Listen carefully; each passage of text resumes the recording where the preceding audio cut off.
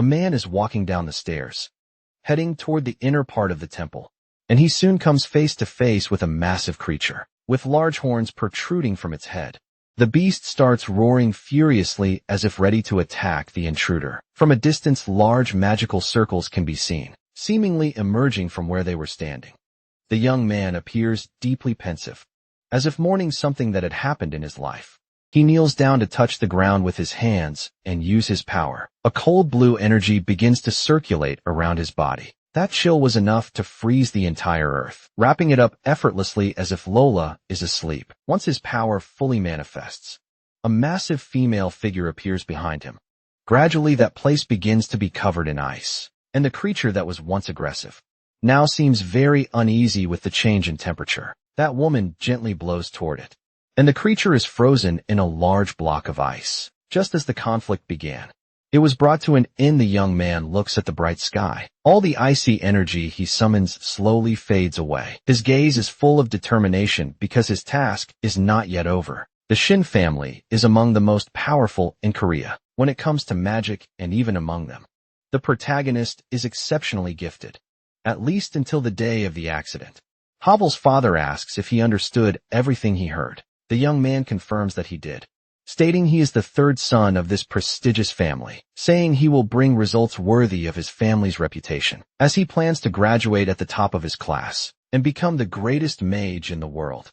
The patriarch acknowledges that the boy possesses a potential unmatched by anyone else. He's far superior to his own brothers, and he's looking forward to seeing the results, hoping his son will become the pinnacle of magic itself. That's exactly what the boy intends to do. Determined to prove to his father that he won't fail under any circumstance, the patriarch of the family is currently the most powerful mage in the nation. Since that conversation 2 years ago, time has passed, and he is now attending the Obelisk Academy. A professor asks the sophomores to gather with the others, because today there will be a practical exam. He tells Seiki to get ready since he'll be going first, and says there is no need to be nervous.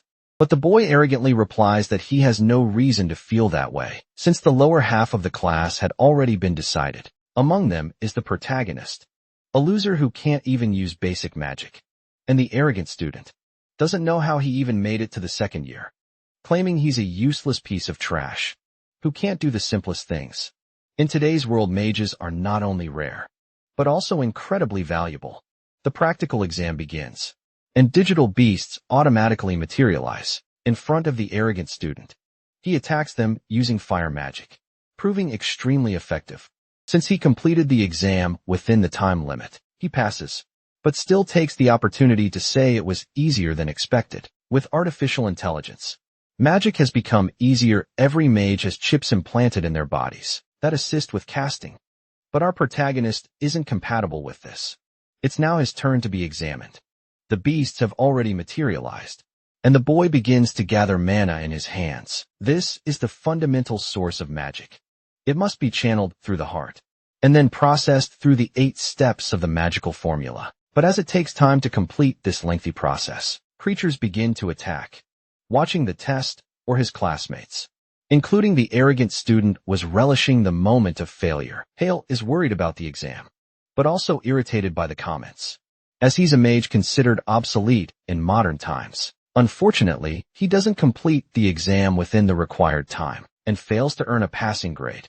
With no shame at all, his classmates begin laughing at his failure, while the boy deeply laments being unable to succeed. But not everything is bad. Compared to his previous performance, he managed to increase his invocation speed. As soon as they learned he couldn't use artificial intelligence, his father gave up all expectations, even giving him medicine to destroy his mana circle. But the boy refuses to give up on his dreams.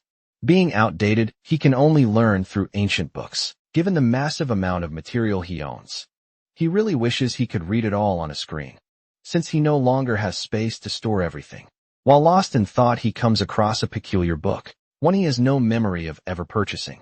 He decided to pick it up with his hands to examine its contents. The book is quite old, but it's strangely well adorned. In fact, it looks like something very expensive.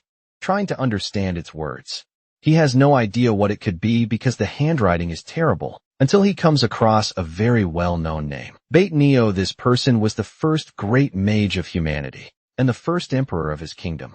He is considered the creator of all magic. When our protagonist was just a child, he used to read many books that told pieces of this man's biography, while immersed in his memories. The book began to glow subtly still in his hands, until the glowing energy grew so strong he had to squint his eyes, dropping the book to the floor. He started wondering what that was. And to his surprise, the book didn't even fall. The light kept getting stronger, making the boy even more intrigued.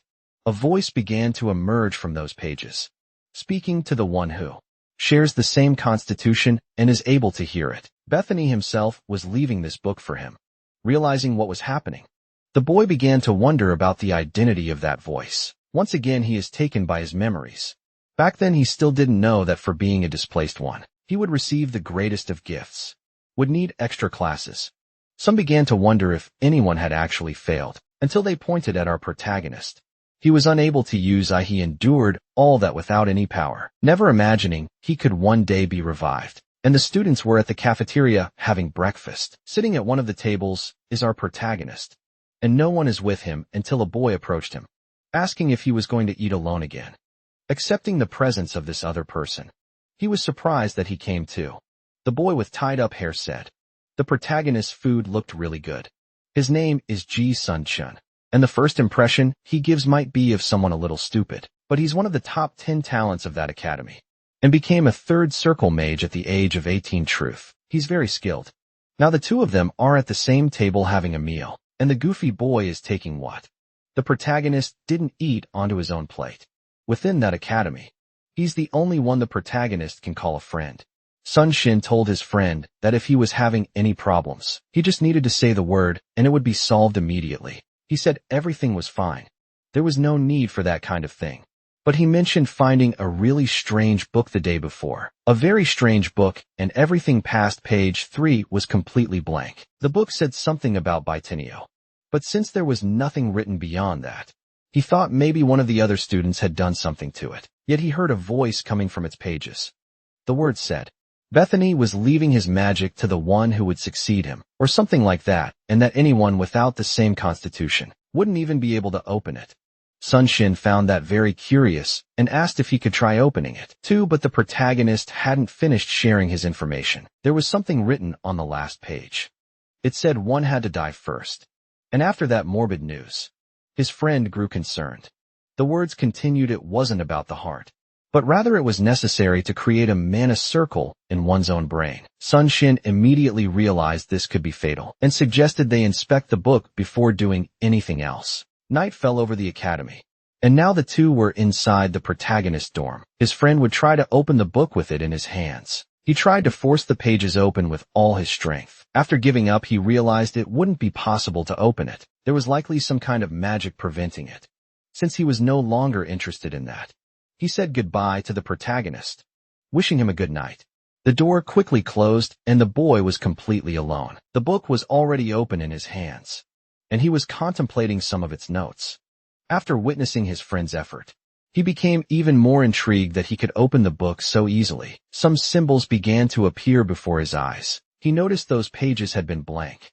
Once again the voice returned, speaking directly to his successor. If the hypothesis was correct, it said, he was very likely using a mana circle in the heart to invoke magic. For normal people that must be the way, but for people like them that wasn't the right method. As soon as he finished absorbing the information, the book glowed and levitated once more. If he were willing to accept its will and ready to become a disciple, he needed to destroy the mana circle in his heart and recreate a mana circle inside his brain. After doing that, he would have to open the book again to receive more instructions. Our protagonist started thinking this was a cruel joke, as he was being led to perform an act of madness. The source of all magic is extremely toxic to the brain, since mana can cause the mind to collapse, possibly resulting in brain death. In other words, if you try to do that, he would almost certainly suffer an agonizing death. Turning his back on the scriptures, he said no one would be insane enough to go through with it, leaving the book abandoned, lying on the floor of his room. At dawn the next day, a professor asked the protagonist what was going on with him. The young man had brought that mysterious book to the professor, so it could be examined. Inspecting the cover, he noticed it was written in an ancient language. At first glance it appeared to be quite old, wanting to know what exactly he should examine. The boy asked the professor to try opening it, and to confirm whether it was being magically sealed, noting that there had been a strange atmosphere among the students. Lately, the professor advised him to pay more attention to his studies, rather than rumors, but for now, he needed to concentrate. He was carefully examining the book, looking for any signs of magic. Returning the book, he said there was no magic present at all, and once again urged the boy to focus more on his studies. Our protagonist became even more thoughtful. His friend couldn't open the book, and after being examined by a professor, nothing was found, but that didn't frighten him. In fact, it made him consider the possibility that the book might actually be real. Once again in his room, he is examining that mysterious book. In one of his hands are the pills given to him by his father, capable of destroying his mana circle. The advice he received from the patriarchs was to forget about magic and focus on theory.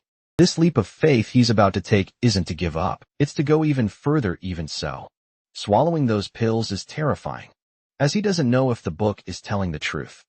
Since he has few options to reach his dreams, he decides to take the pills anyway, because that day he was going to die. After swallowing the pills, he begins to feel pain all over his body, and he can feel the mana circle in his heart being completely destroyed. That pain signifies the death of a mage. From this point forward, what he's about to do is completely forbidden, attempting to establish a mana circle inside his brain. Now he was living again as a mage. As the magic starts to circulate through his head, the pain begins to fade. It was so intense that the boy thought he was going to die, and for a moment he truly believed he would die, until he heard a whisper from someone else. It felt like hands were reaching toward his ears. The voice asked if future generations could hear it, and our protagonist realized it was the same voice from the book. He could feel the change happening in his body, as if the spirits responsible for mana were dancing and coexisting. He could sense everything those voices were doing. They were smiling and singing as if he were being blessed. Only then did he open his eyes, realizing he had fallen to the ground. Immediately the boy stood up in shock, trying to understand if he was truly alive, until he looked at the book beside him, which had decided to open by itself. Examining its contents, he noticed once again that some of the pages that had been blank were now filled with writing, and the voice coming from it was getting clearer and clearer. It congratulated the boy for taking his first steps. Only then did the voice reveal the name of the book. It was called Idrid. From this point forward, the legend of our protagonist would begin through that book. The mysterious voice said it would leave all of its magic to our protagonist, for those who came seeking its knowledge. From now on, the boy would be its disciple. Those words filled the protagonist with joy. Since that mysterious event, a few days had passed. Classes proceeded normally within the academy, but the boy was completely immersed in that mysterious book as new notes continued to appear. He never imagined that learning magic could be so fun. Idrid is filled with diverse knowledge. Every learned that mana has its own ill will, and for most people, when it comes into contact with the brain, that will clashes with their own, leading to madness. But the boy is different. His willpower is strong enough to suppress the will of mana, preventing his mind from collapsing. Now he understands why he can't work with AI, as his brain blocks the chip's interference. While he was deeply absorbed in his reading, the teacher called everyone's attention. Soon there would be an exam for the second-year students, but this time a new rule would be introduced. Faced with this news, everyone began to listen very carefully. It was about the students who are not able to meet the minimum standard. They will be expelled from the academy. This was personally proposed by the head of the Shin family. Upon hearing that, our protagonist grew more serious, and the class jerk felt relieved. It was about time they got rid of the useless ones. The teacher didn't even bother hiding the fact that he was also pleased with it. Meanwhile, the protagonist grew more and more pensive, thinking about his father's intentions. Outside, under the twilight glow, the students were heading back home. The boy knew that renting simulation stations for training was very expensive. That place he had visited cost 200,000 per hour, and in his current situation, that was too much. Even so, he decided to go in. Being greeted by the receptionist, the boy said he would hire 1 hour, and the receptionist asked if he was going in alone. After confirming that, the receptionist gave him a card and asked the boy to go to room 14. He would receive all the instructions there, but the boy was already familiar with it and knew how to use the system. The receptionist knew he was from the Shin family, but could only feel sorry for him, knowing the boy was incompatible with AI. Inside the training room, the simulation would begin and the wolf challenge was about to start. Several creatures materialized around our protagonist, even though none of them were real. Their fury was highly convincing. They were low-tier monsters, and dealing with 10 of them at once wouldn't be easy. The Academy's average time for this was 12 minutes and 33 seconds. But ever since he changed his mana circle, the boy had been training daily. According to the instructions in that book, there was no better way to test his progress and what his new mana circle was capable of. Wasting no time, he summoned an infinite circle that surround his body. The digitalized creatures, which from now on will be called Digimons, began to attack. But the boy managed to summon a water barrier to protect himself. Observing his speed and power, he realized that it was truly incredible. Almost unbelievable. Ordinary mages use a mana circle in their hearts to be compatible with AI. But now the protagonist could use his whole body for that function, channeling through his brain. And his dormant magical potential had finally been released. He could cast magical circles at incredible speed. Then the voice told him not to be impressed by such small things. He still had a long road of training ahead. The infinite circle was just the foundation of Bait Neo's magic style. He must control the magic through the images form in his mind. These were the instructions from the first book of Bait Neo's magic style, the intention of the heart. It didn't take long for the reserved hour to end. As he left the facility, the receptionist thanked him and asked him to visit again, heading to room 14 to clean it. The staff member just wanted to go home, but he was curious to know how that renegade genius trained, until he stumbled upon some very intriguing information. He had defeated the Digimon in under 7 minutes, a time that matches world-class competition levels. He thought it could only be a fraud. Maybe a device was broken, and that's why he felt that kick was deserved. Heading toward his dorm, our protagonist was growing more and more confident. This was the beginning of his own legend. To form his first circle, summoning the process was very demanding. The notes in the book were completely different from everything he had learned so far. It said that mana is your arms and legs, your heart and mind, and should move as you will it. But it was hard to find any clarity in such vague words. It felt like trying to grasp something that doesn't exist. Mages call this the barrier of enlightenment, when they encounter the limits of their own magic, something common in all eras. Because of this, he decided to focus on mana circulation throughout his body, just as written in the book. While dedicating himself fervently, he also wondered if this would be enough. He had already been doing this exercise for 10 hours. Normally, he would have lost consciousness by now due to exhaustion. That still hadn't happened.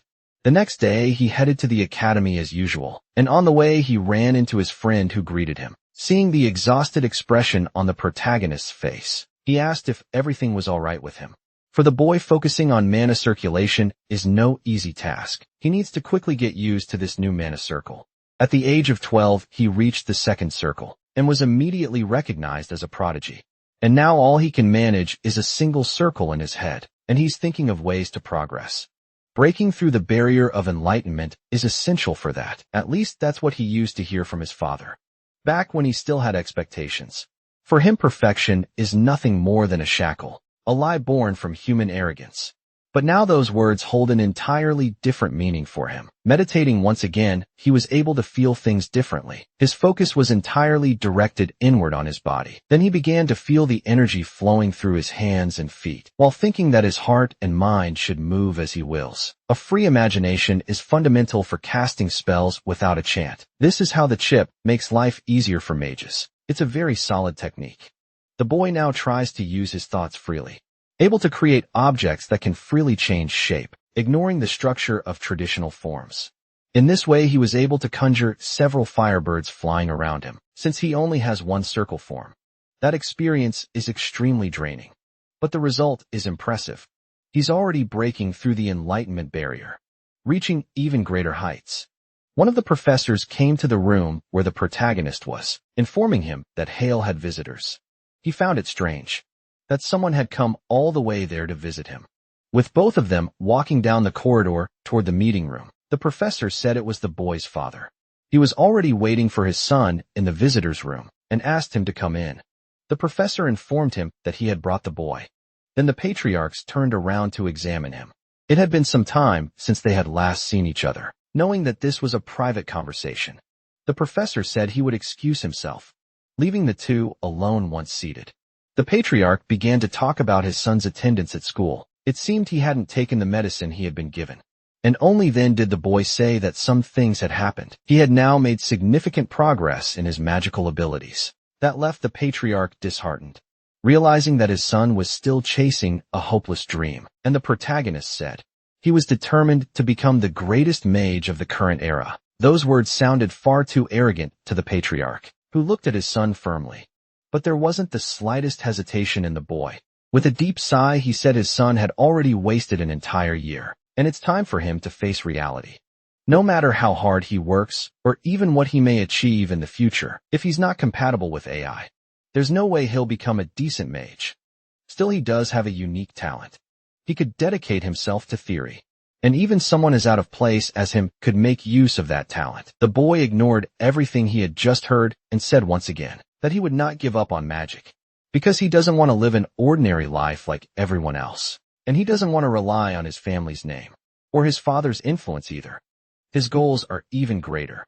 He wants to become the next head of the Made-Ocean family. That only made the patriarch even more silent, until he said that becoming a great mage or the head of a family is not something achieved through ambition alone. And with a confident smile on his face, the boy said he would prove his point. This only made his father more skeptical, as he knew his son was on the verge of being expelled from the academy. The boy declared that he would place among the top 10 students in the next exam, and if he failed, he would leave the academy to become a theoretical mage. As his father advised, however, if he succeeded, his father would have to recognize him and promise to give him all the necessary support in the future. That only made the old man more worried, thinking that his son's latest achievement had been developing an unjustified sense of confidence. There was nothing left to be said, and he began to walk out of the room, telling his son that he hopes this won't be an accomplishment, without meaning leaving the boy deep in thought, even though he was more confident than ever. A few more days had passed, and classes continued as usual. The professor was about to announce what type of evaluation the students would face. Some students start chatting. Apparently, it's going to be a duel between classmates. The test will be a single elimination tournament among the students. It will begin in 3 days. And as expected, in any story where the protagonist has sudden development, there will be an audience during this test, which made the jerk very happy. Since he still doesn't know he's just a side character, the teacher wished the students would do their best. And our protagonist knows that his time to shine has arrived. The news quickly spreads among the students, as even members of the Magic Tower are coming to witness the duels. Our protagonist knows this will generate a huge impact. The presence of the Magic Tower also draws the Mia. It's an organization formed by the 12 greatest mages in the world, wielding the power of a nation. The dream of every young mage is to join it someday. That's when the jerk character approached him. He seemed curious about the protagonist's condition and asked how he'd been doing. The boy said nothing, merely hiding his frustration. The jerk's name is Siak, a very wealthy and also very talented student, and by the magical powers of plot force, the protagonist and the jerk will face off during the exam, trying to intimidate our protagonist. The jerk said he was totally screwed, and that he would finally get his revenge for what happened 5 years ago. A flashback takes us to that moment. It was the final tournament in the junior category. That jerk had lost miserably to our protagonist. When he found out the protagonist was a displaced one, he started taking advantage of that, saying he would soon be expelled now. The jerk was thrilled, because he would have the chance to beat the protagonist up right before his expulsion. He made sure to hit him so hard he'd go home crying. But the protagonist was confident, with the smile of someone who's armed with a Glock. He said he wouldn't be the one going home in tears, even if he acts like a jerk. The guy has zero resistance to provocation. It didn't take long for their argument to draw the attention of other students. The jerk said the protagonist must be completely insane, probably suffering from some kind of insurmountable mental challenge. He claimed he didn't understand the situation and would get beaten so badly he'd have to crap upside down. But the protagonist wasn't affected by any of those words. Then he remembered 5 years ago. The jerk was acting the same way and in the end lost miserably. Apparently time had passed for both of them. But the jerk hadn't improved his skills at all. since his tolerance for insults is non-existent. The jerk started getting really pissed, wanting to hit his rival right then and there. Even more sly, the protagonist apologized for making him feel bad, while calling him a coward. This pushed the jerk to the brink of sanity. He then grabbed our protagonist by the collar, calling him a big dummy and saying he was ugly. But our protagonist was even sharper. He said that in order to fall you have to climb something first, something the jerk had never done in his life besides. Once a genius, always a genius. That's the truth that separates them. And he would make sure to teach that lesson well. During their duel, finishing his words, the protagonist walked away as if nothing had happened, but the jerk was losing control, biting his nails non-stop from having his ego shattered. Now he wants to incinerate the boy down to the bone. News about Hale began to spread. The return of the genius, the fallen prodigy. The dark horse, that's what they were calling him. Reading the news, the boy also noticed that they were talking about his rival, since he too came from a wealthy family. Knowing the jerk's personality, it was expected that he would do something about it. Many people are eagerly awaiting the prodigy's return during that exam, but for him, that's not a bad thing. He truly wants to be noticed by his peers. While lost in his daydreams of victory, his phone started ringing. Answering, he began talking to his father, and said he had read the news of the day. He told the old man not to worry about anything. There was a new lion on that mountain now, but his father already knew the son he had. He asked if it was him who had caused all that mess. The boy confirmed. He provoked the jerk just to gain more attention in the media. That made the patriarch regret what they had discussed. They didn't go forward with that challenge because they trusted their son, but because they believed there would be no defeat. Tied to the family name, even with the boy's determination, the father doesn't believe his son will win. And now the family's reputation might be stained. The boy said that the public already believes he was disowned, so the damage to the family's name would be minimized. But that's not enough for his father, who remains disappointed because wherever his son goes, the family name will follow. And the boy is well aware of that. Thinking about potential gains, he believes the risk is worth it. Hearing this, the old man started wondering if his son was smoking crack, because he has no idea what benefits they would gain if his son actually won. And the boy said that he himself is the benefit, since he's going to become a more powerful mage, one of the strongest in history. The old man thinks these are just youthful delusions, as if his son is already stronger than the tower mages. No hope of bringing reason to the boy's head. He said he would leave him be with one condition. If he brought disgrace to the family, he should be prepared for the consequences. And that's how their cold interaction came to an end. But the protagonist is more confident than ever, because the stage for his performance had been set. Finally, the day of the evaluation had arrived. Many people are present in the audience, including journalists and photographers. Our protagonist is one of the more well-known participants. Due to his family name, Jerk asked him if he liked the article, since the prodigy has always been popular. And he can't wait to expose him in front of everyone, because there won't be time for him to cast any spell. Smiling casually, the protagonist said he wouldn't be the one losing that duel. He's very grateful that the jerk unknowingly helped execute his plan, even after being provoked by the jerk. He said he doesn't care one bit since the guy is just a nobody, and warned that he'd end the fight quickly. That filled the jerk with rage. He figured his opponent had completely lost his mind, until the protagonist raised a single finger, saying he would win the match with a first circle spell. The Obelisk Academy arena is packed. Everyone heard the promise made by the prodigy. In front of all those people, the jerk could only do one thing: get extremely pissed off. He can't stand being disrespected by trash like that. Little does he know he'll be spending a lot on therapy very soon. That would be the first duel, and the referee gave the signal for them to begin. In front of all those eyes, our slightly narcissistic protagonist was eager to start shining. The first move came from his opponent. It didn't take long for his eyes to grasp what was happening. The fireball that had been conjured didn't even hit the protagonist. His desire to crush the protagonist is so intense that the chip implanted in his neck was overheating. Clearly not intel, must be rising. This time he was going to use a third circle spell explosion, something our protagonist had been eagerly waiting for. The catastrophic effect of the spell spreads throughout the arena. Inside the cloud of dust, no one knows what happened. The jerk started bragging, convinced that the outcome was inevitable. But his smug monologue was immediately cut short. The victory hadn't come before him stood his opponent, with intact clothes and no injuries on his body. Fueled by rage, he tried to use an even more powerful spell to win, sending several fireballs toward our protagonist, completely unfazed.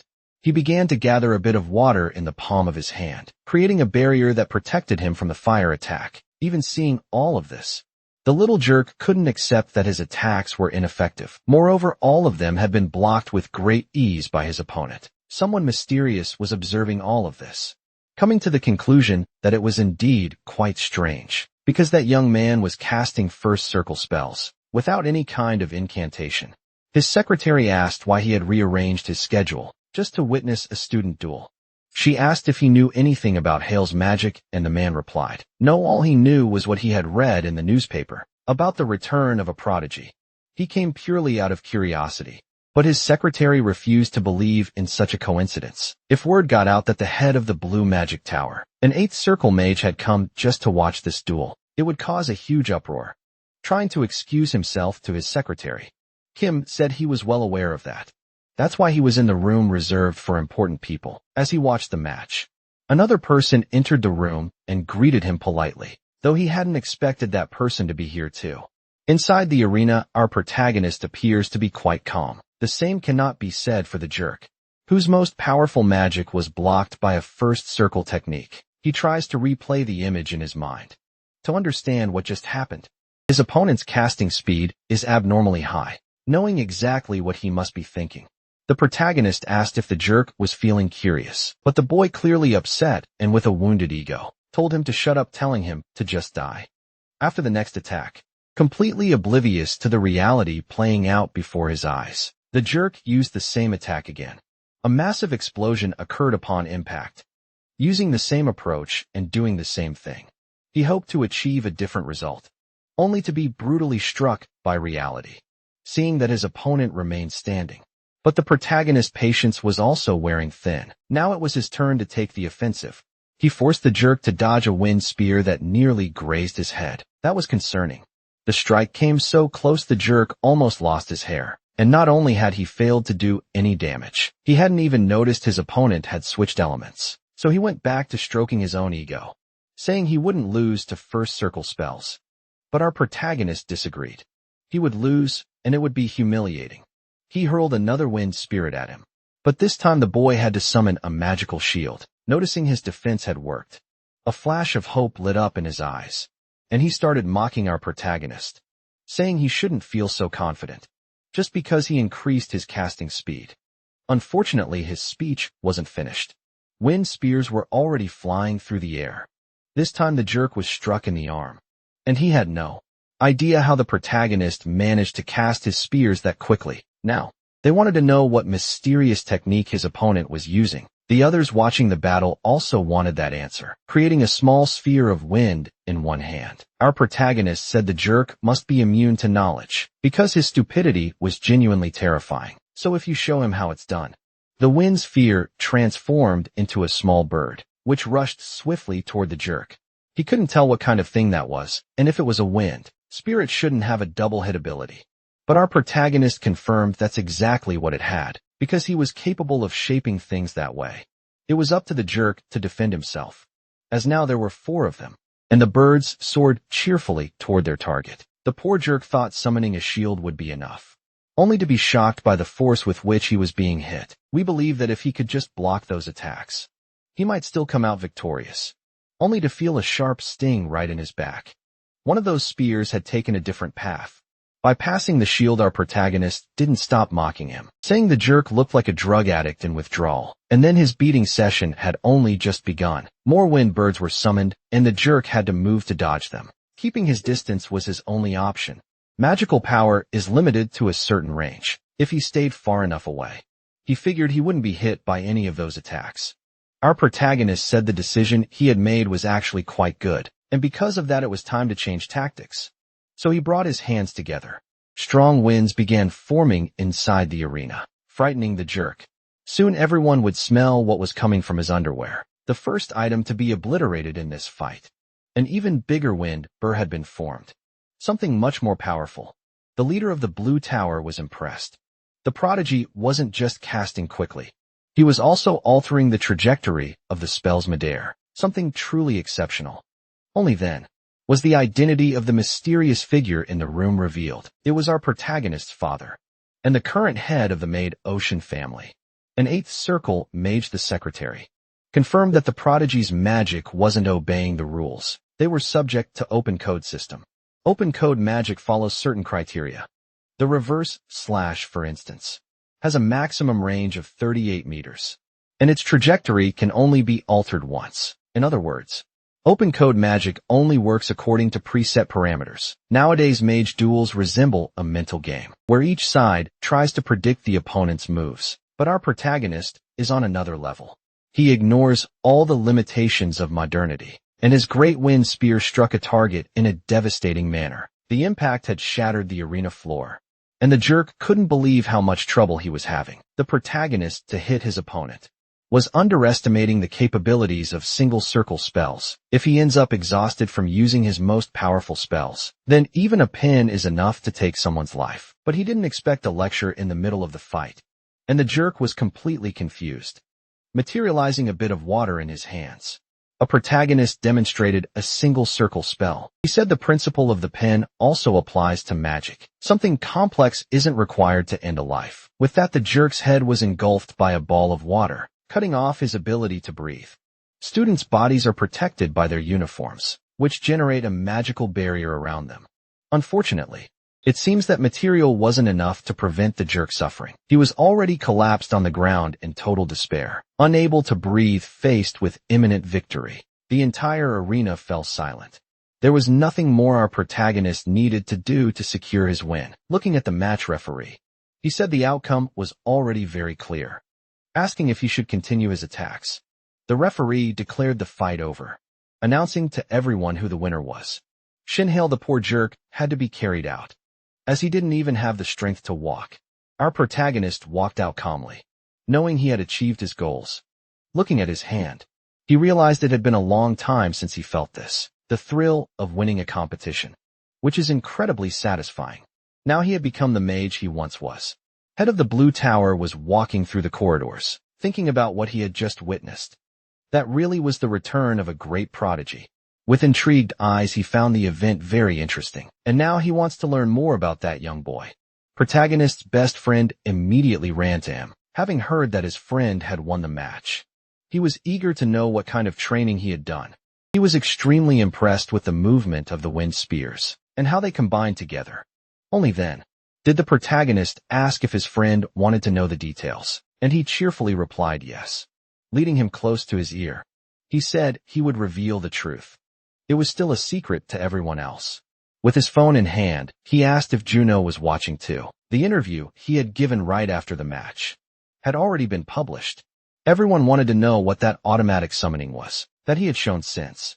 They wanted a plausible explanation for what their eyes had witnessed. They also wanted to know how he changed the trajectory of the spears. The head of the Blue Tower approached the boy and said he had the answer to those questions.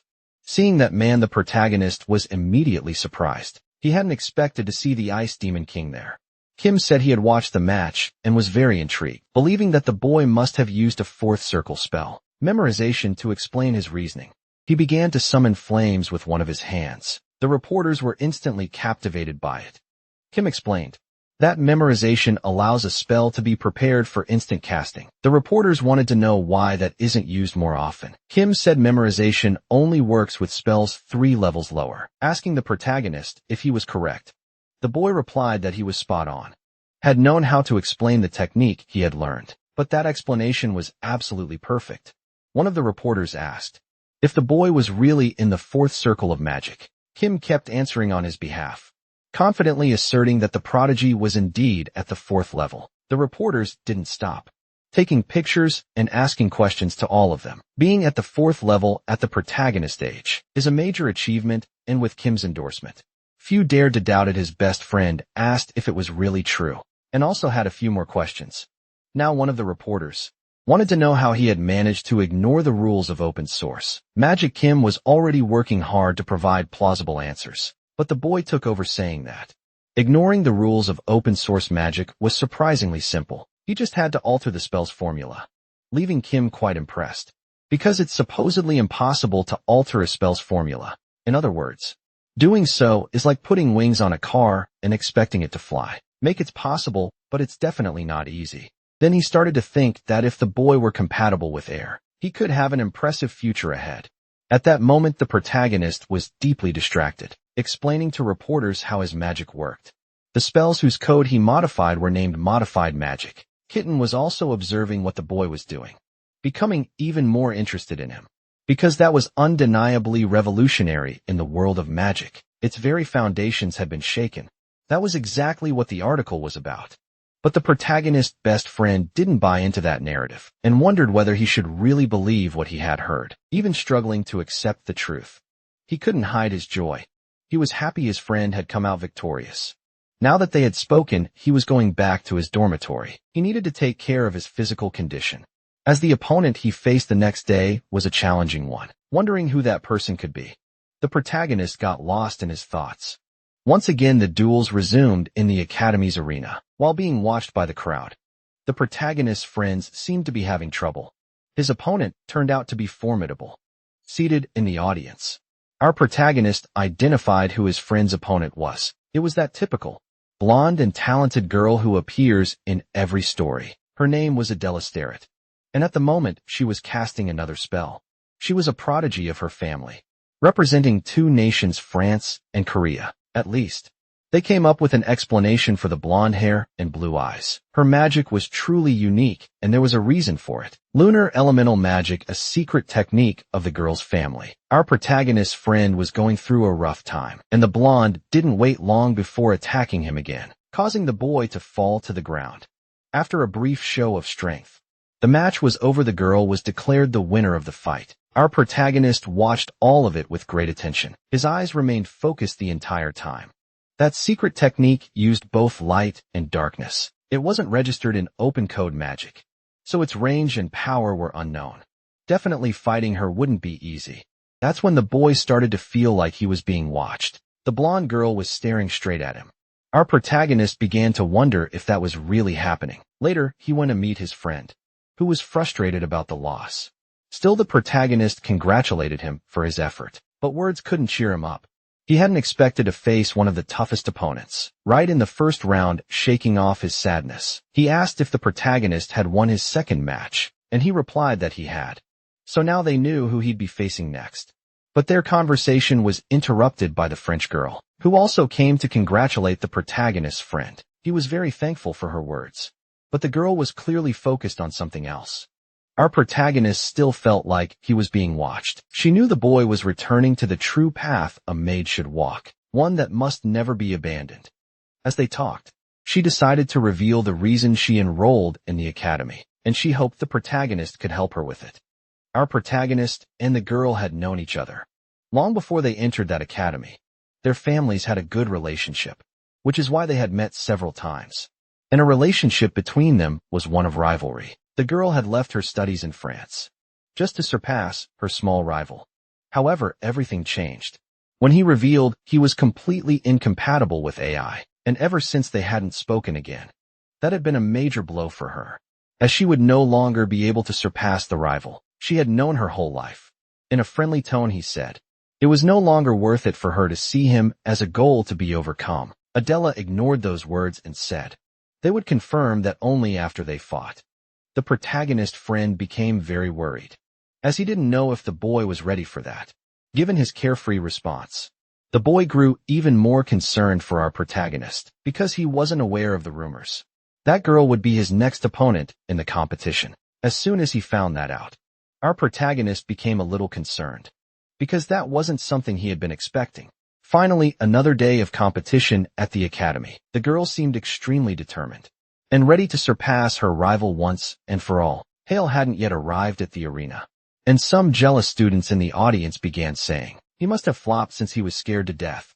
They said he was all talk, and when he realized he couldn't win, he decided to drop out of the competition. Indeed, his delay was already getting unreasonable, and the referee went to the arena to give his verdict. Adela had won due to the absence of her opponent. That was when the boy suddenly appeared, shouting and clearly anxious, apologizing for taking so long. The referee was visibly upset and asked why the boy had taken so long to get there. He said he would hear the explanation later, but there would be no time for him to rest. That would be his penalty for arriving late. The referee ordered the competitors to take their positions. Adela wanted to know why her rival had taken so long to arrive. Hale told her it was nothing serious. He had just been making a few preparations for the battle. Adela seemed intrigued by her answer. Recognizing her opponent's strength, our protagonist confirmed that to defeat her, some extra preparation was necessary. But that didn't convince the girl, who didn't believe he could have prepared that much in just one day. Even so, she could sense that the rival standing in front of her was no longer the same as the day before. He had changed. Maybe now she could finally witness the true power he possessed. Abel said he had a good piece of advice for her. She should go all out from the very start, if she wanted any chance at winning. She seemed to take the advice, forming an energy sphere in her hands, pointing her fingers at him. She began preparing to fire a blast of flames. The fire was materializing in her fingertips like the barrel of a gun. Through other magical circles, she managed to multiply the spell. On the verge of being hit by those fireballs, our protagonist prepared a wind barrier, successfully kept him from being hit by the attack. Using earth magic, Adela then managed to materialize a large needle. Right after that, several cracks started to appear in the arena floor. They were advancing toward the protagonist, and he was nearly hit by an explosion that erupted from the ground. To avoid being struck, he had to leap into the air. Adela saw it as a huge opportunity, as he wouldn't be able to dodge while airborne. She needed to make the most of this opening, and she was already fully prepared to strike him with another attack. Hale is fully aware of his current situation. His defenses are compromised. At least that's what most people would think. Our protagonist is not like most people. He managed to conjure a barrier beneath his feet, creating a solid platform. Many of the spectators were impressed by the use of such a high-level technique. Even the protagonist rival was shocked, since he had turned a magic barrier into a platform, revealing his impressive genius. He is still the same, with the sensitivity to magic and strategy that few possess. To overcome the techniques of the secret moon, our protagonist must use everything he has, and if necessary, he'll bring the sun itself into this battle. A bright light began to shine, so intense it even blinded the blonde girl's eyes. As she tried to better see the source of the light, she began to wonder if it might be sunlight. Our protagonist was properly positioned right in front of her, and the girl knew an attack was coming. To defend herself, she summoned a large magic shield, and our protagonist was already prepared to land a decisive blow on his rival. Wind magic had formed a large sword in his hands, with which he struck the shield summoned by the blonde. With great force, our protagonist continued pressing hard. He was using first circle spells, while his rival used third circle ones. The attack couldn't destroy the barrier, and Adela began to think the boy was being overly cautious. Now he had returned to the ground of the arena, opening up a new opportunity for Adela to land an effective attack. But as soon as she tried to move, she noticed that one of her feet refused to budge. She hadn't realized that her foot had been completely immobilized while she was defending. Noticing that it was a form of earth manipulation, she tried to understand what her opponent had managed to do. That maybe he had done it the moment he landed on the arena floor. If that's the case, he really is incredibly fast. The blonde's eyes could barely keep up with what was happening, and while she was distracted by her thoughts, our protagonist had managed to get close to one of her flanks, now fully ready to maintain his offensive. This time, he would use water magic to attack the girl, who quickly destroyed the spell that had kept her foot stuck to the arena floor. But our protagonist had gained enough time to summon several water spheres, launching all of them toward the girl. Once again, Adela is relying on her magic barrier to stay in the fight. She's being heavily overwhelmed by her rival. Even during the battle, she's impressed by her rival's ability to manage so many elements. She began to recall Kim's words about our protagonist. I used a fourth circle spell, memorization, that made her believe you could only use first circle spells. Full of confidence, she was certain she wouldn't lose to such weak magic. But while lost in thought, something moved quickly through the air. It landed right next to the girl, causing a loud noise. It startled her. Since she hadn't seen any gaps in her defense, she assumed he had hidden one of his wind techniques, a modified spell, using the sun's excessive brightness to make it happen. Honestly, I didn't understand that attack. It just landed near the blonde. And she's already acting like she got beaten up. For God's sake, Adela fell to the ground. Looking up at her victorious opponent, Havel stared firmly at the girl, asking if she had forgotten who she was fighting against, clenching her fist in fury. Adela looked completely unable to accept the result of the battle. That secretary was impressed by the boy's battle instincts. It was her superior. Everything started when he dodged the girl's earth needle. It had all been planned. He had intentionally leaped into the air, encouraging Adela to keep attacking, using the sunlight to blind his opponent. Through memorization, he delayed the release of one of his wind spears. After hitting the ground, it continued to draw the girl's attention so she wouldn't look back up. He even mobilized her foot, so she completely forget about what could come from the sky. When the moment was right, the final wind spear struck its target. A dramatic conclusion, but we know he's also wrong. Even so, he praised the boy's efforts. A great first circle mage. But the protagonist's father remained thoughtful, because even with those victories, his son was still a first circle. They turned back to the arena. It seemed the fight wasn't over yet. The two youths were still standing, locked in an intense stare. The protagonist's father was irritated his son, despite having the upper hand, hadn't finished the fight, so he concluded that the boy must be completely incapable of winning. At least that's what he believed, because Adela hadn't yet used her greatest trump card, placing her hand over her chest. She said she was impressed. It reminded her of the old days.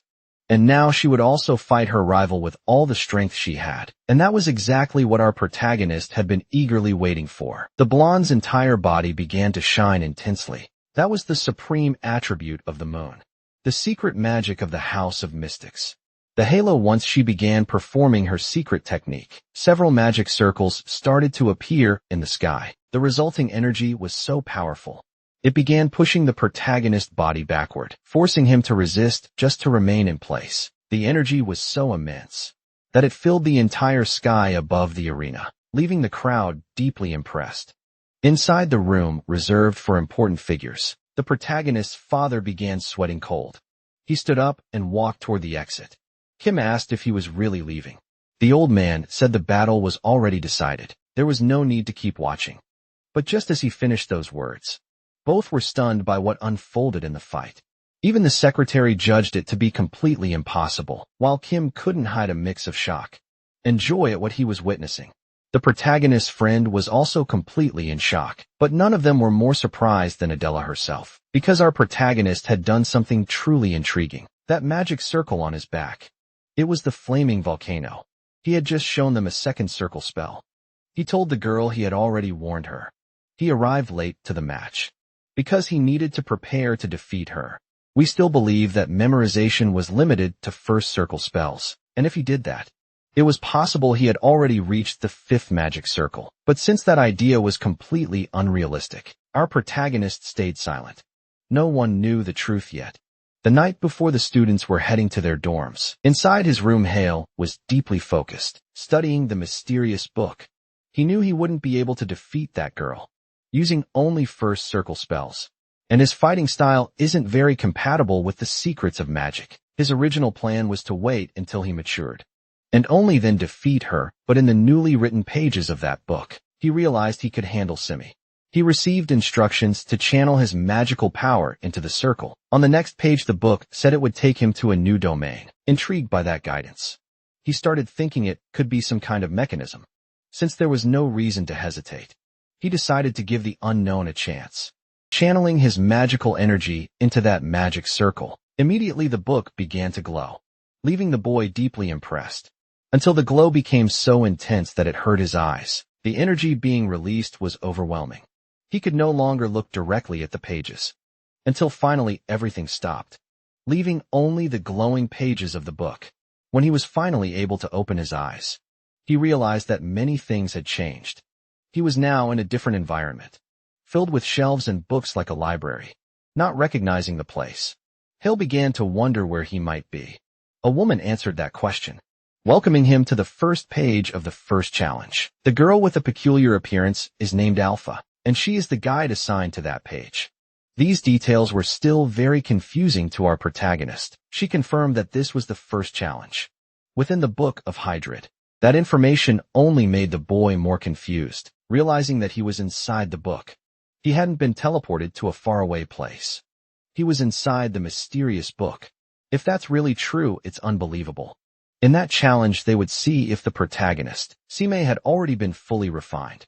He would receive instructions shortly after the beginning. If he could pass through pages 18 to 31, he would receive information about the second circle. Hale understood that he needed to overcome this in order to reach the next levels.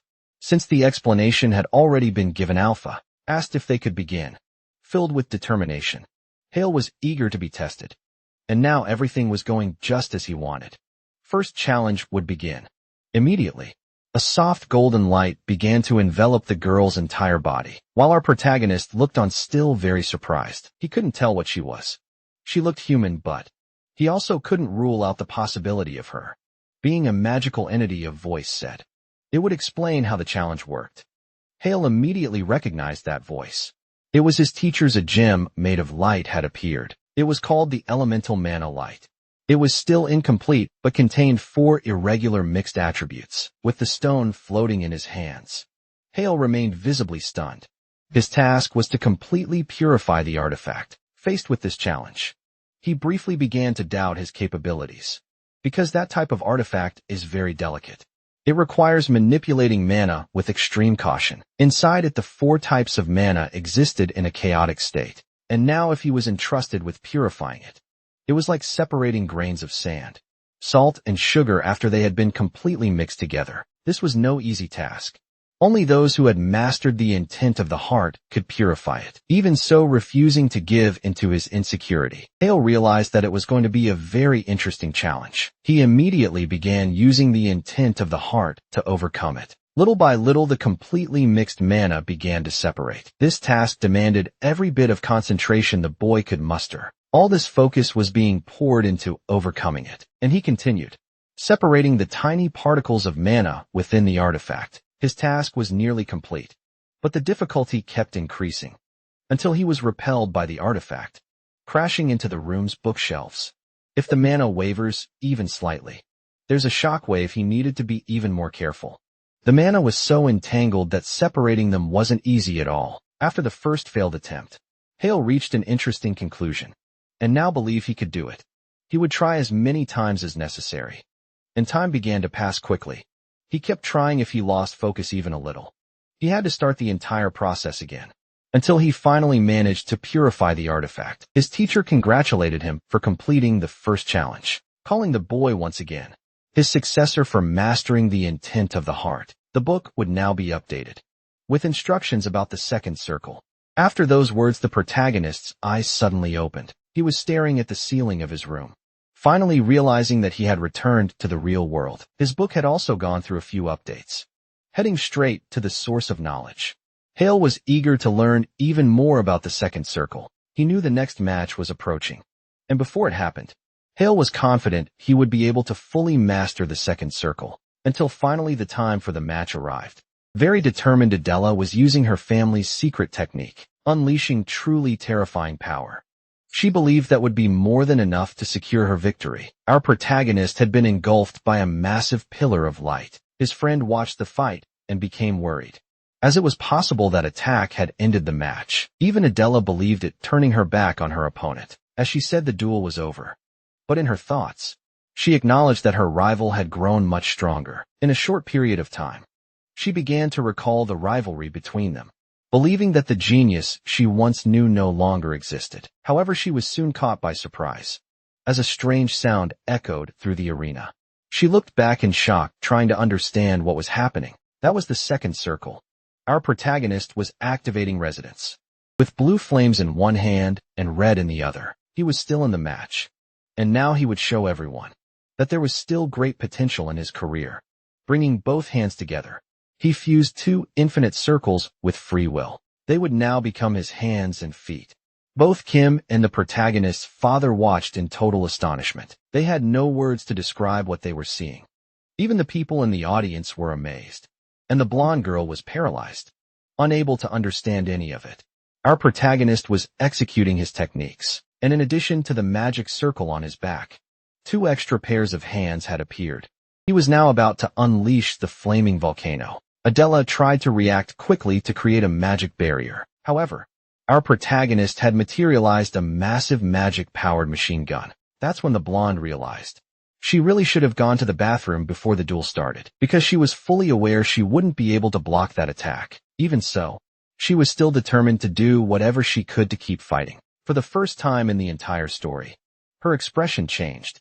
Adela was genuinely happy because her rival had returned. Unfortunately, our protagonist didn't see her smile. He pulled the trigger without mercy. Even the referee was impressed by all that power. In an instant, everything he had summoned vanished within the arena. The protagonist's father and Kim still had nothing to say. The poor blonde girl could no longer stand on her feet because she had been completely defeated by our protagonist. Even though he had won, Hale nearly collapsed, completely exhausted. Only then did the referee declare that the match was over. Dame and Hale, the victor, his father, began to leave the room again, and the secretary asked if he was really going. The old man said he had other matters to attend to, with a slight smile on his face. Kim seemed to have understood everything, because that man was definitely not good at one thing: hiding lies. As soon as our protagonist left the arena, he ran into several people, but none of them were his focus right now. His body was completely drained. The second circle of residence synchronizes with the intention of the heart. From the first circle to amplify magic. And moon magic is a hybrid technique. It combines the reach of light magic with the power of darkness. This happens through small adjustments made with a dark element, altering its intensity. That way he could narrow the attack's range. And he countered the halo with enhanced dark magic, since moon magic is a secret technique, restricted to members of the House of the Moon. Not everyone can use it, but by briefly observing that technique, he understood its structure, managing delicate mana manipulation. This was only possible thanks to the resident circle. Purifying that artifact refined his mana control, which was crucial to his victory. While sitting and thinking, he noticed that students were gathering in another place. A man wearing glasses was approaching him. Finally, he had the chance to speak with the protagonist, which left the boy completely surprised, because standing before him was the master of the magic tower, and the man said he had come to speak directly with Hale. The two went somewhere else so they could talk more privately. He apologized for disturbing the boy, who must be very tired, but he had watched the duel, saying it had been an excellent battle. Hale thanked him for the compliment. Now the man was going to ask him a direct question, based on things he had observed. He wanted to know if the boy had reached the fifth circle. Intimidated by the question, he remained silent for a few moments. And in fact, he had used second circle magic. And that man must be thinking he used the memorization technique. That's why. He's probably assuming our protagonist reached the fifth circle, because of the limitations of memorization. A bit embarrassed, he tried to explain, in saying that he hadn't reached the fifth circle yet, but the man's curiosity was immense. He wanted to know how the boy managed to use that last spell. Hale said the man wouldn't believe him if he found out he used vision magic. Recalling something he'd heard from the boy before, he thought he was referring to transformation magic, something that had already been mentioned in a previous occasion. Hale confirmed that assumption, but in truth, he didn't want to reveal what had really happened, so he adopted that version of the story. If he had truly reached the fifth circle at age 18, it would cause a huge stir in the world. Kim praised the boy's skill, though we still didn't understand how it related to second circle magic. The man asked me questions, but his doubts remained unanswered. Hale told him he had perfected the memorization spell. Those words left Kim deeply impressed. He could no longer hide his excitement, seeing that this was indeed a way of doing things. Realizing it was a remarkable strategy, his posture remained serious, as he brought his hand closer to our protagonist, only to congratulate him, because the boy had overcome a known weakness on the memorization spell. However, our protagonist was no fool. He noticed that the man's eye color had changed. They were now red. It was as if he was being completely analyzed. The eyes remained fixed on the boy, who started to feel extremely uncomfortable, because the man still hadn't removed his hand from the protagonist's shoulder until finally he seemed to calm down, because he had confirmed that there were no mana traces on the boy's body corresponding to the fifth circle, just as the boy's father had said. He hadn't gotten there yet. Summing it up, he said he understood everything and would give an explanation to the reporters, but his eyes remained intrigued with unanswered questions. The boy stood up from the armchair and thanked him, wishing the man a safe trip home. As he exited the room, he gave a respectful bow, but that brief interaction had left the boy very nervous. He hadn't expected the master of the magic tower to inspect him, with the red jade eyes. It's said that the blue tower's master possesses those eyes. They can pierce the very essence of mana, making them the most powerful ocular detection technique. Our protagonist believes he got away without being exposed, since the blue tower master didn't do anything. The techniques of baiting you are his greatest asset, and he can't reveal them recklessly. More battles occurred throughout the exam, and our protagonist continued to accumulate victories. None of his opponents had been as challenging as the blonde girl. While walking through the corridors, someone called out for him to wait a moment. Turning around to see who it was, he realized it was Adela. He thought she was still unconscious, but the girl was already on her feet, saying she was fine. Hale asked her to skip the introductions. Adela said that if it wasn't a bother, she would like to receive some advice about the match. But since the final round hadn't happened yet, she said he could do it later so he wouldn't get too tired. But that wasn't a problem for him. He said they could do it now. That would help him grow too. And he asked the blonde to follow him to the waiting room. She acknowledged that she still had much to learn in terms of strategy and magic use, and that one day she would reach that level too, because she wanted to be like our protagonist. As the boy walked, he could feel the heat of her gaze. In the middle of the city, there was a tall, mirrored building. It looked like the headquarters of some important place. Inside that building was a large residence. And watching our protagonist giving interviews, a girl thought all of this had already ended. The crest at the top of the building was the symbol of the Shin family, and the girl did not look pleased with what she saw on the news. That completely changed her plans. Since she had believed everything had already been resolved, she asked if her brother was going to leave Hale alone. She is the eldest daughter of the family, Shinsia, but since her name is too complicated, shall be called Violetta from now on. Shin Jihan is the name of the man, and he asked what they should do under these circumstances. The girl doesn't want the protagonist to be accepted back into the family, saying her brother also knows how things were a year ago. He doesn't want to go through that kind of treatment again. But her brother told her not to worry. A year ago, the protagonist was still a great prodigy, but currently he's just trash, capable of using second circle spells. And he asked if Violet hadn't watched the matches too. What truly worries her is the notoriety is gaining among people, with everyone saying the protagonist is amazing. She had told her to pay close attention to what he was about to say. The opponents the protagonist faced so far were only third circle mages. He likely won't be able to defeat someone from the fourth circle. Besides, he has a catastrophic flaw, since he's unable to use eye, and will almost certainly be unable to remain promising, no matter what he's done. He is far inferior to a fourth circle mage, and so are his skills. Violet seemed more at ease seeing things that way, imagining that our protagonist would continue crawling on the ground. Even so, she couldn't get rid of all her insecurities, saying he might become a threat to the next head of the family. In that case, Jihan said, they could take care of him. There's still time for that. The day was nearly over and twilight light bathed the arena. The floor of the place was heavily damaged, and a boy had collapsed to the ground. Completely exhausted, that was enough for the referee, who declared the end of the match and the champion. Among the second-year students was Shin Hei, who began receiving applause from the audience. Many began saying the prodigy had finally returned, and that it was expected from someone of his family to do something like that.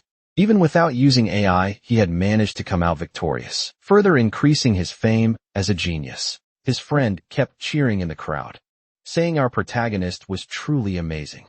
Approaching him, he said, everyone wouldn't stop talking about the boy's skills. He was being recognized by all. But there were also those who could only feel envy, saying the protagonist was nothing without using forbidden magic. Their teacher was also very proud of the result achieved. Hale's friend asked if the teacher was going to take the students out to celebrate, and that was exactly what he had in mind.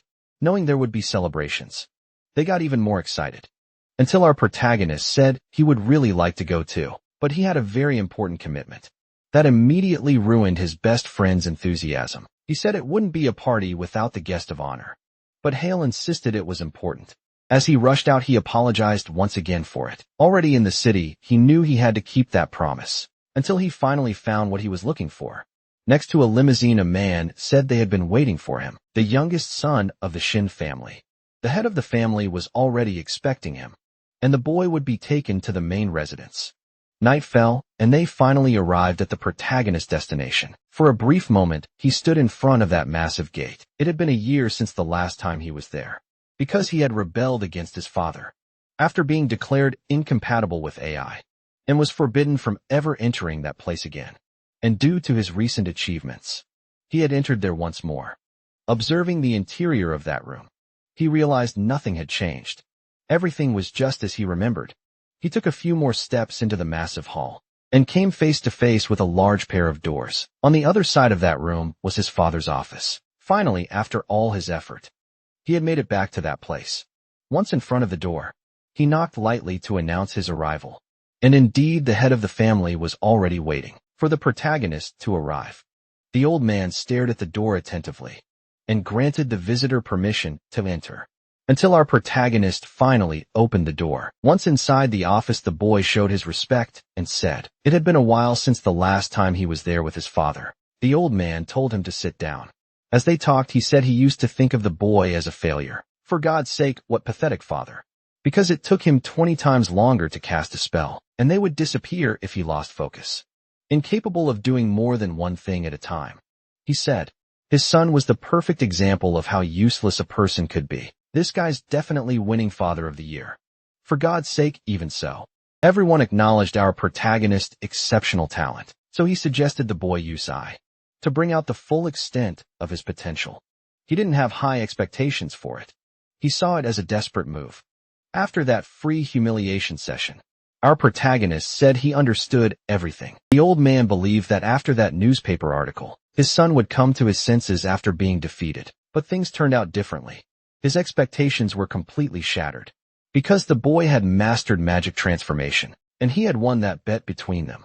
The protagonist's combat performance was worthy of a real mage. The boy's eyes began to shine after hearing those words. He genuinely thanked his father since he's a huge attention beggar, and the old man confirmed that from this point on, the family would give him all the support he needed to grow. The boy should see everything necessary to keep developing. He could even live there again, since he would be the next successor of the whole family.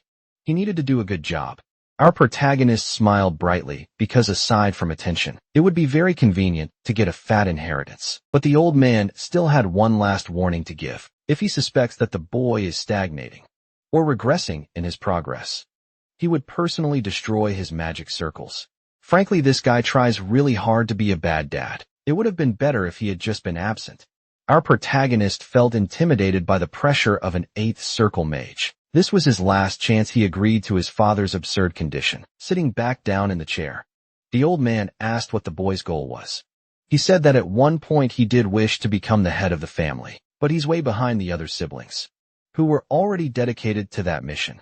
Our protagonist said that remains his greatest goal, nothing less than that he'll make everyone in the family recognize him. The old man wants to know how the boy plans to carry out this plan, so he showed something on the table, saying he would be participating in it. The worldwide academy competition that would take place in 2 months. He said he would return home with a gold medal. This competition is exclusively for students under 20 years old. It happens every year and is known as the Magic Olympics. The competition level is high, comparable to professional leagues.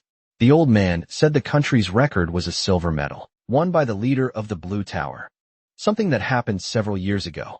Then he said the boy's goal sounds completely delusional. My God, this guy is a master of healthy motivation. But our protagonist wasn't fazed. He said he had one condition for his father.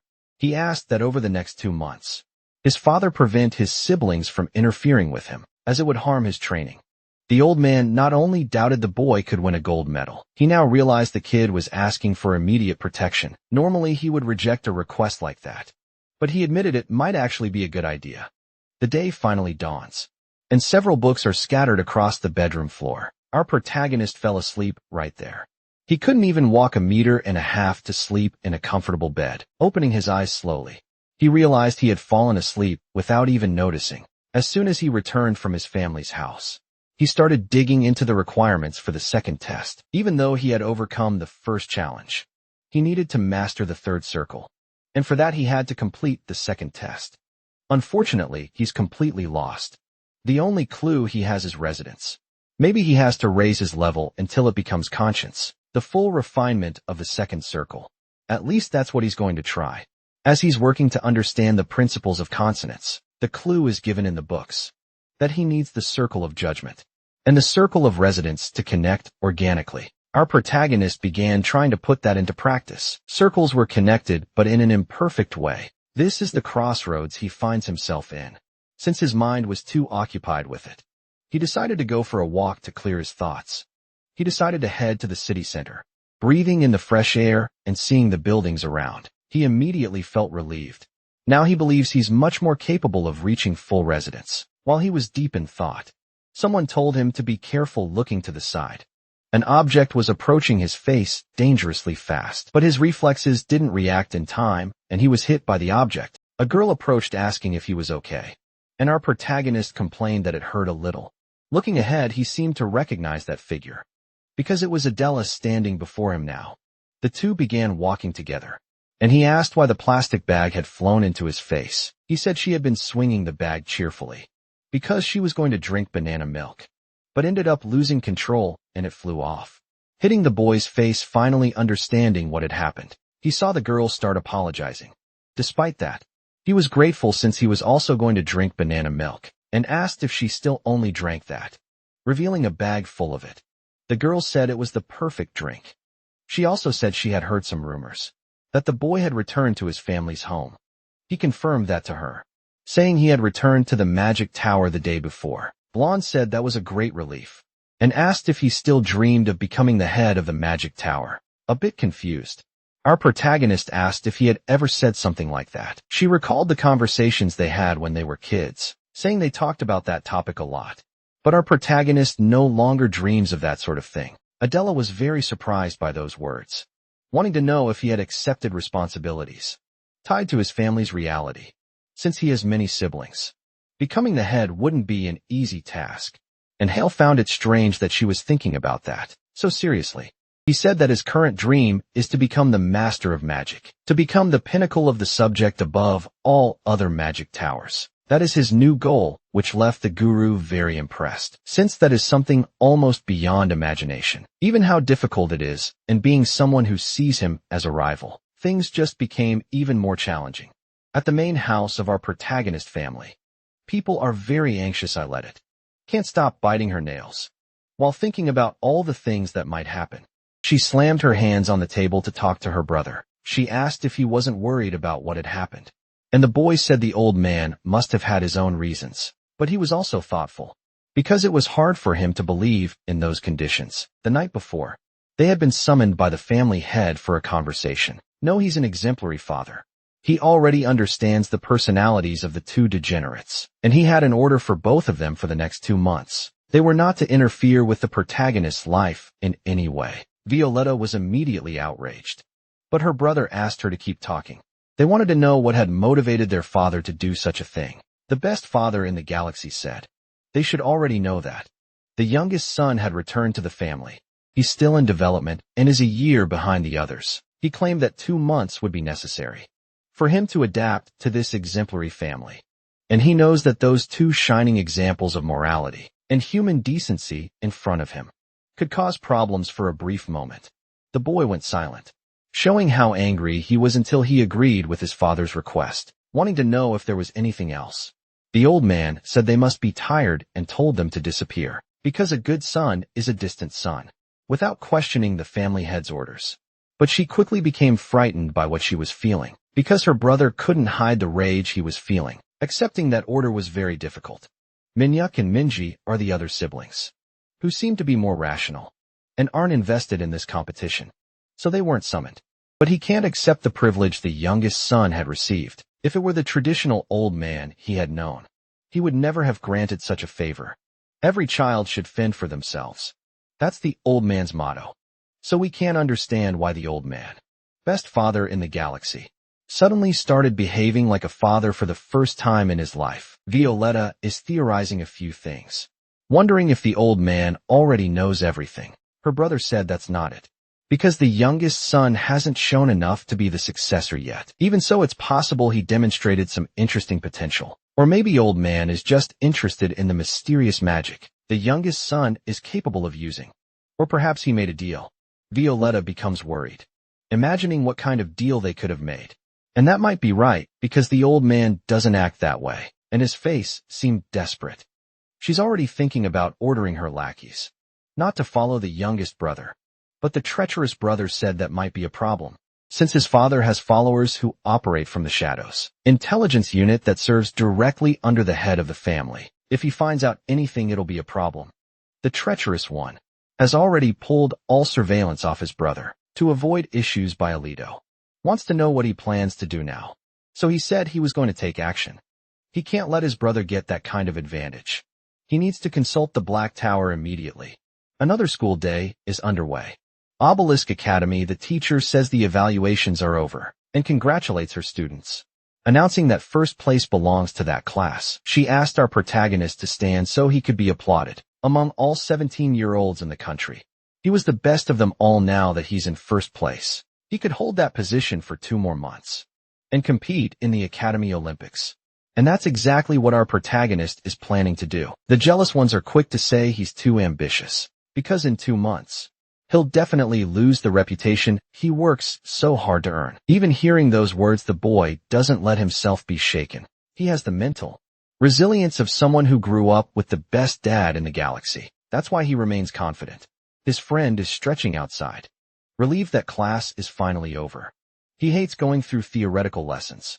And our protagonist says that tomorrow will be practical training, which is why they should keep exercising, since his friend's body is still way too weak. Even hearing that comment, he agrees with the statement. Unfortunately, he can no longer joke around saying the protagonist is weak, and Hale said he should put in some effort to get stronger too, something the boy is willing to do just so he can beat up his friend with all that determination. He suggested they head to the training room after dinner, but his friend wasn't thrilled with the idea, and our protagonist asked, what was with that confused expression? He said he's out of shape right now, so he'll have to leave it for another time. Heidel told him he could have just said no. He didn't have to make up an excuse. His friend said he doesn't like working out with a protagonist, which offended him a bit, until the boy revealed that he finds his training a little scary. Even the others' expressions are puzzled.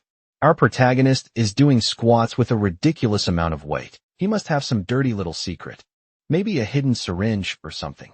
Even with all that weight, our protagonist does multiple reps, leaving everyone impressed. Some recognized him as the one who took first place in the evaluations. After finishing his exercise, he carefully set the weights down. He'd been so focused on improving his magic that he ended up neglecting his physical training, saying he had lost the touch. After hydrating a bit, he started thinking about the notes from the book. The infinite circle is related to the body, and it interacts with physical training. When both are strong, they become more efficient. That's why he also needs to commit to physical training. But carrying all that weight, he must really have a dirty secret. Maybe he's making love to protein shakes. Inside that building, there's a 3-eyed beast that looks like a panther.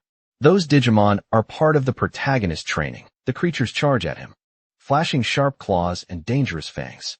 But the boy dodges the first attacks with great ease. Everything is crystal clear to his well-trained eyes, taking the opportunity to strike some of the digitized creatures. As they're hit, they begin to vanish.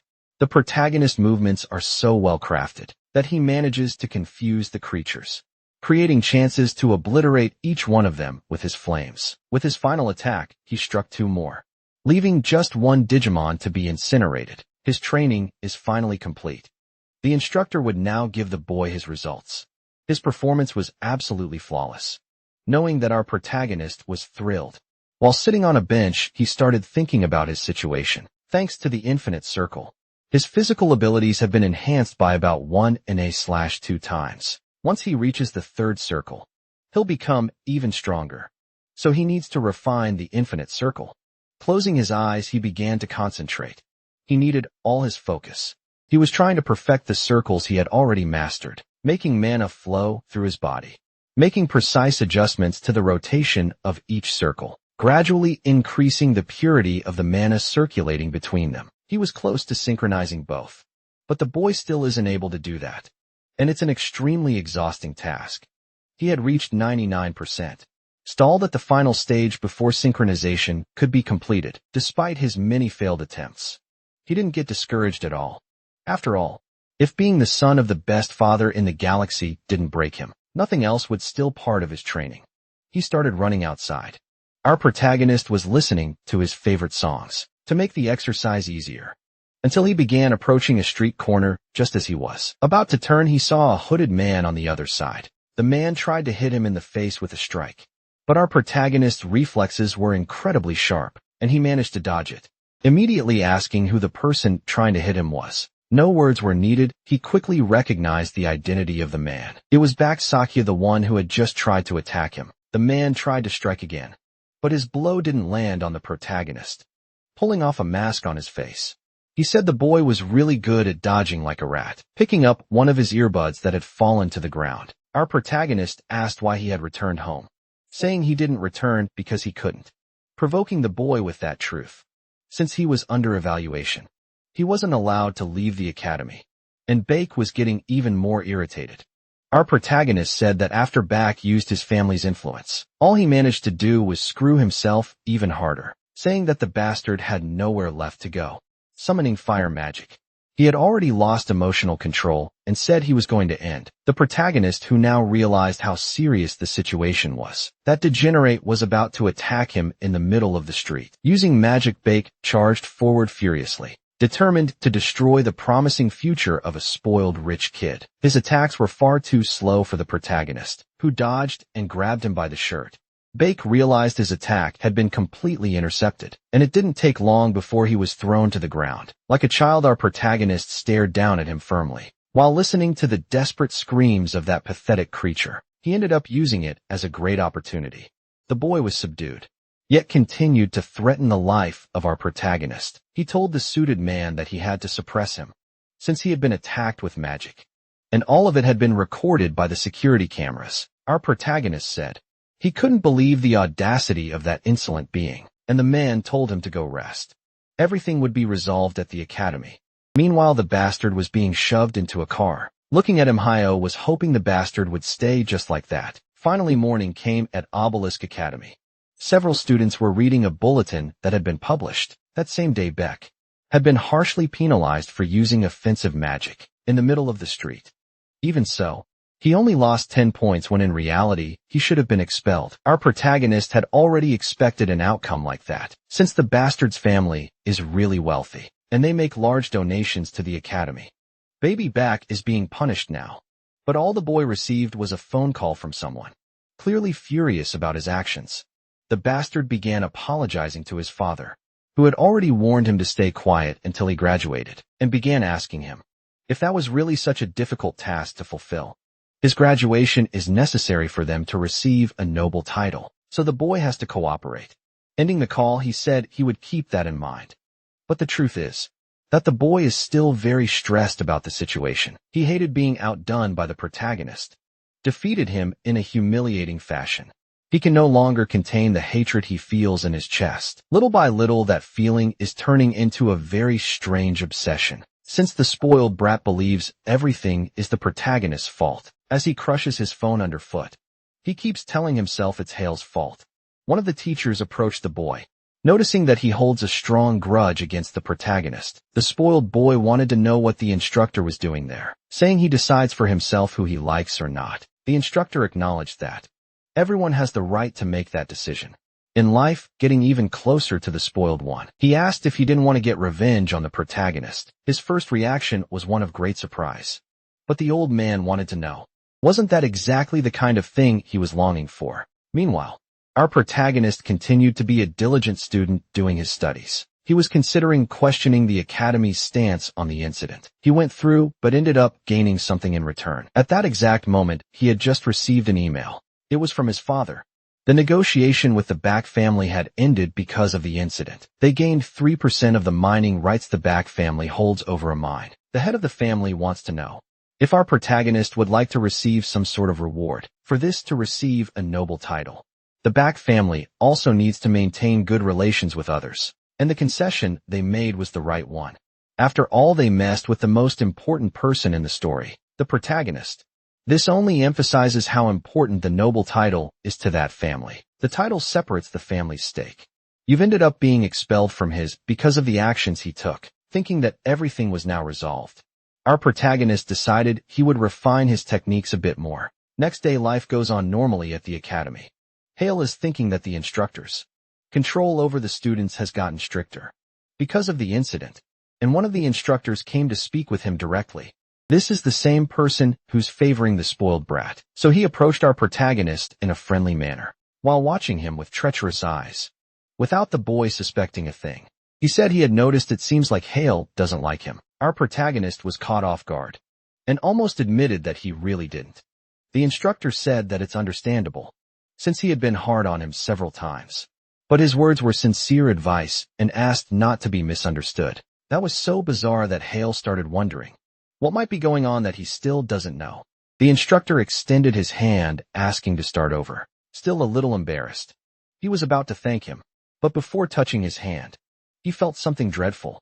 An uncomfortable sensation was running through his entire body. All of this while, the instructor was still congratulating our protagonist on his performance. In the competition, Hale noticed that the mana seemed completely calm, but something was very wrong.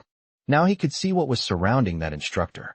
A sinister aura, not knowing exactly what it could be. He thought it might be dark power. The Black Tower is a well-known place in this world. Unlike the other towers, it's unofficial and follows a different path. It's made up of criminals who serve the dark mage. Our protagonist never imagined that this instructor could be affiliated with them in any way as possible. Other infiltrated mages are inside the academy too, but that's not his priority right now. First, he needs to understand the formula of that magic to be better positioned in this situation. He immediately used his ability to analyze the phenomenon. That magic felt somewhat familiar. He realized it was a mind control spell. But our protagonist already knows that his brain is completely immune to external interference.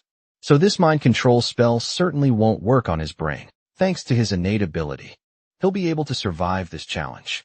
People around him still haven't noticed anything, which made him think about his next move. He's going to pretend to be affected by the spell in order to extract as much information about the Black Tower as he can. Our protagonist opened his eyes with an apathetic look. The instructor believed his technique had worked perfectly, saying the boy was a cripple who couldn't use his eye, yet would still make an excellent pawn. Leaning toward the boy's ear, he asked him to listen carefully to these instructions. You should carry that object from now on, without questioning the reason behind it. Pretending to be under his control, he said he would do as told. But the instructor had one more question.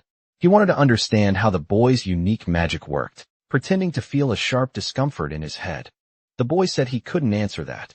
The instructor interpreted that reaction as the subconscious mind's desire to keep things hidden. He told him not to try answering, prompting the boy to behave normally again. Mind control magic has a very specific function. It interferes with the target's emotions to control them effectively. It's a technique used by the Black Tower. When used by an advanced caster, can destroy the target's mind, making it a dangerous and forbidden spell. Extracting memories from a mind with strong willpower can be fatal. Since the instructor gave up on the question, our protagonist realized his goal must be something else. Even so, the man revealed that he was upset. He wanted to exploit that privileged information, but he couldn't let his mission fail.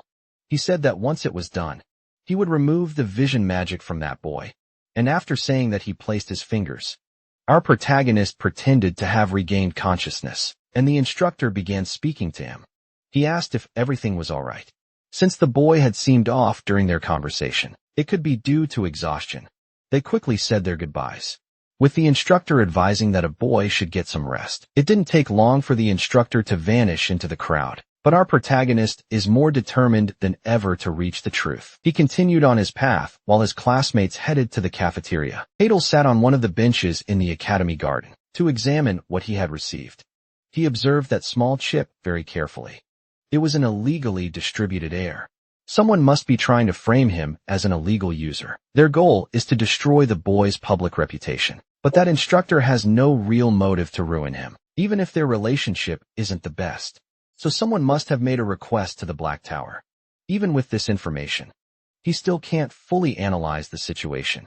Maybe it was the work of the spoiled brat, but he's already so screwed.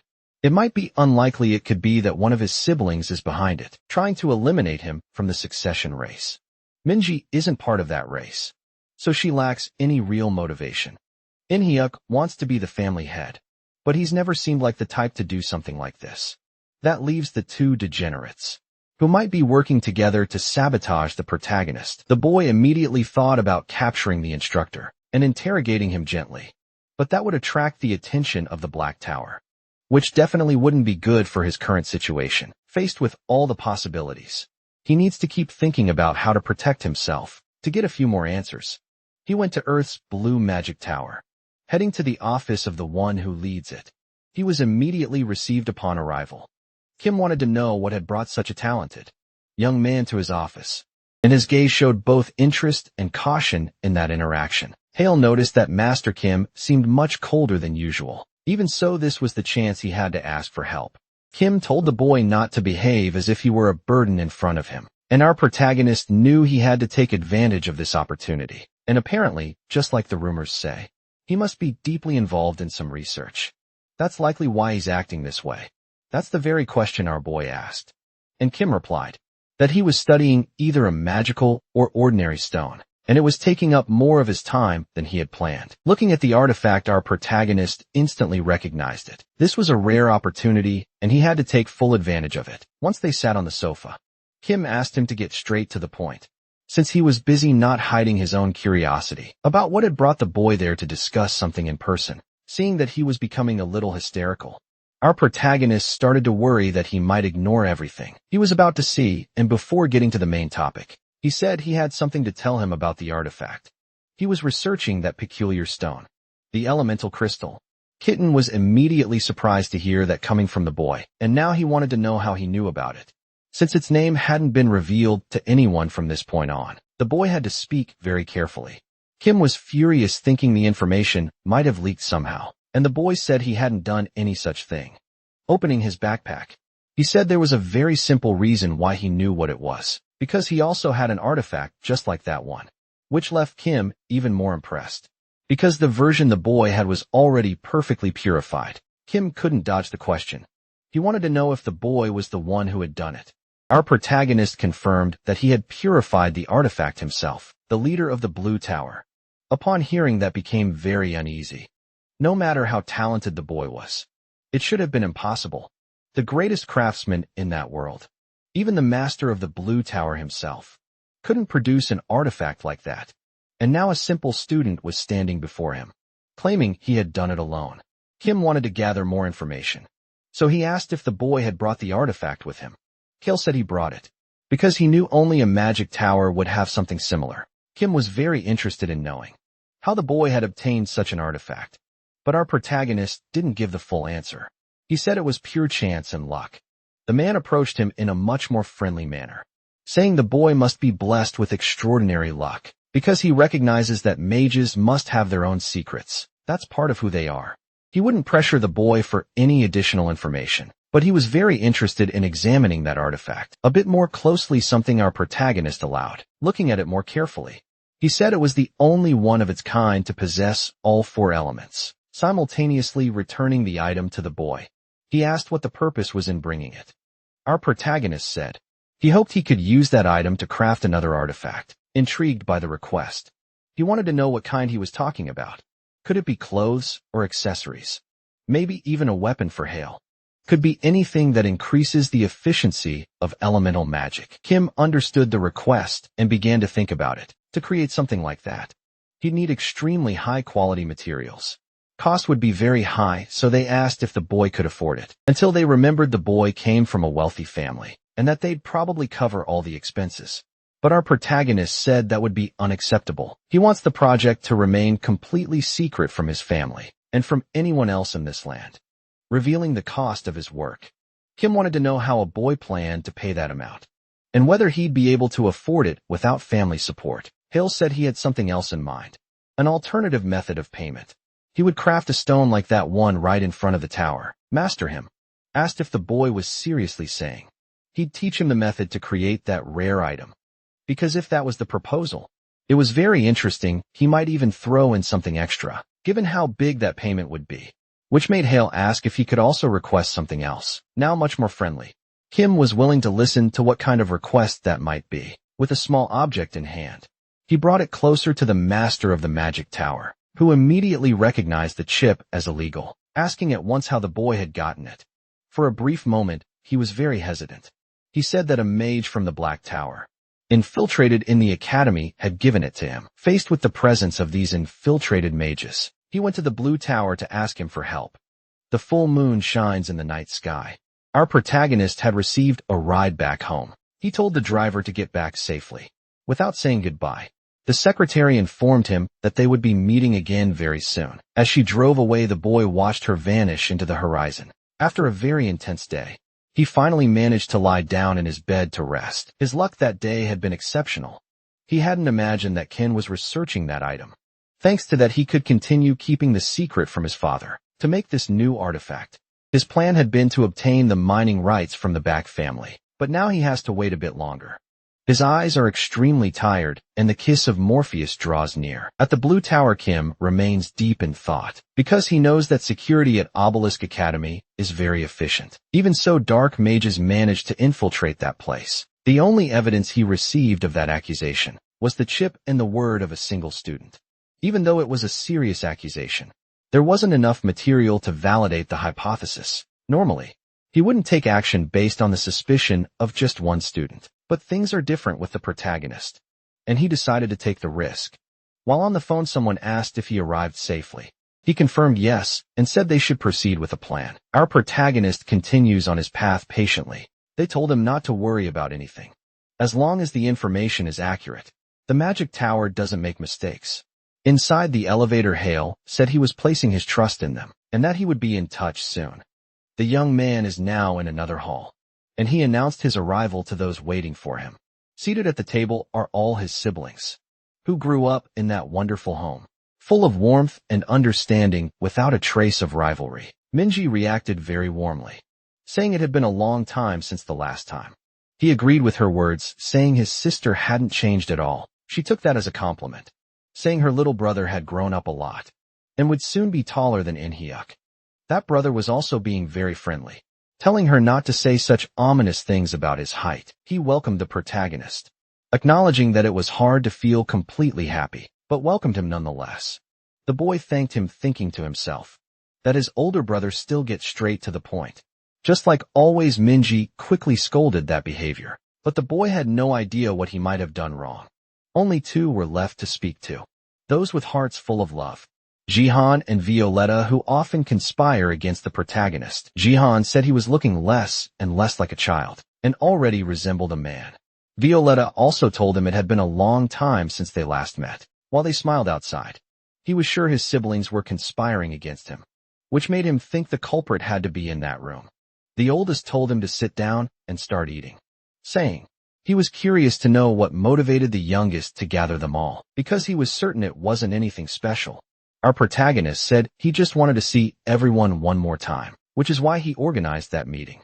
Violetta was surprised by how trivial the meeting was, but Hale was already prepared, saying that if he hadn't arranged it, his older siblings would have done it anyway, which only made Violetta even more bitter, furious, completely giving in to her anger. She demanded the brat reveal what he was really planning. He played dumb, and Violetta told him to stop acting like an idiot, because she knew he wanted to be the heir. Hale warned that even if he said right there that he wasn't interested, no one would believe him once again. Violetta was deeply irritated, and the protagonist said there was no point in saying such things, since no one would believe it, which made his sister even more unhinged. Jihan asked her to calm down a bit. Words don't prove much in matters like this, not as much as actions do. He said he was interested in his brother's transformation magic, and asked if he would like to share with the family. Our protagonist immediately saw the foolishness in his older brother. Sharing that would be the same as giving up the race for succession, which is something he isn't willing to do now. Charming as ever, he said that secret is his only hope, since he can't become amazed through AI modernization. This is his last chance to achieve his dreams. He said it's not about the succession race, which moved his polite sister deeply, while Ji-Ham was left speechless. The other two also looked a bit lost upon hearing those words. Minji seemed very affectionate, even wiping the tears from her younger brother's face, while the clueless brothers said they should forget about the competition for a moment and just relax a little. Minji agreed with the suggestion, as she wanted to hear more about Hale's life. It didn't take long for desserts to arrive at the table. Apparently everyone was chatting in a relaxed way, sitting at the same table while time passed. The clock showed the hours going by. Our protagonist realized that some time had passed, and you should begin to act. His phone began to vibrate. A shocking piece of news was being spread. They all picked up their phones to read it. Minji had no idea what might be happening, while the clueless brother said it was really urgent. Even Violetta looked worried, as she hadn't expected something like that at that moment. And the rage on Jihan's face was very noticeable, because he clearly didn't like what he had read. The message said that one of the academy instructors was affiliated with the Black Tower, and had been immediately arrested. After reading the news, they all returned to acting normally, but our protagonist believed he had finally found the culprit behind everything that had happened, because his older brother's expression showed discomfort. Observing him more carefully, he started to wonder if his brother was the mastermind behind the whole plan. Later that same day, his brother spoke to someone on the phone, saying that our protagonist had been right all along. With the phone in hand, he was reading more details about the arrest of the criminal instructor. After everything that had happened, Kim had even more questions for the boy. He wanted to know how he had figured out that the instructor would tamper with the academy's training materials. He said he had made a simple, logical deduction based on the information he had gathered. Surely, instructor would act inside the academy since he had infiltrated it. Considering mind control in that week's schedule, he could only act on one day, Friday, the day of the survival exam. He would certainly try something during the assessment. And to do that, tampering with the materials would be the first step. Its actions would need to happen before the inspection of the materials. That left only one possible day for it to happen. The day before the exam, Thursday. The Blue Tower was already monitoring the room where the materials were stored, and at the same time the protagonist gathered all of his siblings to figure out who had orchestrated that plan. As a result of all his actions, the instructor had been arrested. In addition, the boy started to suspect that his older brother might be involved in it. Hale executed the plan flawlessly, gathering information without compromising himself. His actions were impeccable. His only regret is not being able to link his brother to the instructor's actions. Kim said he wanted to help the boy this time, but ended up being helped by him instead. Since the reputation of the Blue Tower had risen significantly, he said he wouldn't forget to repay this favor, something a boy in his current position couldn't refuse. Kim appreciated his sincerity and ended the call, saying he would take care of the remaining matters, while our protagonist asked him to remain cautious. Right as the call ended, a massive explosion occurred on the avenue where the protagonist was standing. The shockwave threw him far away. As he tried to get up, he still couldn't say for sure what just happened. In the middle of the smoke, there was someone who kept repeating his name. It was the spoiled brat who had said goodbye to his sanity, and now wanted to end the protagonist's life. Seeing the spoiled kid completely out of control, our protagonist began sweating in concern. It didn't take long before the boy started attacking. With everything he had nothing left to lose. Hale realized the attack was too fast. He needed to react immediately. The first strategy he used was to expand his resistance to the maximum. That was enough for him to conjure a water shield, which would be effective at blocking the fireballs. But it didn't take long for him to realize that the attacks were far too powerful. It was only a matter of time before his defense collapsed. His focus now was to restore the shield he had created, buying himself time to react. He managed to strengthen it, just enough to ensure the attack wouldn't be fatal. Even so, when the two spells collided, a massive explosion erupted. Our protagonist's body was hurled far, eventually crashing against a nearby street light. Looking at his hands, he saw they were scorched. He hadn't been able to fully dodge the attack.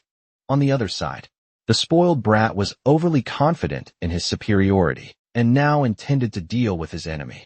He said the protagonist was nothing but a defective piece of trash, and would get what he deserved. While crawling on the ground, this entire incident was still extremely troubling for Halo. While observing his enemy, he noticed something was off about the boy's body. His gaze was unrecognizable. His eyes blood red. There was also a very visible flush on his skin. It was clearly reddened. These are clear symptoms of an adverse reaction. He had definitely taken a drug that induces a loss of control. It forcibly accelerates mana flow, causing blood vessels to rupture, making the user appear covered in blood, and most importantly, they will fight until they die. He asked if the spoiled brat was actually insane, but with a look only a madman could make. He replied that he was perfectly fine, quickly analyzing his opponent. He noticed he was at the third circle burning his mana nonstop. Finally, the spoiled brat managed to lay hands on our protagonist. He tried to break free while calling him crazy. But the brat insisted again that he was perfectly normal, more normal than he had ever been in his life. Because now he was going to end his enemy's life. Using a point-blank flame spell. Flame infection after the attack. Thick smoke and soot began to rise into the air. The spoiled brat looked at the ground, staring at the protagonist's fallen body. He was impressed that his victim was still alive, but that only made him angrier. Since our protagonist had managed to block his magic twice, he couldn't accept that a defective piece of trash was capable of that, and started demanding to know how he could have so much skill, until he began screaming as if he were completely out of control. After that outburst, his behavior shifted entirely. He said this kind of thing just happens. Hale knew that this kind of sudden mood swing is typical of someone using that uncontrollable enhancement drug. Even so, many things still didn't add up in this situation. The first is the excessive power the spoiled boy was able to use while attacking. No matter how much of the drug he had taken, his power shouldn't have increased that drastically. He wondered if he should examine the situation more carefully, and noticing he was being watched, a spoiled brat asked what he was staring at. Without giving any answer, our protagonist summoned a large dome of wind, launching several attacks in the direction of the spoiled brat, who became furious once again, saying that magic was as useless as its user. Our protagonist reflected that he should have been more careful when using his wind magic. Even so, he hadn't expected such a good opportunity to attack. He was already close to the spoiled brat, with a racing gun in his hands. It happened so quickly that his opponent couldn't react. The protagonist's attack was already in motion. The poor spoiled brat could only be impressed. There was little he could do at that distance. Our protagonist believed it was a clean hit. There was no way he could have dodged it. However, the spoiled brat was using fire magic at close range. It could have a disastrous result for the flow of the fight, and the unhinged one shouted with glee, wishing his enemy would just die. Already that magic was called fire shotgun. Very powerful at close range, but its reach was short, only 7 meters. He could dodge it by running, and the spoiled brat managed to fire several of those shots. With great skill, our protagonist dodged every one of them. He wondered if the brat hated him enough to use a defective chip, but he didn't believe the item was faulty. It made him much more powerful. Little said this was expected. The brat didn't even remember what happened. Intrigued by those words, the spoiled one said he would never use a defective item to deal with trash like him, and if he was going to keep talking nonsense, he should just hurry up and die, unleashing more attacks toward Hale. But those wind spears didn't land a hit. Hale said that chip boosts physical strength and alters the range and power of magic. The spoiled brat didn't care about that. Hale continued his explanation. He was studying the structure of circles, mana, and magical formula transformation, and he was very sensitive to those kinds of changes. Thanks to the training he had been doing in this fight, he was understanding the chip's function even better. His opponent was still furious, didn't care about his words, and just wanted him dead. Our protagonist said that wasn't a thank you. It was just deciding whether to finish him off now or later. In recent days, our protagonist had been very contemplative while studying Idra's book. The biggest issue was the penalty. Since accelerating while shifting between different types of circles placed an enormous strain on both body and mind, the resulting penalty was in duration. For those who reached the second circle and mastered residence use, the maximum duration was 3 minutes. After that, the circle wouldn't move for the next 12 hours. That's why he had to think carefully. The brat, hearing this, believed he was scared. The maximum residence time he could use was just 3 minutes. But to win that fight, it was more than enough. Placing his hands on the ground, he began to use earth magic. Large cracks began forming in the ground, heading straight toward the brat. He tried to react to avoid it, but was suddenly struck in one leg by a spike. He quickly recognized it as the third circle, and began wondering how a piece of trash could do all that. Our protagonist was intrigued by his question, and started thinking whether he should explain how he managed it. While the brat attacked, Hale said he'd always thought about it. His enemy was just as bad at magic as he was at trash talk. As a fireball came his way, he once again used a water shield to defend himself. But this time, the result was completely different from the start of the duel. Abraham realized yet, and thinking the protagonist still couldn't block his attack, believed he'd burn him to the bone this time. But it didn't take long for him to understand what was going on. His once powerful attack had become completely useless. Against that defense, Havel said, the boy should at least understand a few things before opening his mouth. That the magic he just invoked was completely different from before. The brat's techniques wouldn't be able to touch him from that point on, having all his attacks completely frustrated. The brat got angry once again. He began charging toward the protagonist to launch close-range attacks. As he approached, he said he finally understood what was going on. Hale could only have gotten stronger because he's doped. He's definitely using something to have that kind of strength. Closing his eyes in contemplation, our protagonist said that it was already over, and he wouldn't regret what happened, because all of it was the result of that jerk's own actions. As soon as he finished speaking, he used dark magic as he was being completely enveloped by shadows. The jerk started wondering what that could be. Hale said things could have been different if the jerk had hesitated to try and kill him. But that's not what happened. In the middle of the darkness, unable to see anything, the jerk started screaming furiously, saying Hale was a coward for hiding from him. The protagonist still hadn't finished his attack. He was also using earth and wind magic, managing to summon chains that completely immobilized the body of the unhinged young man. His legs were also tightly bound to the ground. It was too late to beg for mercy. Yet Hale assured him. He tried to send him to the metaphysical world as quickly as possible. The jerk refused to believe those words, thinking he could still break free, blaming the protagonist for his miserable life. However, Hale said he wasn't the one to blame for that. It's very easy for weak people to blame others for their own actions. Then he asked the jerk why people don't use illegal chips, aside from the collateral damage they cause to the body. After extending his hand toward the chip, the jerk's body began to writhe in deep and intense pain. He merely channeled a bit of his mana into the chip's frequency and asked the jerk if that pain wasn't excruciating. The boy's agony was so intense that he could no longer control himself and began to beg the protagonist to stop. A body and an AI pushed beyond their limits can collapse with even the slightest external interference. At last, our protagonist could thank the jerk. Thanks to the insane actions he took, Hale would now receive great benefits from that fool's family, in a way he couldn't even imagine. Who knows, maybe even 40% of the rights to magic stone mining they own. Now it's time to say goodbye.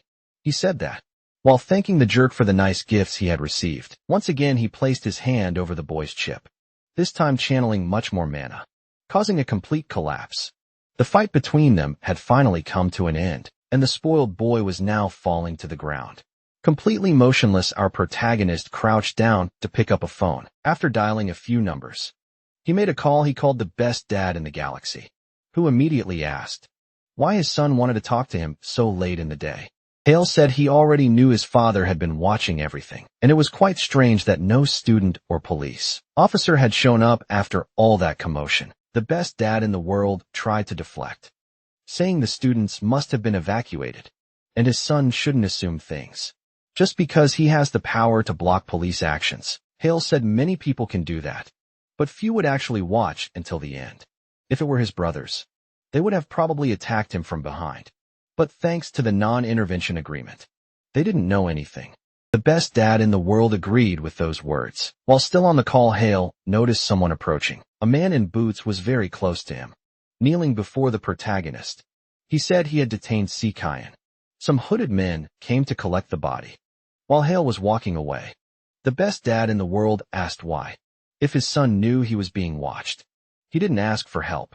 He didn't do it because he wanted to showcase the third magic circle. His father didn't believe he had achieved that in such a short time, and thought his son was hiding the truth. He said he did achieve it, but that was a lie in reality. He had just used the resonance effect of the second circle, so he admitted he still lacked power. And if his father knew he could use third circle magic, he wouldn't have managed to get him, to prevent his brothers from acting. Besides, Haiyan was using magic to block sound and illusion, magic to mask the surroundings.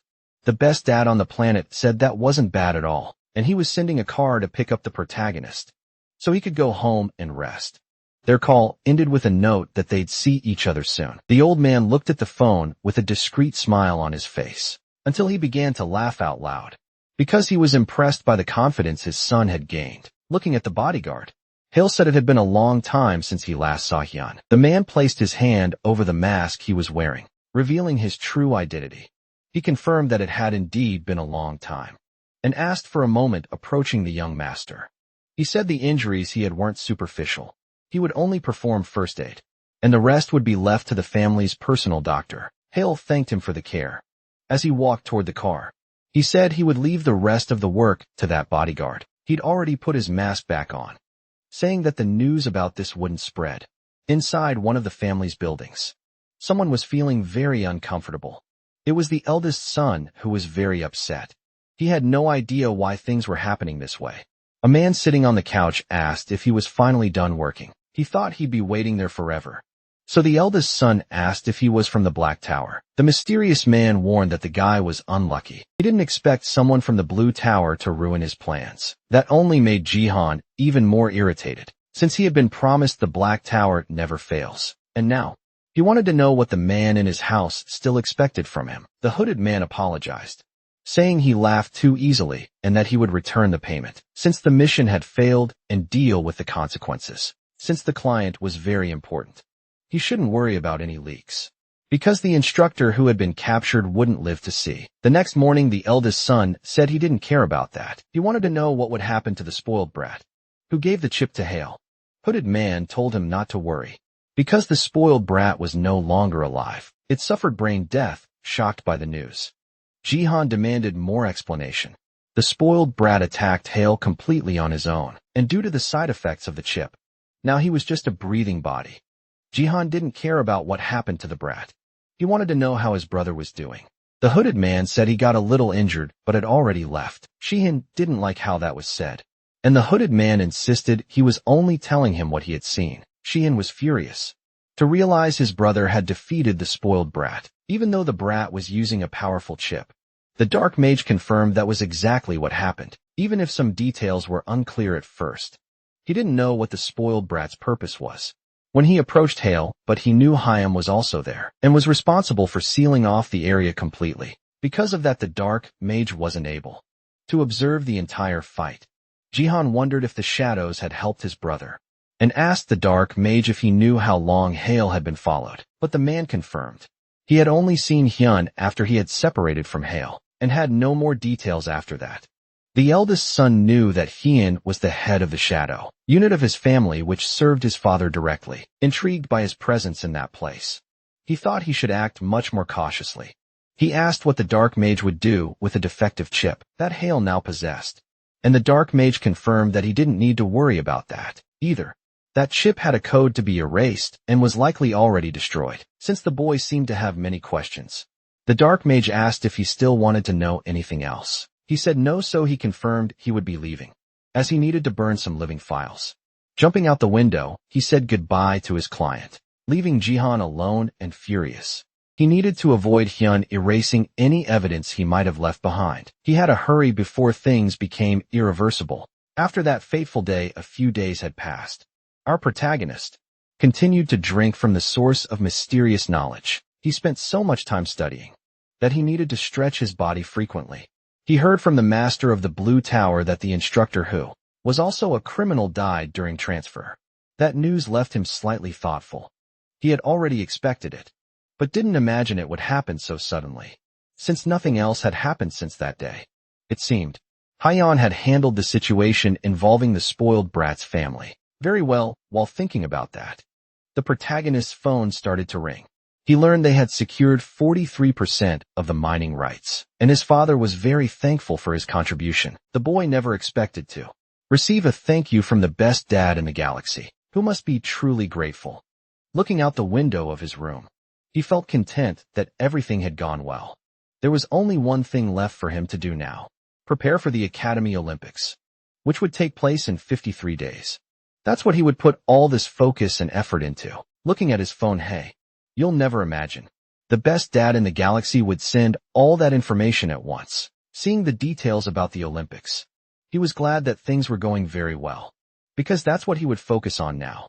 While he was distracted, a magic circle began to appear on his body. a sign that the 12-hour penalty from the residents had ended. Clenching his fists, he could feel his power returning. Now he needed to focus entirely on achieving the third circle. For that, he would immerse himself in that mysterious teachings book. He was already prepared to go to the page for the second test. Once again, he was pulled into the pages of that book. For a moment, his eyes were blinded. It was a little hard to see in that place. The space was completely white, and the boy even thought it might be another world, until he felt a presence materializing behind him. The woman congratulated him for reaching the second test, even though she looked identical to the first one. Her name was Bida, and she was the one managing that space. Still reflecting on her words, the boy began wondering whether his tests would be similar, since in the first test, he had to completely refine that crystal. Beta said that in the second test, the successor would be evaluated on how well he could manipulate the circle freely. As soon as the test started, he would receive further instructions, and upon passing, he would receive the contents from pages 32 to 81. Faced with the amount of knowledge he would gain, he was truly impressed. He never imagined he would gain access to nearly 50 pages of pure knowledge. Maybe he could even learn how to become a loan shark. That could only mean the third circle was on a completely different level from anything he had tried so far. Beta announced that the test would begin immediately, and she soon disappeared before the boy's eyes.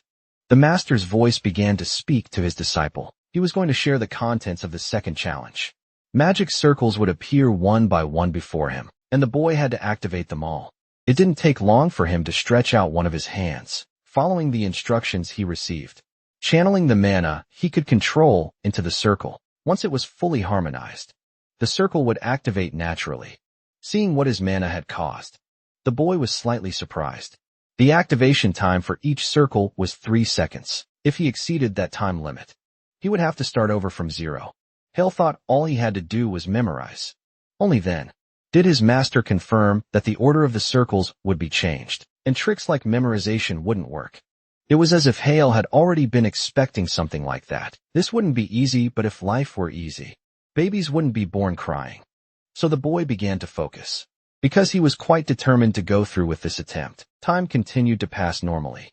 On the outside, our protagonist looked at the cover of the mysterious book. He was completely exhausted after that first attempt. After 8 hours with no rest at all he had managed to do was harmonize 10 circles. The good news was that little by little, he was getting the hang of how to execute it.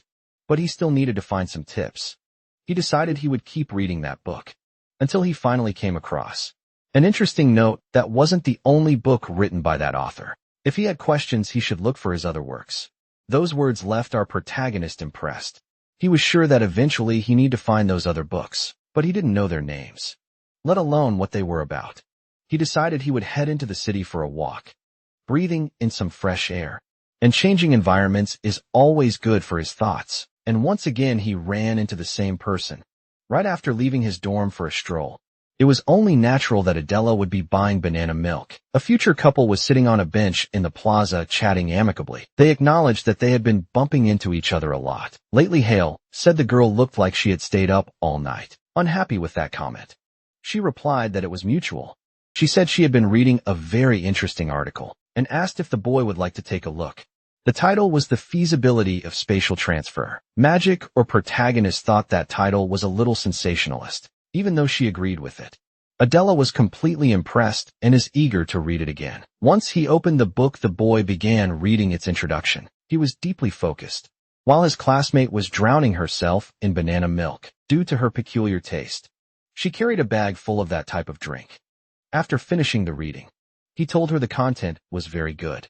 Although both agreed the book didn't have a proper conclusion, there was also some information there that caught Hale's attention. The article was based on books left by Ray Bell Bittner, which had been analyzed by the author.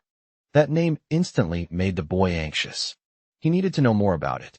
He had already suspected this might be the case, as the structure of the book was a bit different, but much of its content resembled Bittner's basic theory. So he asked his classmate who the author of that book was, and she said his name was Go Sang-jun. As soon as he returned to his room, the boy went to his computer to do some research.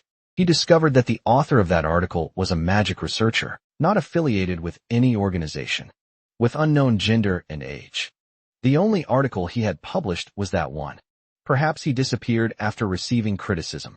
Our protagonist began to feel frustrated, imagining this might be the limit a student like him could reach. But he wasn't an ordinary person. He was very well connected. With his phone in hand, he immediately called the master of the Blue Magic Tower. Inside the tower's headquarters, the master reached for his phone. He was extremely tired, as he had spent the previous night conducting his research. I heard from Hale that the young man had something that could benefit them all. Knowing the young man always brought good opportunities, Kim immediately became alert, until our protagonist asked if he could help him find a certain person. Life inside the Obelisk Academy continued normally. Our protagonist had headed to the training room. He was using his magic techniques to improve them in combat. His friend, poor guy, was the sparring partner this time. A tough and painful task. Several of our protagonist attacks were headed toward the boy, but that was far beyond his capabilities. And he said our protagonist was cheating. He replied that wasn't true. It was just a first circle spell and shouldn't be a problem at all. But his friend was outraged by that comment, saying it was still extremely unfair. After attempting a few dodges, he realized they weren't very effective, since his face was soon hit by one of those wind birds. Observing everything that happened, our protagonist got very excited, because his friend managed to protect himself at the last moment. That made him very happy. But his friend said he had almost died just moments ago, since they had trained magic already. He invited our protagonist to practice unarmed combat. Hill thought it was a great idea, but questioned his friend's ability to beat him in that kind of fight. The young man was already approaching, motivated and ready to land punches on our protagonist's face. But he was caught off guard when his shirt was grabbed quickly.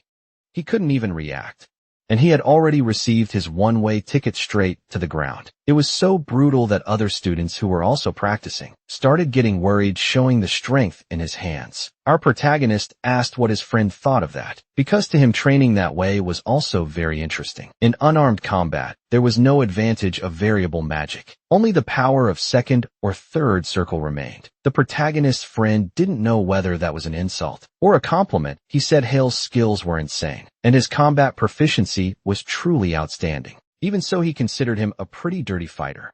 While applying bandages to his friend's back, he said that if he was complaining, maybe he should try biting his own back. They were already getting ready to leave the training room, and the young man asked our protagonist what his next plans were, since he already knew he was aiming to win the Olympics. Hale was very surprised by that, not knowing how he got access to such information. Proudly, he said his friend couldn't hide anything from him. That's why Hale was so fired up. During the crystal mana barrier test, the average student could block 27 attacks, but our protagonist managed to block 74. Aside from exams and training, the boy had been excelling in absolutely everything. If you plan to compete with older students, that was the best option he had available. But in the protagonist's current condition, it will be challenging to win the Olympics. Seeing the expression that took over Hale's face, his friend was certain he had hit the mark. The favorite for this year is a magic user already at the 5th circle. Hale realized that Sun Chan was right about everything. He can use 3rd circle magic with residence. But to enter the Olympics, he needs to be at the 4th circle. That's why he needs to find Go Sang-jun. Inside the city, he began analyzing the location he had received on his phone. He started to wonder if that was really the right place. Kim apologized for the delay. He didn't think it would take an entire week to find someone. Even so, he managed to find Sang-jun's address. The boy realized it was the old bookstore he often visited. He never imagined that this author was so close within reach. Since he couldn't use eye, he had always depended on books. Maybe he had even found the mysterious book in that same place. Opening the door to the bookstore, our boy announced his arrival. Inside, there was a man arranging some things. Quickly recognized his customer, Hale, saying it had been a while since the last time, and asked if everything was all right. He'd even heard that the boy could use magic properly now. He also noticed that he looked much healthier. Hale said that was all thanks to him. The old man replied that he hadn't done much. He had just sold some old books. But Hale said it was the books that allowed him to make such progress. The old man was flattered by the compliment and asked what brought the boy there that day. Going straight to the point, he asked if St. John was his son. That only made the old man more intrigued, as he wanted to know how the young man had learned about that person. Our protagonist said he had read his article, and he had many questions to ask once he found out he was around. He apologized if he seemed intrusive, but since it was very important to him, He wanted to meet this person. The old man remembered that article and said he would help the boy meet him. Hale immediately showed his gratitude, bowing before him, but the old man warned him even if they met, there was no guarantee the young man would get answers. After hearing that, Hale asked what that could mean. Then the old man opened a door and asked him to follow, saying Sang Jiang was inside. After walking a little further, they arrived at another door. The old man told our protagonist to go in. That was Sang Jun's room. Knowing he was about to meet this person made our protagonist very anxious. The protagonist's surprise was quickly explained. What he saw before him was a bedridden man, with breathing support and intravenous lines in his arm. It looked like he had been in that condition for a long time. His eyes were sunken, his hair was very long, and there were no signs that he ever woke up. That man before him was the bookseller's son. Two sat there by the bed while our protagonist thought deeply, until he finally gathered the courage to ask what happened to him, and the bookseller said he would answer. His son had broken a major taboo in the world of magic. That's what happened to him. Hale immediately asked which one. The old man replied that the boy had tried to circulate mana within his own brain. This triggered many thoughts in our protagonist, because that was something he had done as well. It was the first step that allowed him to become a disciple of that mysterious book. But seeing the condition of the man in front of him made him feel deep empathy, and he asked why he would do something like that. The old man's understanding of his son seemed immense. He said it had been necessary. Finally, a decent father figure in the story, in his quest to establish a flawless thesis, encountered some problems along the way, and his last resort was to try circulating mana in his brain. The old man reflected that he should have stopped him from doing it, no matter the cost, that he wouldn't have a son stuck in that bed. Our protagonist began to think about how far that man must have gone with his techniques, and the bookseller apologized, as he could no longer satisfy his customers' questions. But he acknowledged that his son would have been very happy to meet him. Hale was the one who apologized for making him go through that, since he had brought up feelings the old man didn't need to revisit. Placing a hand on his shoulder, he said it was all right, because he knew this young man, aside from being diligent, deeply cared about books. My God, a wise and understanding father. Forget everything, this is the true hero. He remembers the way our protagonist carefully searched through each of the works, and that reminded him of his own son, which made him very happy. As they talked, the twilight light began to color the sky. Before leaving, he asked if he could have access to the books the old man's son had used for his research, since they would only rot on the shelf. We agree it would be better for the books to find someone interested. Honestly, I'm already rooting for this family to get a happy ending. However, he had two requests to make to our protagonist. If one day he wrote articles on that subject, he asked that his son be cited as well. Hale assured him he definitely wouldn't forget him. Now came the second request. He asked that under no circumstances that promising young man before him should circle the weak. In his own brain, our poor protagonist said he wouldn't do that. Having made his requests, he took the boy to where his son's research books were kept. He let him search for the books he needed. It didn't take long for one of them to catch our protagonist's attention, and the book seemed to know it would be used, throwing itself off the shelf, falling on the ground in front of our protagonist. Quickly examining the cover, he noticed it resembled Idrid's book a lot. As soon as he picked it up, Hegel had a question for the bookseller, and he immediately recognized that copy, since his son used to carry it around frequently. He asked the boy to read it too, as the answer to his curiosity most certainly lay within those pages. As soon as he opened it, he immediately recognized the terrible handwriting. It definitely belonged to his master. He asked the bookseller if he could borrow that book. The old man said he could take it, and any other book he found necessary. Hale was deeply grateful for all the kindness shown to him. He took the opportunity to ask if there were other books written in a similar manner, but the old man didn't know. He asked if there were books with covers similar to that one, but the old man didn't remember any. Hale began to wonder how his son had gotten that copy. Then he thanked the bookseller for help he had received.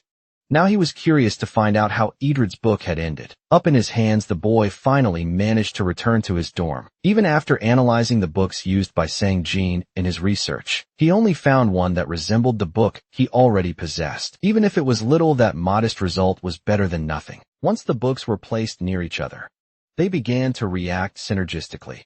The boy was very surprised by this, trying to understand what was happening, as the books started glowing at the same time.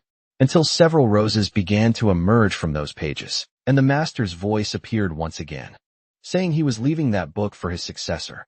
And our protagonist realized he was being taken into those pages once more. The name of that copy was Mimiri, and now he should enjoy the blessings of knowledge until his heart is satisfied. And the boy was swept away into that other dimension. His body was transported to a room, and he was lying on the floor. Slowly standing up, he asked where he could be. Someone was approaching from behind our protagonist and gently touched the back of his neck. He turned around to see who was poking his cheek. It was a young girl who welcomed him to the Book of Memory. Looking at that unknown figure, our protagonist asked who she was. Smiling at the question, she said her name was Mimi. She was also the administrator of this place, called the Will of Mimir. She said she was very grateful to meet the successor. He looked around trying to understand the place called Will of Mimir, and the girl answered that it was the name of that library. It had been prepared by Bethner himself, to be used by the next successors. In fact, the entire library was exclusive to those individuals. Our protagonist thought that space was too small to be called a library, and the girl said his achievements were still small, and the scale of that place changed according to the successor's level. Judging by its current size, Jagesti hadn't passed the second test yet, which our protagonist confirmed. Looking a little uncomfortable, the girl asked if they could talk more casually.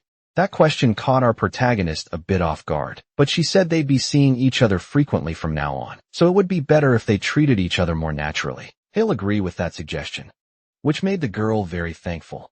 She said this successor is very talented, since he's already at the second circle and found her quickly, but he doesn't understand how that could be considered talent. The girl briefly smiled, saying he could progress smoothly without any issues, all the way to the fifth circle.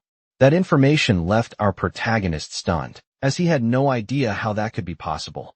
Then Mimir began levitating in the air, using part of her magic until she reached a book sitting on a shelf. The book immediately floated into her hands, handing it to the boy. She asked him to read it. He would understand everything soon enough. Opening the book, he realized it was about the theory of residence, but in a very detailed way. That place held information that couldn't fit in the Hydra Codex, like the book he was reading now. The boy asked why that information wasn't all in a single book. Mimir said that was an excellent question. The test pages and the successor verification had caused an overload. That's why the original book only held the fundamental information, creating the need for supplementary material. Hale asked if the master had compiled detailed information in that book as well, and that's exactly what happened. That place they were in was a vast reference library. Hale assumed all the books in that place contained dense information, and that the place would expand as he grew as a mage. Meyer confirmed that's exactly what would happen. Now she asked if he knew how to reach the fifth circle. He said yes, with the material he had received from her, he would pass the second test easily. When he opened those pages, it was as if he had been absorbed into another dimension. While taking the test, his progress steadily increased. He had reached a total of 79 circles on his first attempt. It had taken him 8 hours to synchronize 10 circles, but since he found that book, he managed to boost his efficiency with little effort. Everything he had attempted now was pure hard work, and he was very confident that he'd be able to synchronize 100 circles, soon, maybe even that same day or dawn the next. Finding Mimir's book was definitely a huge blessing, especially right before the Olympics. The boy was inside the main residence of his family. He was being taken by his servant to his father's office. He wondered what had motivated the summons, and considered whether it might be some kind of reward for the incident with the spoiled boy. After all, that event had brought major benefits to his family. He had been planning to continue his private training. Although this meeting was important, he didn't expect it to be right now. Finally, he entered the office. The best dad in the galaxy told him to sit down, because he would get straight to the point. Unlike last time, his son's contribution had not been total. It barely accounted for half the outcome, and his share of the mining rights was 26%. He acknowledged that the boy had brought great profit to the family, so he deserved a proper reward. He asked if his son was wishing for something in particular. Hale replied that there was definitely something he wanted. He wanted the ancient relic that was stored in the deepest part of the family vault. The old man asked if he believed in some kind of fantastical narrative about those relics, since they were just antiques. The boy said he didn't see it that way. He didn't care about sales, but believed even myths held some kind of truth. His father raised his hands to his head in concern, seeing that his son believed in those kinds of stories. But since it was his choice, he would respect it, telling the boy he could choose only one item. That made our protagonist quite excited. Now the old man wanted to know which relic he desired. Hale had a very specific item in mind. There was a cloak that was properly stored. It was the cloak of Bataner himself. Kept in that vault, the boy and his father went to the family vault, where the relics were stored. The old man hoped he wouldn't regret this choice, and our boy was very grateful to receive that item. Seeing that his son believed in ancient stories, he realized the boy was still quite naive. He should dedicate himself more to training, instead of trusting in that kind of tale. The limousine hurried through the streets to take the boy back to the academy dorm. Most of the relics his family possessed were completely genuine. Hill was wondering if that really was the cloak that once belonged to his master. Having mining rights meant nothing compared to that item, if it was authentic. All that was left was to confirm whether the item was genuine. As soon as he opened the container, his eyes were overtaken by pure astonishment, since those fibers are made from the purest mana. Mana fibers are the result of an advanced technique that transforms mana stones into a fine, refined fabric. There are fewer than 30 artisans on the planet capable of crafting items with this material, and that entire cloak was made of such fibers. Haley began to wonder how this technology had existed for so many years. It's better than modern items, and he had never seen anything like it. The boy could no longer hide his overwhelming excitement. Inside his room, he continued to carefully examine the relic he had obtained. He found a signature on the cloak written in dreadful handwriting. Now he was certain that it once belonged to his master. Spreading the cloak with his hands, he began analyzing its structure. The inside and outside were reversed. This was another reason why the material was so difficult to work with, because the interior and exterior had to be constructed in completely different ways. The inner part must conduct mana efficiently, and the outer part should focus on blocking mana and reducing damage. And this cloak was reversed. He was sure his master wouldn't make such a big mistake. He concluded that the cloak was meant to be worn inside out, and he did just that with a relic, imagining it would look better that way. But even after turning it inside out, the structure remained completely unchanged. Ale realized it had been designed to be exactly like that, but he still couldn't understand its purpose. Now he understood why his father had left that relic to rot in the back of the storage room. However, there was one place where he could get all these questions answered. The boy went straight to the library of Mamere. Upon arriving, he had several questions to ask her. The girl was surprised by the successor's presence. It didn't take long for her to notice the item he had brought with him, this time because she immediately recognized that cloak. Seeing that he had already found such an item, she figured the boy must really be lucky. But the successor had questions that needed answering. While the girl examined the cloak with her own hands, she asked what it was about until she seemed to have a sudden epiphany. She confirmed that the boy was still in the second magic circle. He was surprised by that observation, but confirmed that it was indeed the case. Then it would be natural that he still didn't know anything.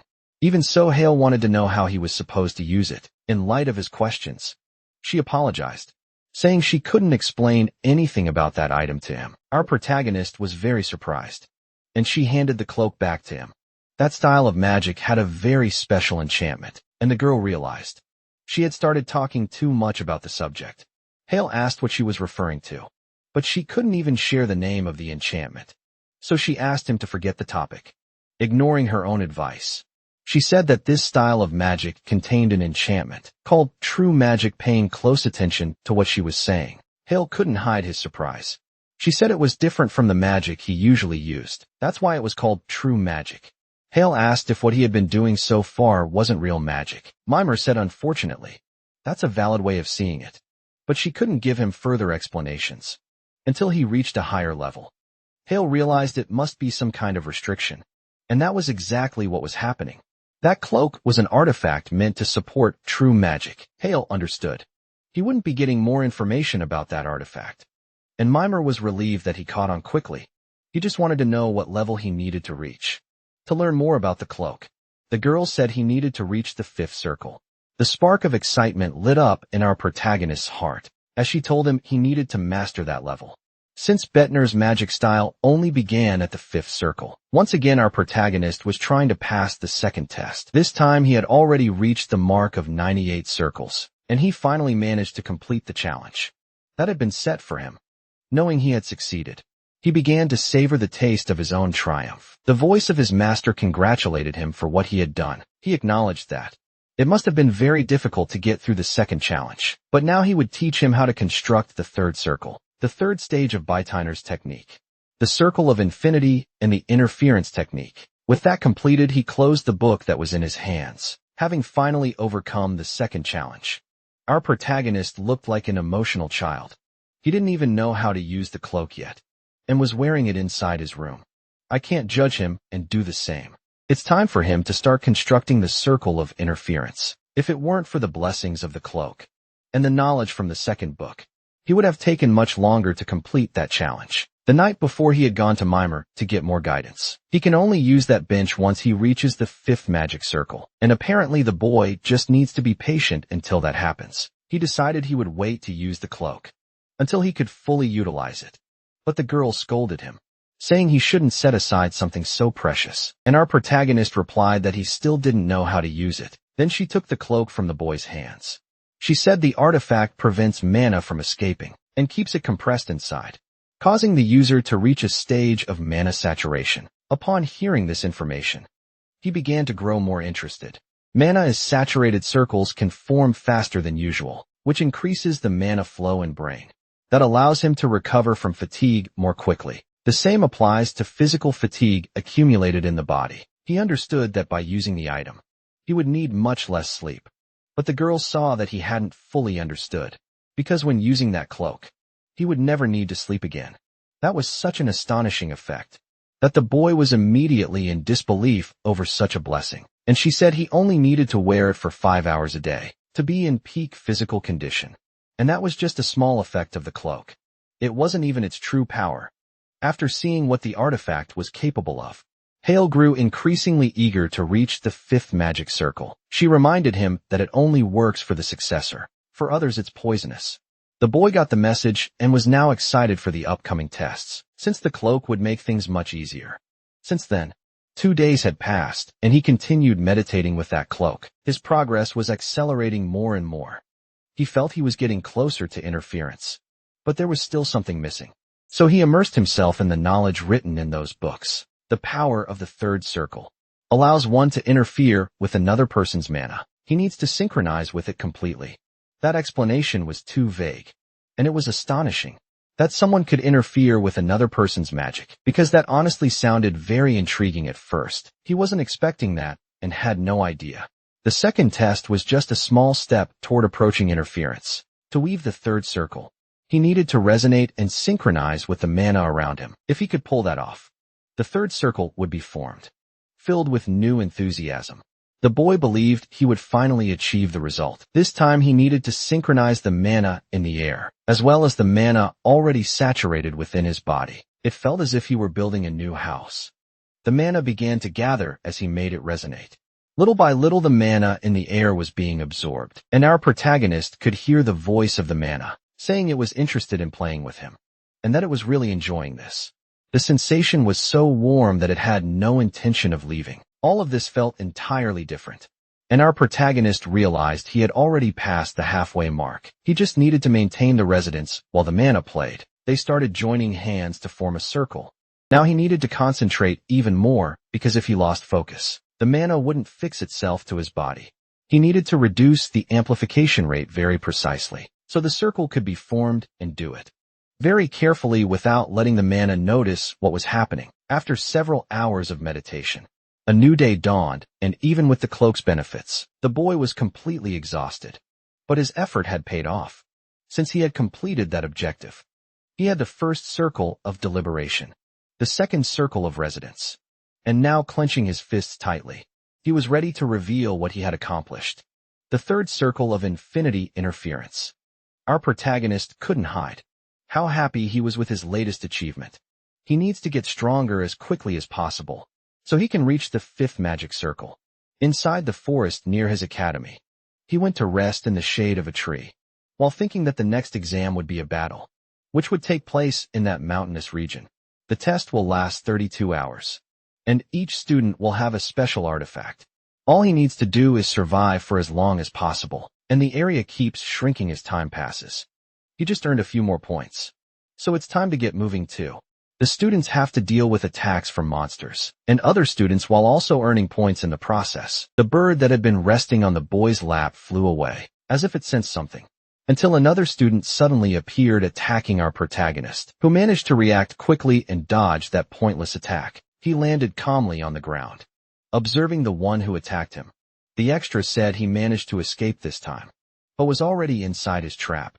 Our protagonist decided he would test the strength of his own fists, and the extra summoned a magic barrier, claiming he wouldn't be able to break through it with physical force. But our protagonist wanted to try putting some things into practice, because he hadn't punched the barrier, but used his new interference skill, causing the shield to begin cracking completely, which left that poor extra in genuine fear.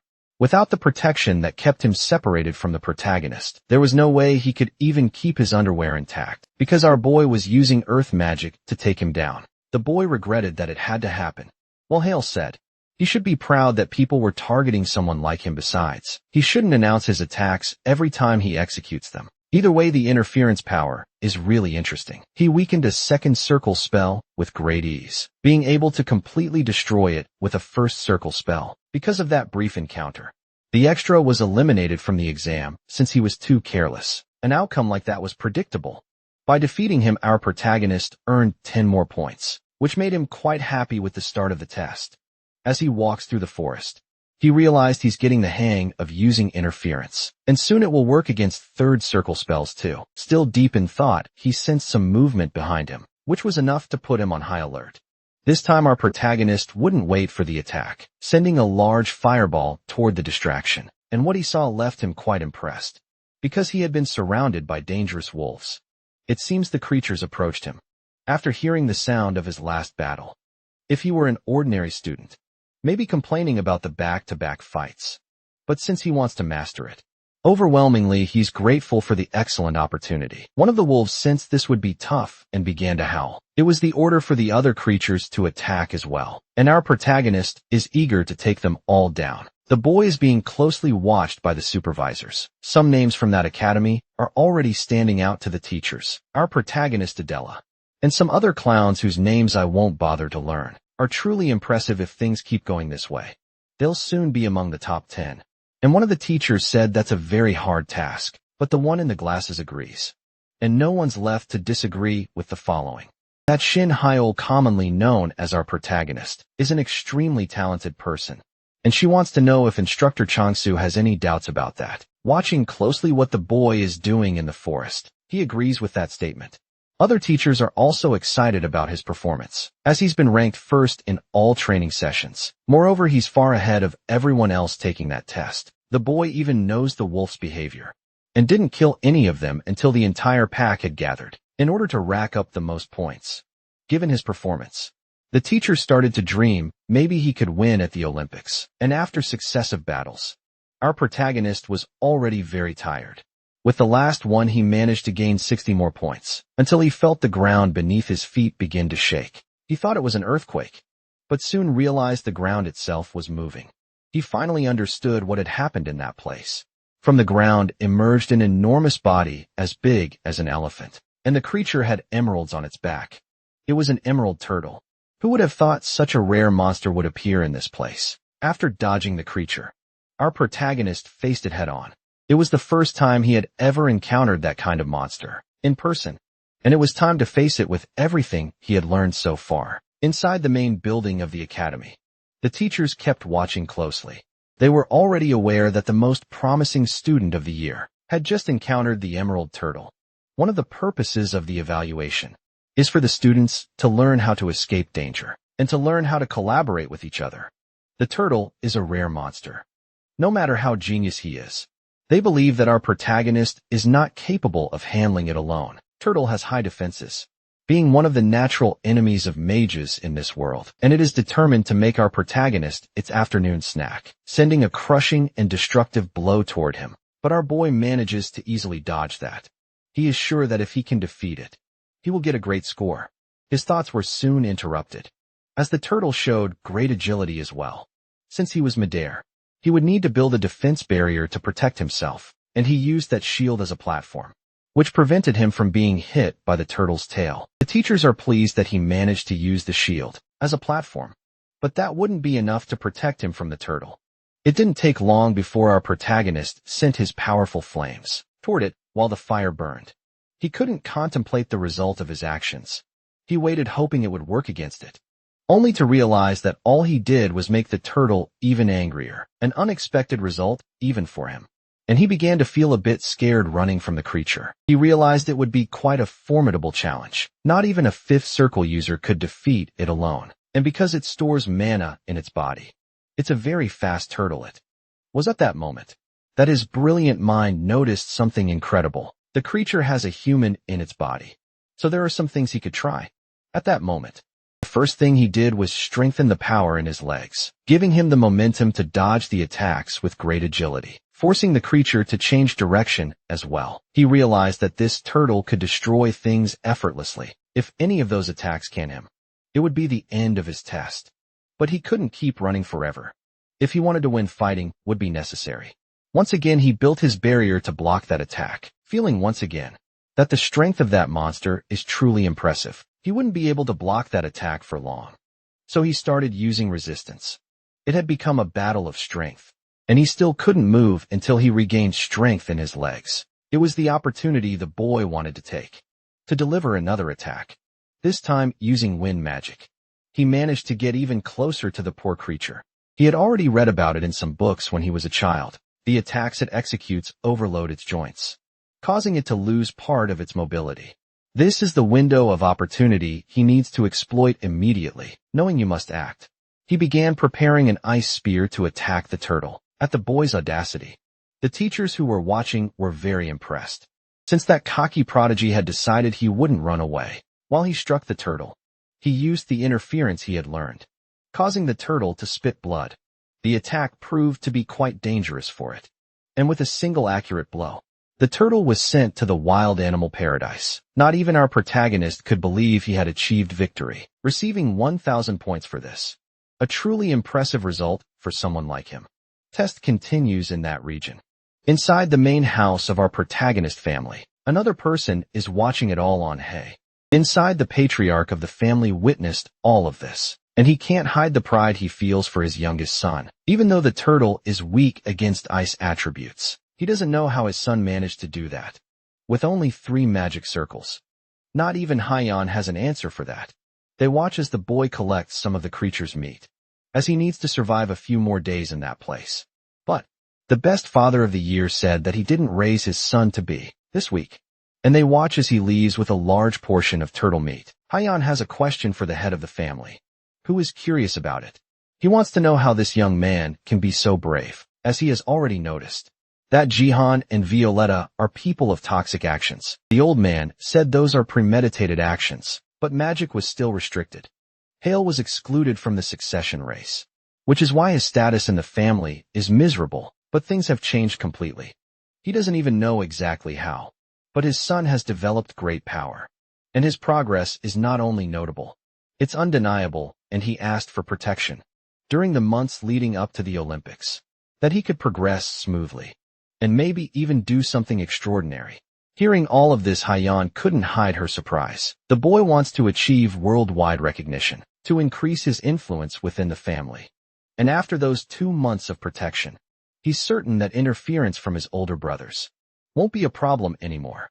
Truly, he has become a courageous man.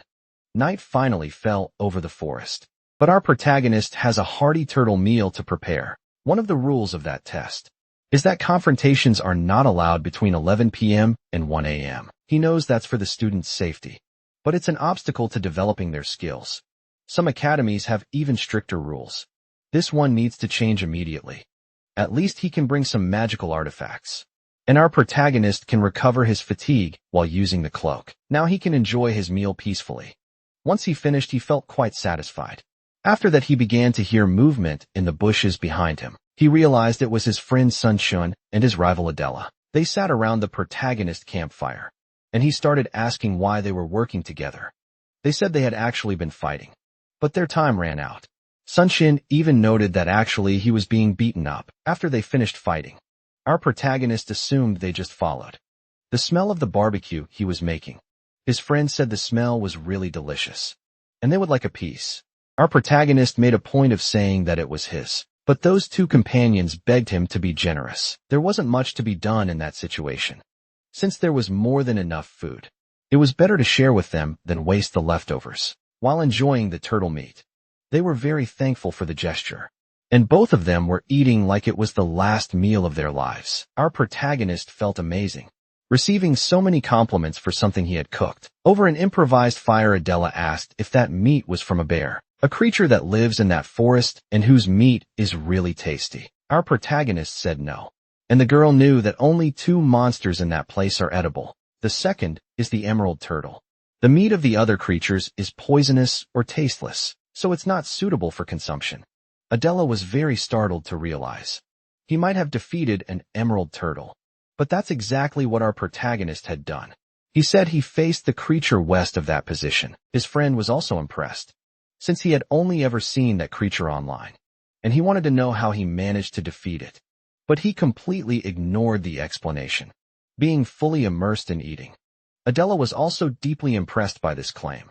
She had never heard of a mage below 5 stars defeating that creature. After she said that, our protagonist began summoning some flames, creating a large fire tornado at the location where they were. Adela realized he was already at the 3rd magic circle, and the flames soon vanished before their eyes. But the girl was even more surprised. Transformation. Magic is something from the 6th circle that should be impossible, yet our protagonist remained quite confident. Now he was a bit embarrassed by the admiration he had earned from those two. They said they would keep secret whatever he was about to tell them. They wanted to know how he defeated the turtle. Pavel said he pierced through its shell. That made no sense to them, since they were being filmed by the academy. The boy could confirm that once he left the forest. Even our protagonist was interested in watching his own battle. He said he would watch it first, which made his friends a little thoughtful. But Haol confirmed that they would fight fair at the next dawn. His friends said they wouldn't be able to beat him, and the girl wished him good luck, because she also has something she's eager to show him. The second day of the test advances, and the exam area is shrinking more and more. The professors know that only 4 students remain, and they want to know who will emerge victorious among them. A magical attack quickly approaches our protagonist. He looks back in the direction it's coming from, managing to defend himself skillfully using his wind magic. He looks upward. It's possible to tell where the attack came from. The approaching person says they've already passed the supernova phase. The red hair extra is above our protagonist, and he wastes no time launching a furious attack from above, showing that his movements are truly very fast. Even with all these abilities, he was unable to land any of his attacks. Hale needed to gain distance, as he felt a bit pressured by those sudden attacks, which were very coordinated. The red-haired extra finally shows his face, saying that our protagonist was very unlucky to meet him. That is Sanwok, a major who uses close combat. And our protagonist said he was mistaken, as he ended up having great luck. That man gained authority of the academy through his strength, beating his opponents senseless. His body fortification magic is truly impressive. Among those in his class, he is one of the strongest physically, being a specialist in body fortification. He is not someone who could be casually faced.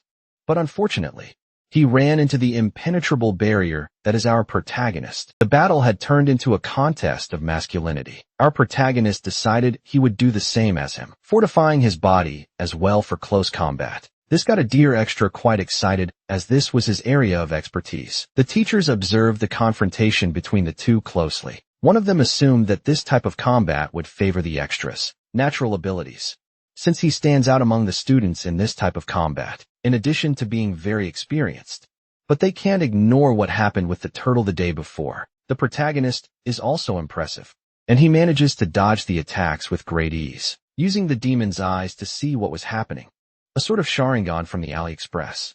He finally managed to identify the mana flow of his opponent, realizing that it was in his fists, but it had soon been transferred to his knee, which meant he would execute a strike with his leg.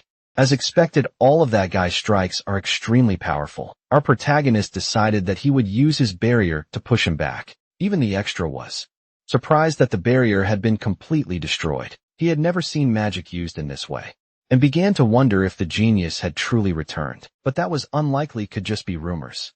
The more they fought, the greater his interest in the protagonist, and he was determined to defend his pride, believing he would never lose in a close combat fight. While our protagonist saw a great opportunity to be used, his fist was completely coated in mana, landing a heavy blow on his opponent, who managed to block it using his own arms. This was not the result Hale was hoping for. Even the teachers were impressed by the block executed by that extra, who immediately retaliated with a high kick, aim at the protagonist's head, which he had to actively dodge to avoid being knocked out. His battle sense is truly impressive, but his reflexes are still hindered. If he had used a fire spell suddenly, it would have decided the battle.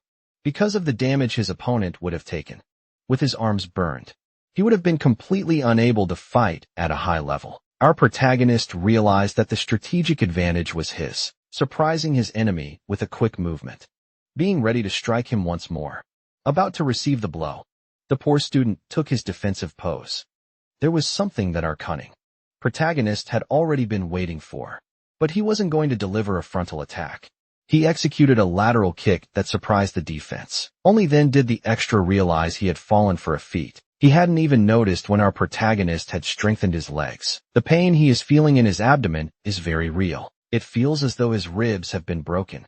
But he's a fighter, and that level of pain is not enough to make him give up or compromise his willpower. He continues attacking because that's what his heart is made of. This supporting character is truly amazing. Let's hope he stays in the story. Our protagonist warned him that if he kept relying on his strength, his body would soon break. But like a true fighter, he completely ignored this advice. As he advanced furiously, his strikes are unstoppable. But his agility is not enough to reach a protagonist, who once again has a window of opportunity to strike him. It only took for the fighter to touch the ground with his feet, to be surprised by a blow, brutally hitting his chin with the right hook.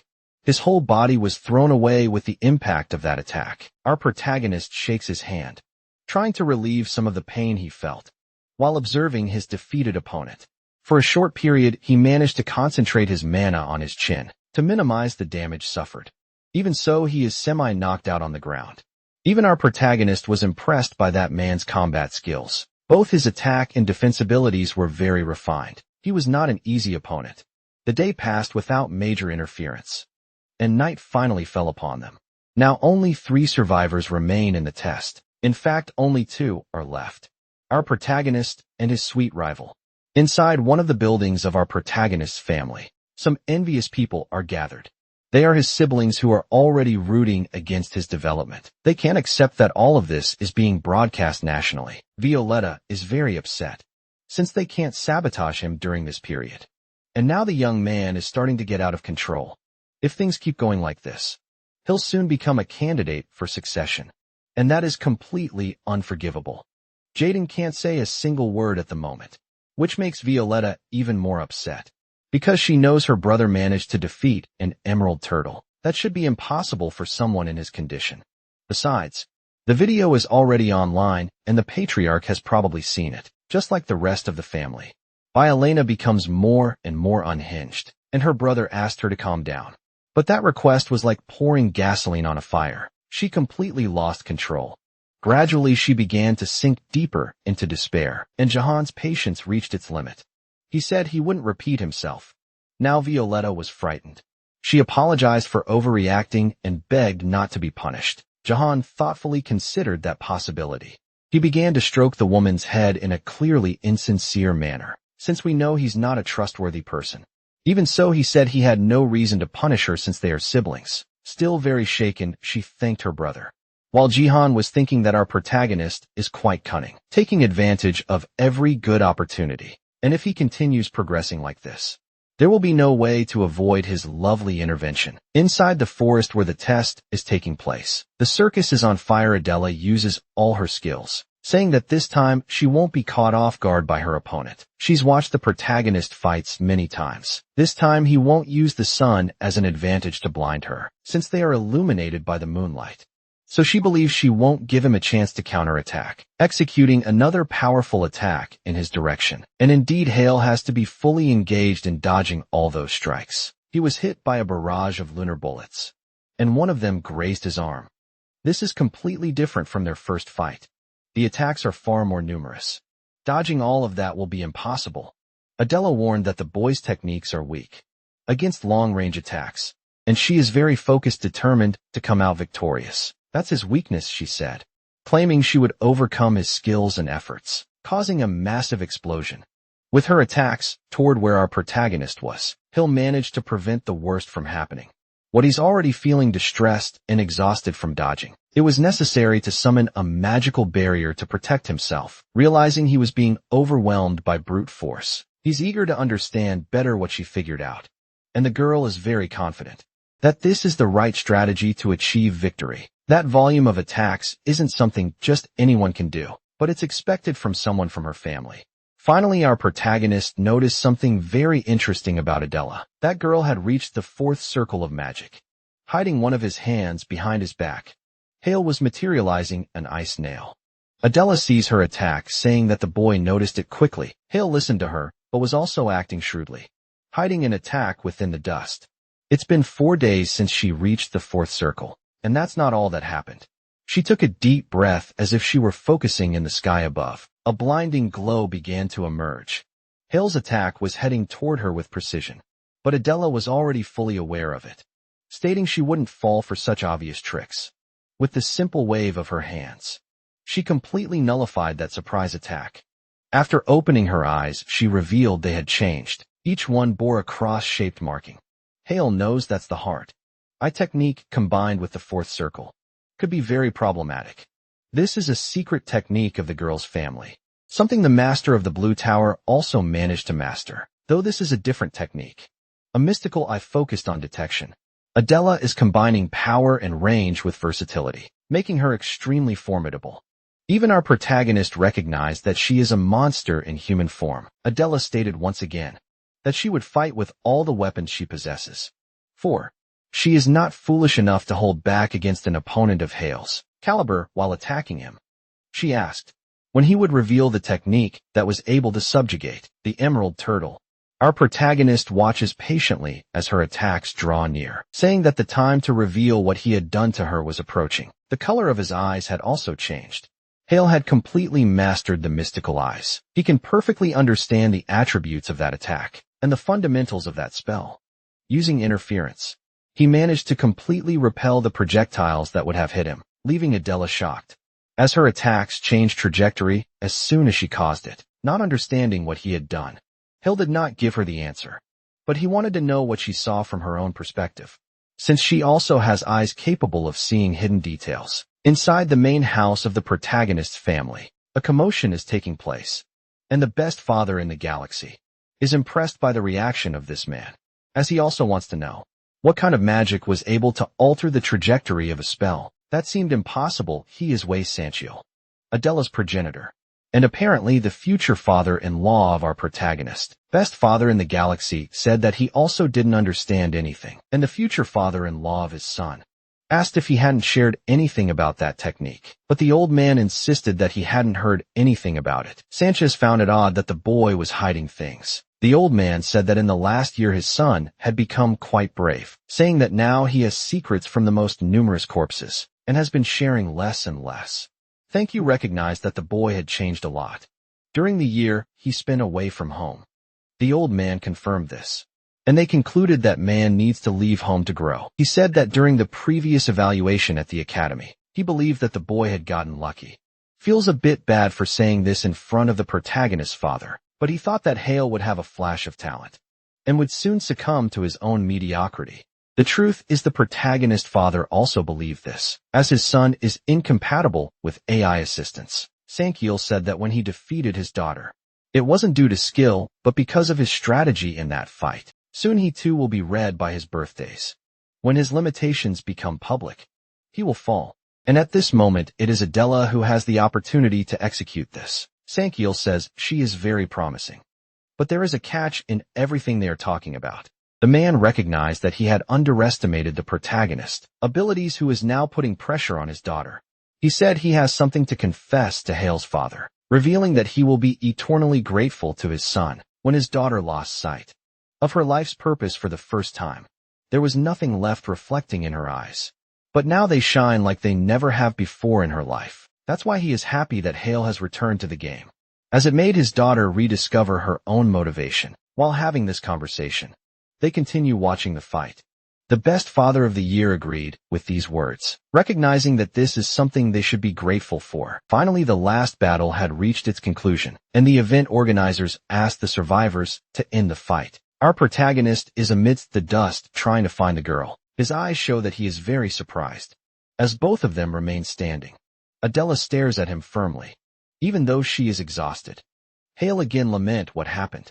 If he had a bit more time, he would have won. Adela mocked this statement, as she was in a much more favorable position. The two stare at each other once again in an intimidating manner, until one of the teachers arrived in the forest, saying that they both need to stop now, because it is time to return to the academy. The next day they are back to their normal routine. Adela firmly believes she had the advantage during the fight. However, Hale refuses to agree with her as he didn't see things that way. The girl said she could see the trajectory of his strategy. She needed 5 minutes to defeat him. Hale said that in that same time, she would completely exhaust her mental strength, which would make her lose. Shin watches the two argue without saying a word. He said that if they were going to keep arguing, they should do it in another room because in his, he'd like to have a bit of peace. The two got furious at that comment, telling him to shut up. Sad. He said he just wanted to watch the test recordings with them and didn't want them to fight. He even prepared some drinks and snacks. He even bought banana milk. Even so, his friends kept fighting. After he mentioned the food, his friends started to behave better. Hale even said, "It's impossible to see the TV if you keep sitting in front of it." Now they could watch everything from the beginning.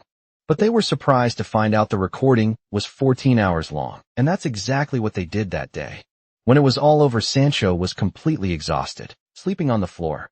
He was already lost in the deepest dimensions of the realm of Morpheus. Adele started laughing, which made our protagonist very curious. While covering the sleeping friend with a sheet, he said that had been a lot of fun. Watching 14 hours of fight analysis is exhausting. She thought our protagonist would quit halfway. Hale admitted he had the same impression of her, that she would be the one to give up on it. But they managed to make it to the end. Only Shin didn't. Adela said he had a great friend there. Hale agreed with that, acknowledging that Shin is an excellent friend. Then, without any apparent reason, Adela apologized to him. Hale was puzzled and asked why she had done that so suddenly. For an entire year, she acted like she didn't know him and kept her distance on purpose, and now she realizes that was the wrong choice. She could have done something better. Hale said she didn't need to regret it, since he was the one who rejected the signal she had given. He was the one who wanted to keep his distance, and she shouldn't worry about it. He also tried to keep his distance from the sleeping maiden, lying there immediately. Chun was released from his deep sleep and asked if that was really true. Hale said he already knew. He'd been awake for a few minutes, stating that he's no longer the same person he was a year ago, because he's gained a new power. Those words made his friends very thoughtful. Hale continued his speech, saying he also has reliable allies and has something to show them. With his hands, he began weaving a sphere of mana. His two friends were soon impressed, saying that should be impossible. But he had managed to materialize Adela's family's secret technique, the lunar bullet. Hale confirmed that what their eyes saw wasn't a mistake. That was a spell he had created. Shin asked if his alteration magic could target the formula of the spell, and that is exactly what he's capable of doing, in addition to having mystical eyes that allow him to see those formulas. Adela now understood how he was able to grasp her secret technique. That kind of thing isn't taught to people outside the family. What he showed was created based on what he analyzed from her fights. For that, he had to rewatch it several times to perfect the technique. Now she understood how a boy managed to defeat the Emerald Turtle. Hale confirmed that he used alteration magic, weakening the durability of the monster's shell, which is basically made of magic. Shin is deeply delighted to know his friend is a monster, and Hale asked if he still needed to explain how he was able to alter the bullet's trajectory. The condition for interference is to deeply understand the target technique. So he didn't use it at the beginning because he wasn't able to, and that's exactly what happened. Hale is impressed that she realized that so quickly. In their last fight, she focused only on the lunar bullets, and our protagonist managed to analyze the technique very well. Now Adela understands that not varying techniques during the battle was her fatal mistake. She asked him if that technique has any weaknesses. Ale revealed that analyzing mana is a bit demanding. He can only interfere with spells that are very close to him, and in a real battle time is short. He can only slightly alter the trajectory. Adela asked if he's capable of completely changing the direction of a spell, so that returns to its caster. He said that's still impossible because there isn't enough time. She acknowledged that it's a shame. If reflection were possible, the result would be incredible. Even so, the techniques are really impressive.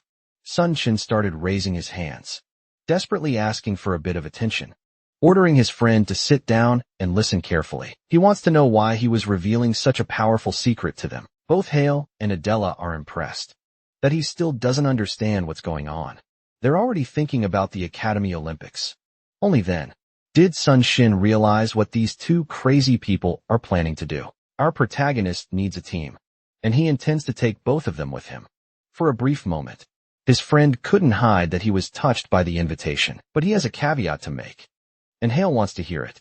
He agrees with Adela's choice, but believes he isn't skilled enough to participate, even though they are just students. There are greater talents at that academy, but our protagonist said there is no problem at all, and no matter what happens, he will make sure his friend participates too, which left Sancho very worried.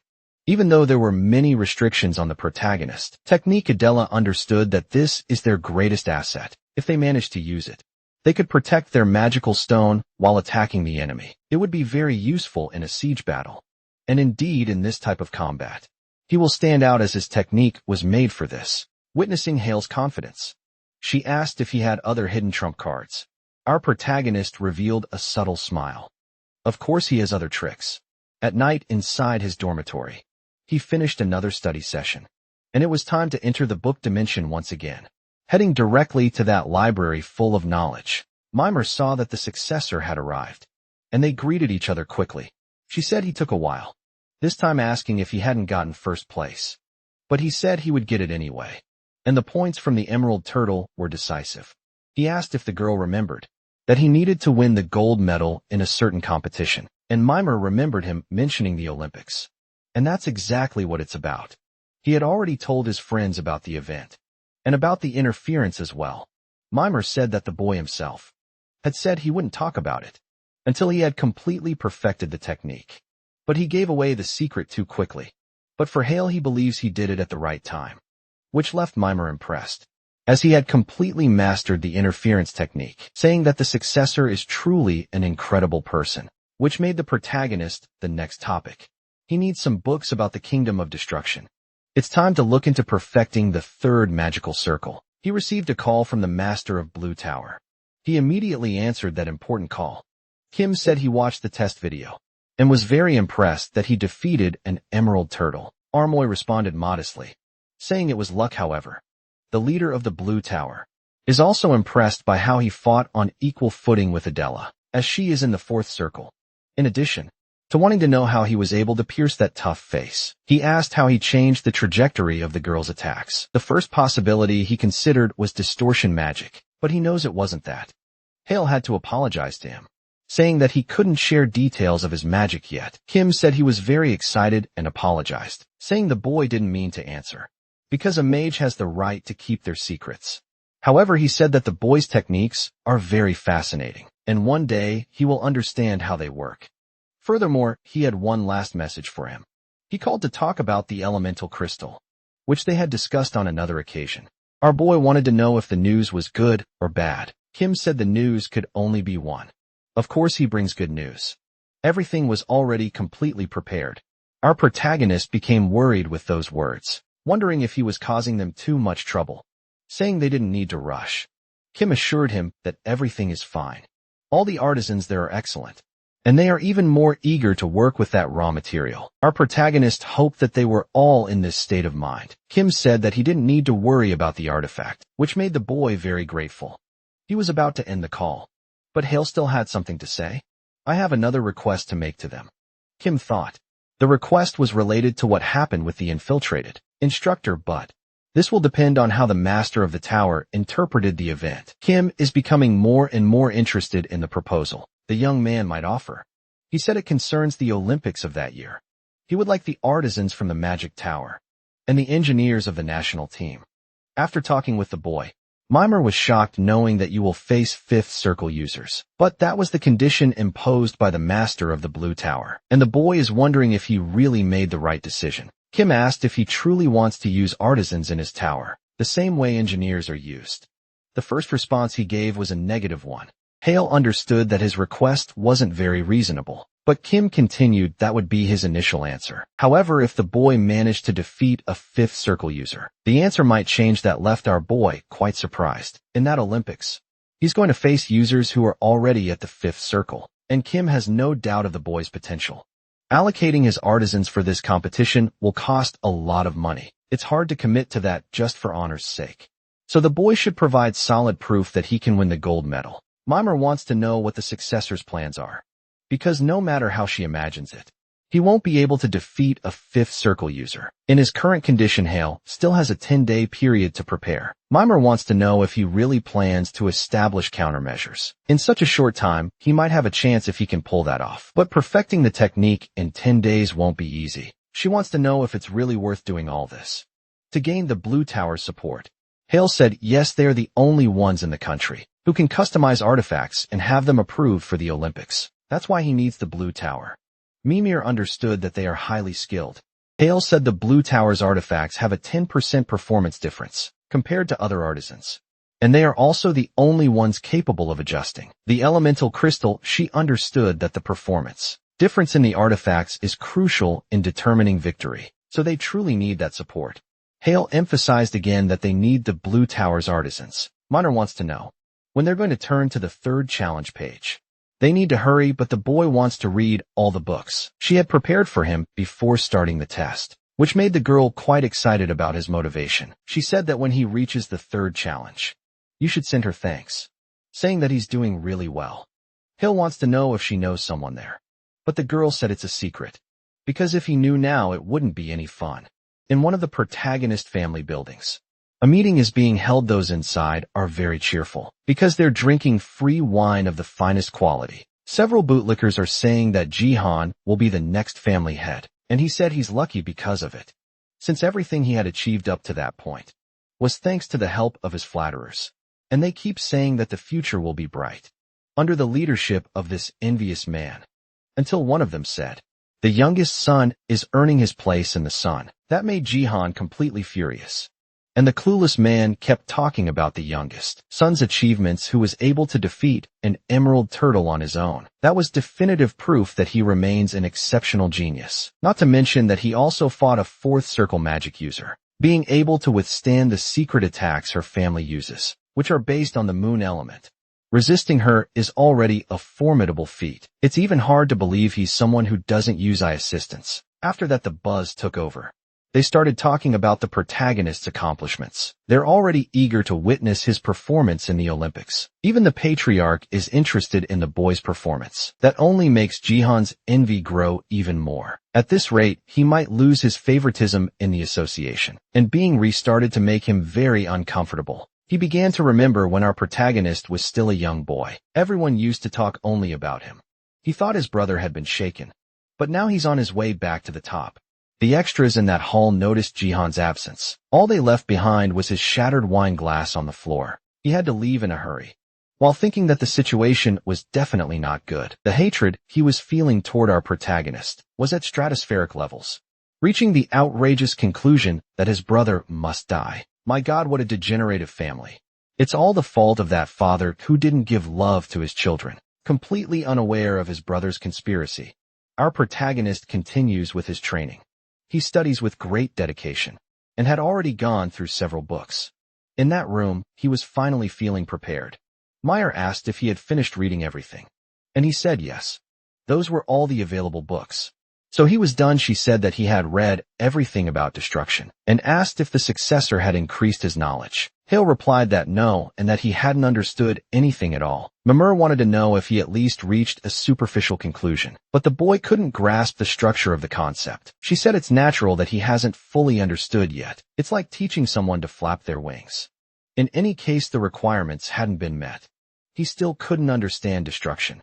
Hale said that her drawing was very bad, but he understood the concept of the explanation. That left the girl slightly affected, as she believed her drawing was very didactic. and to understand the conditions. He needs to access the third challenge. Mayer affirmed that the answers would be on that page. Still very curious. He wants to know if the person he should address the girl's thanks to will be the one responsible for teaching him. And she said that if he's that curious, he should see her soon as he had finished reading the books. But that's strange, and he wants to know if there's anything stopping her from sharing more details about the third challenge. She said that it's not a restriction, but a promise they had between them. After concluding his interaction with her, he returned outside now. Our protagonist is interested in the nature of this promise. That prevents her from talking about the third challenge, so he took the main book in his hands. Opening the code, he was ready to try that challenge, and placed his hand over the test page being sent to another dimension. He was greeted by several branches. This was different from his other experiences, which left our boy a bit surprised. He closed his eyes briefly because of the excess light, until he could better observe the place he was in. Where he was now was definitely a vast forest. And not just any forest. All the trees in that place were excessively tall. He thought he would be in a weird dimension like last time, but he didn't find any guide, and he didn't hear his master's voice. He decided he would start walking within that forest, and began wondering if it was truly on the page of the third challenge. Climbing on an elevated rock, he realized the place was indeed very vast. It's almost ridiculously impressive. The magic his master mastered surpasses the limits of imagination, no matter how far he walks in that place. It's as if there is no end. Going to a water source. He was still wondering what kind of test this was, until a strong source of light began to reveal itself, coming from the treetops while the ground trembled.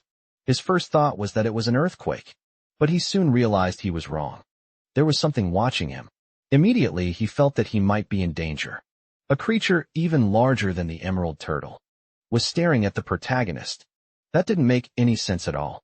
The boy was scared of the creature he was seeing, even though he was very close to it. He felt the monster hadn't noticed him yet. Still, the creature warded him, causing the boy to be thrown into the lake. Slowly, he managed to identify what that was. Its eyes were slit like a reptile, and its body was covered in hard scales like those of a crocodile, with claws and sharp fangs like dangerous blades. He had no doubt left that dangerous creature isn't even ranked. It's definitely a terrestrial dragon. He imagined it was just a myth, and began to wonder if the test was to defeat that creature. But the more he observed, the more he realized that this was an impossible feat. In his current condition, the boy was paralyzed by fear. Only the creature's breath was enough to make the mana in the air tremble. It was on a completely different level. Hale already had doubts about whether he could escape the creature's attack. His hands were hesitant, covered in the most primal and visceral fear, and the creature now had its eyes focused on him. Hadel wasn't fast enough to run, and the most immediate problem he had now was that his body refused to move. If the creature decided to attack him, there was absolutely nothing he could do, until he began to become intrigued by something else. The terrestrial dragon hadn't attacked yet, not even gotten closer to him. Hale began to wonder if something was preventing that from happening, until a voice said that this was truly impressive. Our boy looked desperately at the source of the sound, seeing the feet of that woman walking over the water. She was amazed that even in front of a creature he couldn't defeat, he hadn't lost hope even in the face of overwhelming danger. He remained calm and composed. Poor thing, she has no idea what happened between the protagonist and his underwear. She said he had passed and that he should be able to move now. Still frightened, Hale asked who this woman was. Her name is Helena Greenwood, once known as the guardian of the forest and a great mage, as well as an old friend of the boy's master. But the surprises in that dimension don't stop, because he realized that woman isn't human. She's a dryad. She asked if she should go in another direction, but the boy was still too scared to speak normally.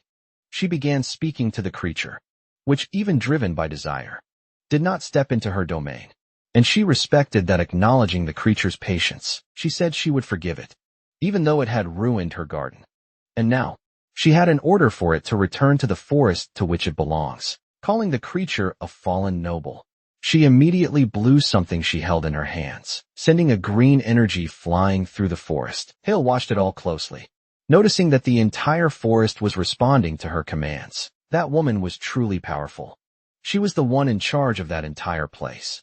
And if the creature didn't understand her words, it would be sent to the void where the Forgotten Ones dwell. She looked firmly at the creature, which began to writhe in agony as it was quickly attacked. Hale was very impressed, seeing that several wounds were appearing on the earth dragon's body. That sudden attack made no sound, but he was sure something had passed through the creature's body, and he began to wonder what that woman might have done. The wounds were clearly visible, and it didn't take long for them to begin healing. Even so, the creature remained in front of them. The woman said that was just a warning, and then it should leave, and that's exactly what the creature did.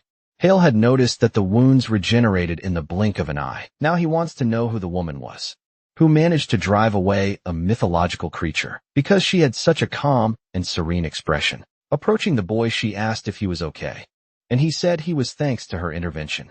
Even so, she suspected the boy might be in a state of shock, asking if the successor could accompany her. She guided him through the forest until they reached a house built inside a tree. She offered him some tea made with herbs that his master used to enjoy. Soon he would feel calmer, and Hale said he was deeply grateful, tasting the tea that was offered to him. It didn't take long for him to feel the effects of that herb. A single sip was enough to bring peace to his mind, something truly impressive. So he began drinking more of that cup. The woman was pleased that he had enjoyed the drink, asking if he liked the flavor.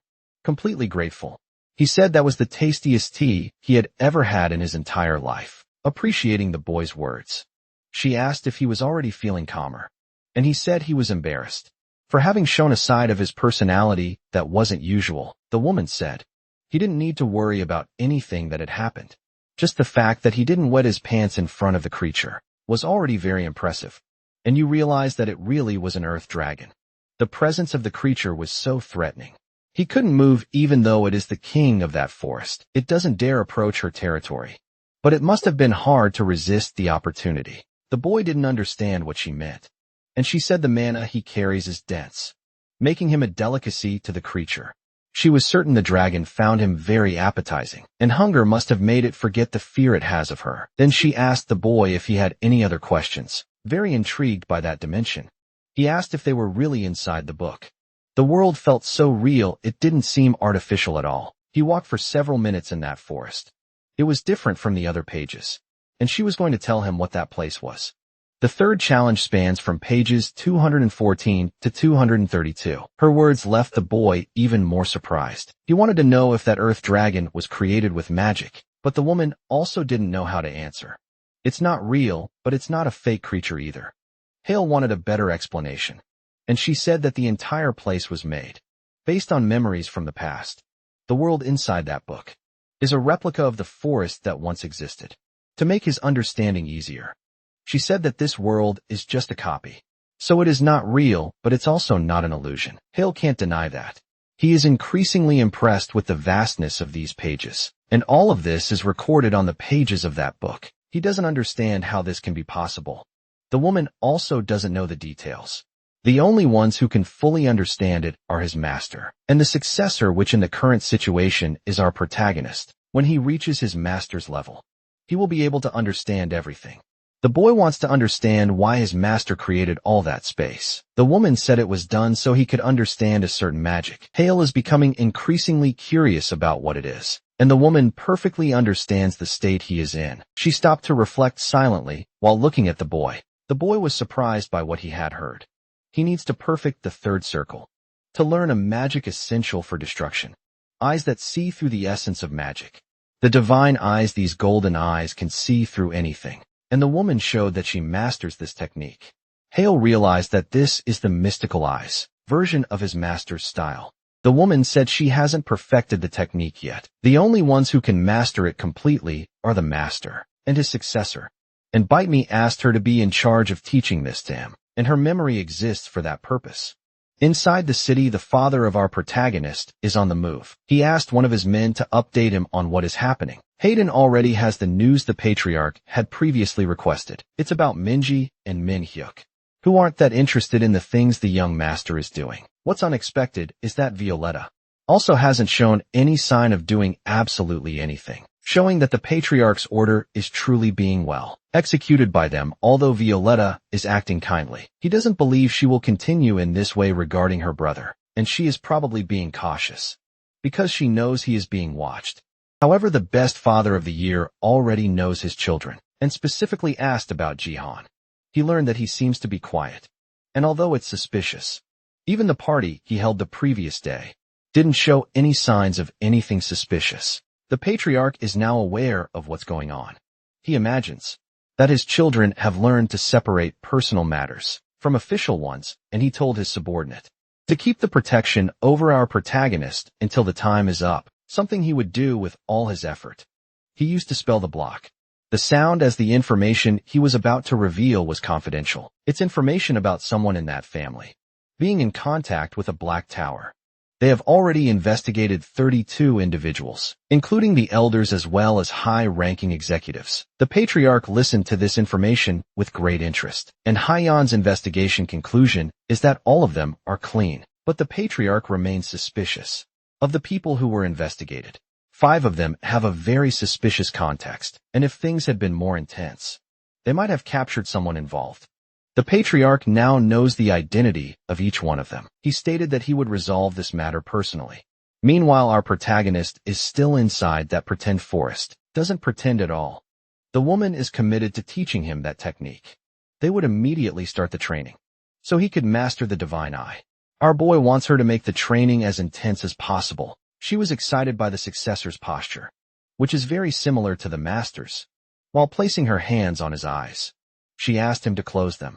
She would now slowly channel her mana into him.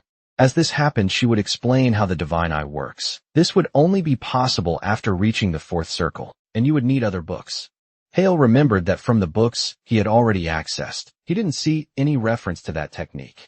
The knowledge was sealed until he reached the 4th circle. He asked if she was talking about Mimer's book. The woman was impressed by this information, asking if he knew anything about it. And our protagonist said he had a message from Mimer for her. The girl said he was doing very well, and that both of them had a reciprocal promise. In the silence of the woman, she apologized to the successor. He felt that for a moment, her mana had wavered, and thought he might have said something unnecessary. But things soon returned to normal. She apologized for what happened, but she was relieved that he had known. They will soon talk more about that other girl. But now they must focus on the training of the divine eyes. The reason he is restricted to the 4th circle is no secret. It's because she is on the 3rd trial. Helena was placed in that position to be in charge of providing all the explanations. There's a limitation to the amount of information that could be stored in that book, and she acknowledges that. The master knows how to bring out the best in people. Our boy heard something about the limitation of the knowledge a book can contain through Mimir. The trial pages and the verification of the successor demand a large amount of magic, which cannot be held in a single book. The rest is compiled in the other volumes. Helena continues to infuse her mana into the boy's body. She said that everything was already prepared, asking Hale to open his eyes. That when his mana had perfectly synchronized with his infinite circle, to the point that he couldn't even distinguish it from his own, and he began to feel something different in his eyes. Elena knew it might seem strange at first, but she had completely blocked the boy's optic nerves, making him temporarily blind. However, it's still too early for him to be surprised. The divine eye is an additional sense, beyond the ones he already possesses.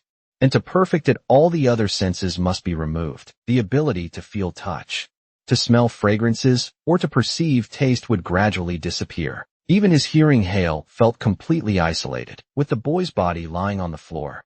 Helena was inviting him to enter the world of the dead. She waited patiently while observing the boy's body. He was immersed in a place where his senses were no longer functioning, unable to perceive anything. He could no longer tell whether he was standing or sitting. He had lost all sensitivity, completely isolated from the outside world. He couldn't say for sure whether his body was functioning normally. It was as if he wasn't even alive.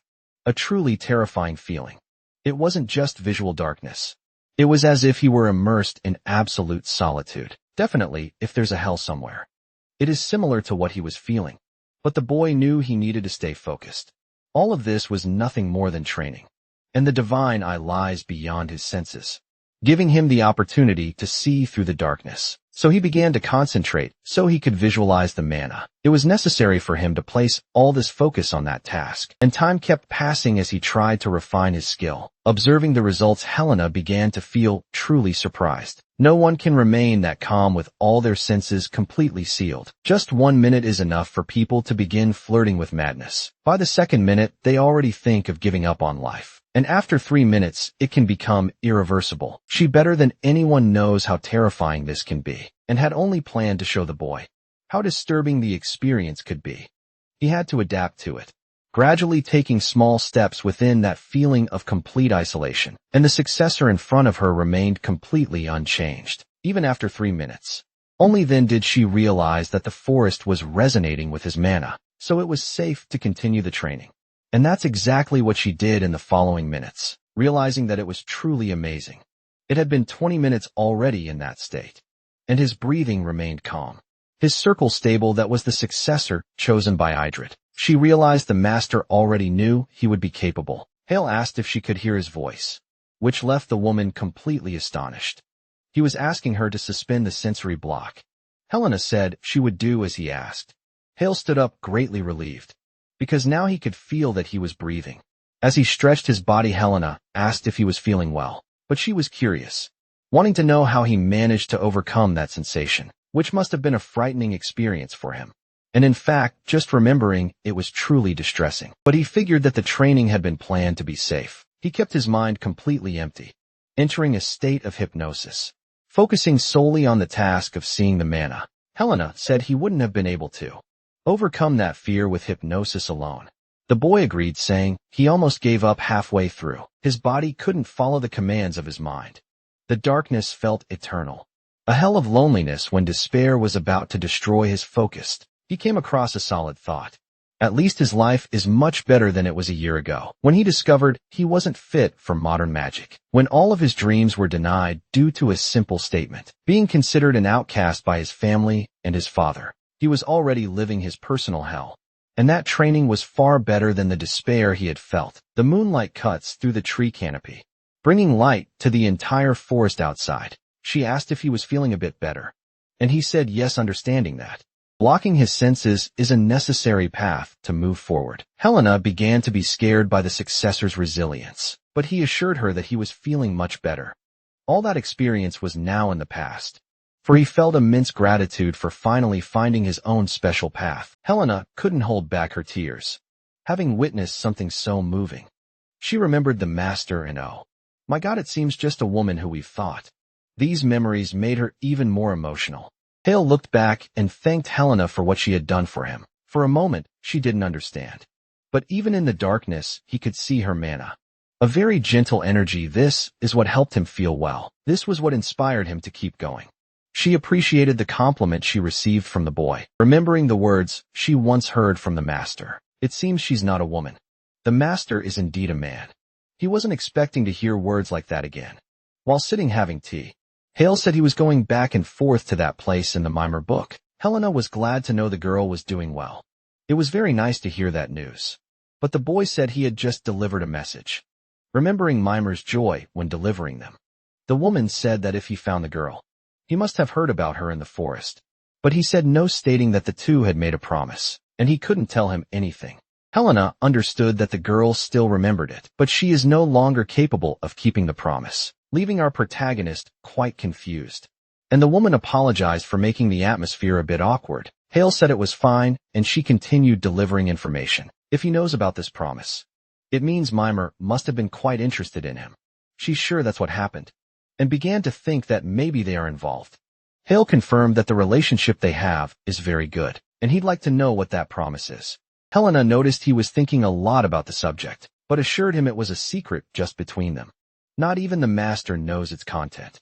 But Hale is a very curious person, and he knows that in the past, two must have been real people. Helena was surprised that Mimer hadn't spoken about it yet, saying she can't answer that question, and she wouldn't be the one to reveal its contents. Faced with this, our protagonist resigned himself, recognizing that a vow cannot be broken.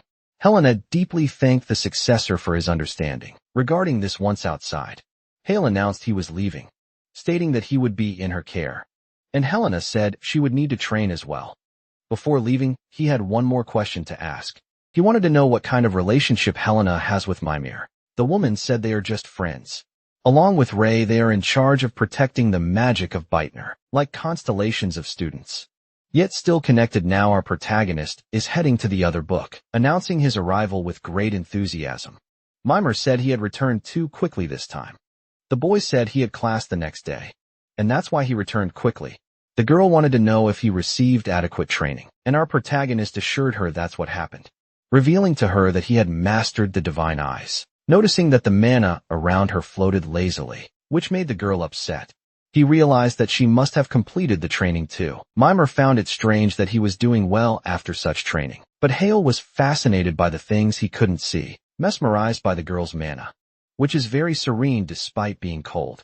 Only then did she reveal that she's a person with a cold personality. Thus they went for more tea, and there she learned that the successor was fine, even with his senses blocked. Wondering if Helena must have taken it easy on him, since her heart is soft. She even presumed that it was the magic of the forest that helped the boy, which he didn't understand. And she asked if he hadn't done the mana circulation therapy, but he hadn't done that as he hadn't developed any trauma. Now this version of the story became far too intriguing for her. It's impossible not to develop trauma after going through such an experience. He must have done something. And Mimir demanded that he reveal any hidden scheme he might have put into practice, revealing to her how his life was a year ago, leaving the girl very impressed. Naturally, she was very upset with the protagonist family, and who wouldn't be right? A year ago he walked this land with no purpose at all, since everyone had expectations for that prodigy. It only made things worse.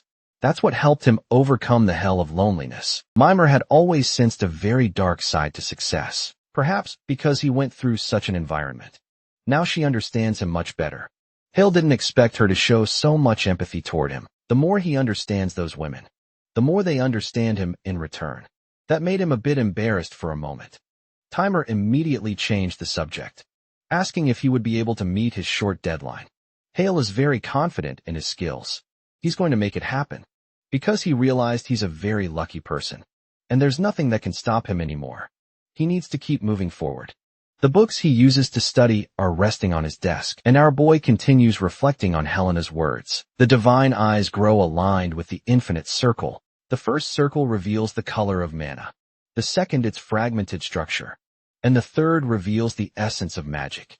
To master it completely, he must be able to see mana whenever he wishes, so he needs to use that technique naturally. The boy began to wonder whether he would be able to do that. Only then did he remember he had received an email from the Blue Tower. They had already decided which mage from the fifth circle he would be facing. The man's name is Hanwook, and he is 29 years old. Our protagonist was surprised as if he had met him before. Morning arrived at the Obelisk Academy. Several students were inside the training room. Shin watched his friend's training, and he wondered whether the two were still even human, because the girl had skill and expertise far beyond normal, sending multiple attacks toward Hale, who waited patiently for them to get close, summoning shields to protect himself completely. Della found out about the Blue Tower email, and was surprised that they had said it was a strategic plan. That's what happened. He didn't receive the identity of the person, but a full strategic guide, and they need to take advantage of this opportunity. Adela was going to say a few more things, but she realized she needed to concentrate on training. Her vision was briefly blinded, and that wind magic managed to get close to her, which left her very impressed. Hale calmly approached her, saying he still didn't know what the tower's intention was, and he wanted to know what his friend thought about it. While she gave her hand, she asked if she could take a look at that file too. After checking the information, she confirmed the protagonist evaluation was correct. This is a strategic guide. Shin didn't want to be left out and wanted to see it too. Adela also said the evaluation was very precise. Maybe it's a way for the master of the Blue Tower to show his consideration, showing that Hale should keep improving his skills. The boy, for his part, understood it as a way of gaining an advantage. Shin said it didn't matter what it was. It was a good thing, and indeed it was. But they still needed to keep training hard, which left Shin disappointed as he wanted to rest a bit more. He wanted a longer break since he hadn't even caught his breath yet. Havel said he needed to improve his stamina, leaving his friend quite frustrated. While he was running, a huge explosion happened behind him. Shin asked the careless ones to be more cautious, because they were inside an enclosed space. and they were wrecking the training room. The day passed, and the students returned to their dormitories. Adela arrived at her room completely exhausted, throwing herself onto her bed, ready to sleep immediately, even though she knew she needed to change clothes. But her exhaustion was so intense that it would have to wait until the next morning. She remembered that the protagonist, Lunar Bullet, was already faster and stronger than hers. The girl started thinking about what was happening. Even though she was putting in so much effort, there was still a big difference between them. This couldn't go on like that. And she realized she needed to train even harder, and she would dedicate herself more and more, because she didn't want to lose to her rival and techniques from her own family. It wasn't time for her to sleep and rest. She decided to take a cold shower and watch the recording of that day's training. Already in the protagonist room, he had entered that book once again, walking through the forest with his eyes closed. He didn't imagine that the blocking of his senses wouldn't be necessary, easily finding himself with Helena. A woman noticed that he could now easily see mana, but the boy still gets headaches if the period is prolonged. However, he can now see mana whenever he wishes. Now they can move on to the next step of the training. Helena said he would use the divine eyes to see her magic circle. As he is noticing, he will see essence of the magic, contemplating the spaces where it can be broken. Hale is trying hard to see these spaces, and Helena said that every technique has empty spaces. He needs to learn to use them to erase the magic and break a magic circle. This is called disassembly, a way to completely neutralize the magic circle. By optimizing the mystical gaze to its maximum, he will be able to nullify the magic. And she asked the boy to try as well, as she had a feeling he would learn quickly, creating a magic circle in front of him. Begin to pay close attention to it, finally noticing what he had ignored before. The mana of it is really warm and gentle, but he still can't see the spaces of the circle, and he started focusing only on this. He said that he needs to analyze the structure of a circle and strengthening his mystical eyes. He did as she had instructed. No magical formula is completely perfect. This is a phrase that's in the Book of Mimer. Knowing this, every magical formula has empty spaces. Seeing through the essence of magic, hearing the sound of mana, helps him find the flaws in the technique. Finally, the successor seems to have noticed something. Helena was becoming more and more pleased with his progress. Hale tried to use the disassembly of magic for the first time. At the academy, the students' class had ended, and they had received instructions about the Olympics. The protagonist's father, along with the head of the Blue Tower, were also in that meeting.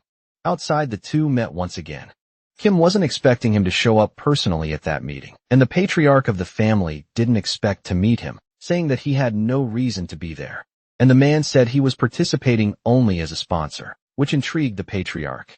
Only then did Kim reveal that he was prospecting the opportunity, and the patriarch understood that the Blue Tower must be sending its artisans to the competition. They are still considering the possibility, which is why he's prospecting.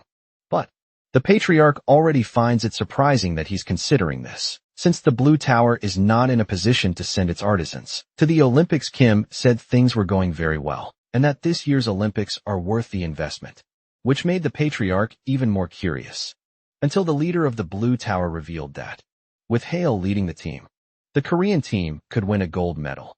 After hearing this, the patriarch was a little surprised. Kim assumes that he also has high expectations for his son, putting his hands on his chin.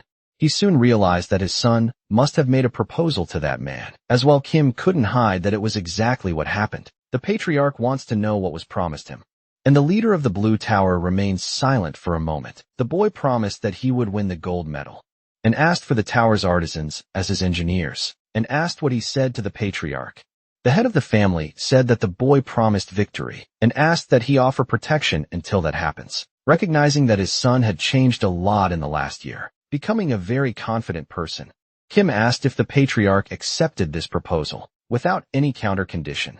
He said he has his own terms, and returned the question, since he wanted to know if the leader of the magic tower believed the words of a child. Kim realized that that man and his son are quite similar, revealing that he had put a condition of his own. As long as the boy satisfies it, he will provide the engineers. It didn't take long for the patriarch to become interested in knowing what it is Hale needs to defeat a fifth circle mage in a duel, the best father in the galaxy. Like this challenge a lot. If his son wins, it means he's good, and if he loses, he will be miserably beaten in the process. Both results please him, and soon they arrange for the patriarch to also watch the duel. Our boy continues going to the forest to train. Those training sessions are very exhausting. Helena is bringing a little more tea, saying that he is working very hard. Finally, the training had concluded. Havel said that Helena is also working very hard. It's thanks to her that he managed to get where he is. And she was already worried, thinking she might be demanding too much from the boy.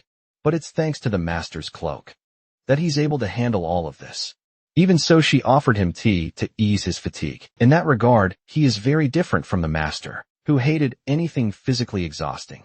He used to solve all his problems with magic and complain about every bit of physical effort he made. Hale realized that with the master's mastery of magic, it's normal for him to dislike that sort of thing. While they were there, Helena had a few more things to say. She is grateful to the successor for putting in so much effort, but their training has come to an end thanks to him. She enjoyed the experience of teaching very much, and she feels immense gratitude. Since she began waiting for the successor, she knew that her time with him would eventually end. Hale started to feel confused by that sense of farewell. Once her role ended, the page of destruction would vanish. She and the entire forest. This was a promise she had made with the master. Hale immediately grew worried upon understanding the truth, but Elena asked him not to be sad. Everything was made to disappear one day, and now it was time for them to say goodbye. Hale felt he still had so much to say to her. His progress wouldn't have been possible without that woman's effort, and she revealed that she was grateful he was the successor, but possessing only a single regret, that she wouldn't be able to witness his development, all the way to his greatest heights.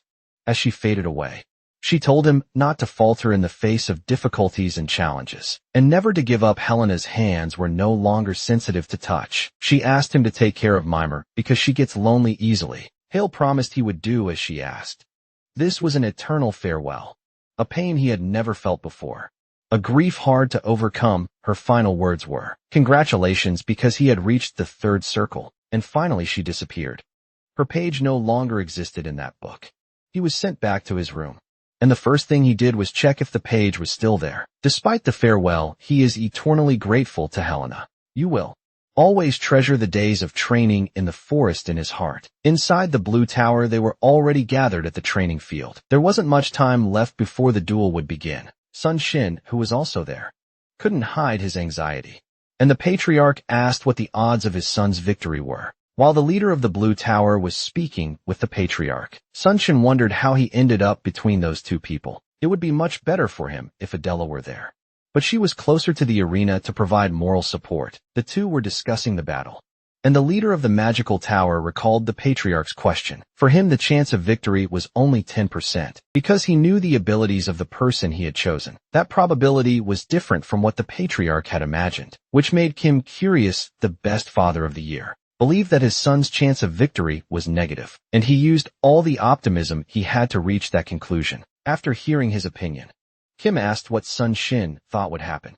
He asked the boy to set aside his friendship with the protagonist and to think objectively, to contemplate the true truth in his heart. He looked at his friend, reflecting on it, coming to the conclusion that the chance of victory was 50%. Kim thought that estimate was too optimistic and wanted to know what led him to it.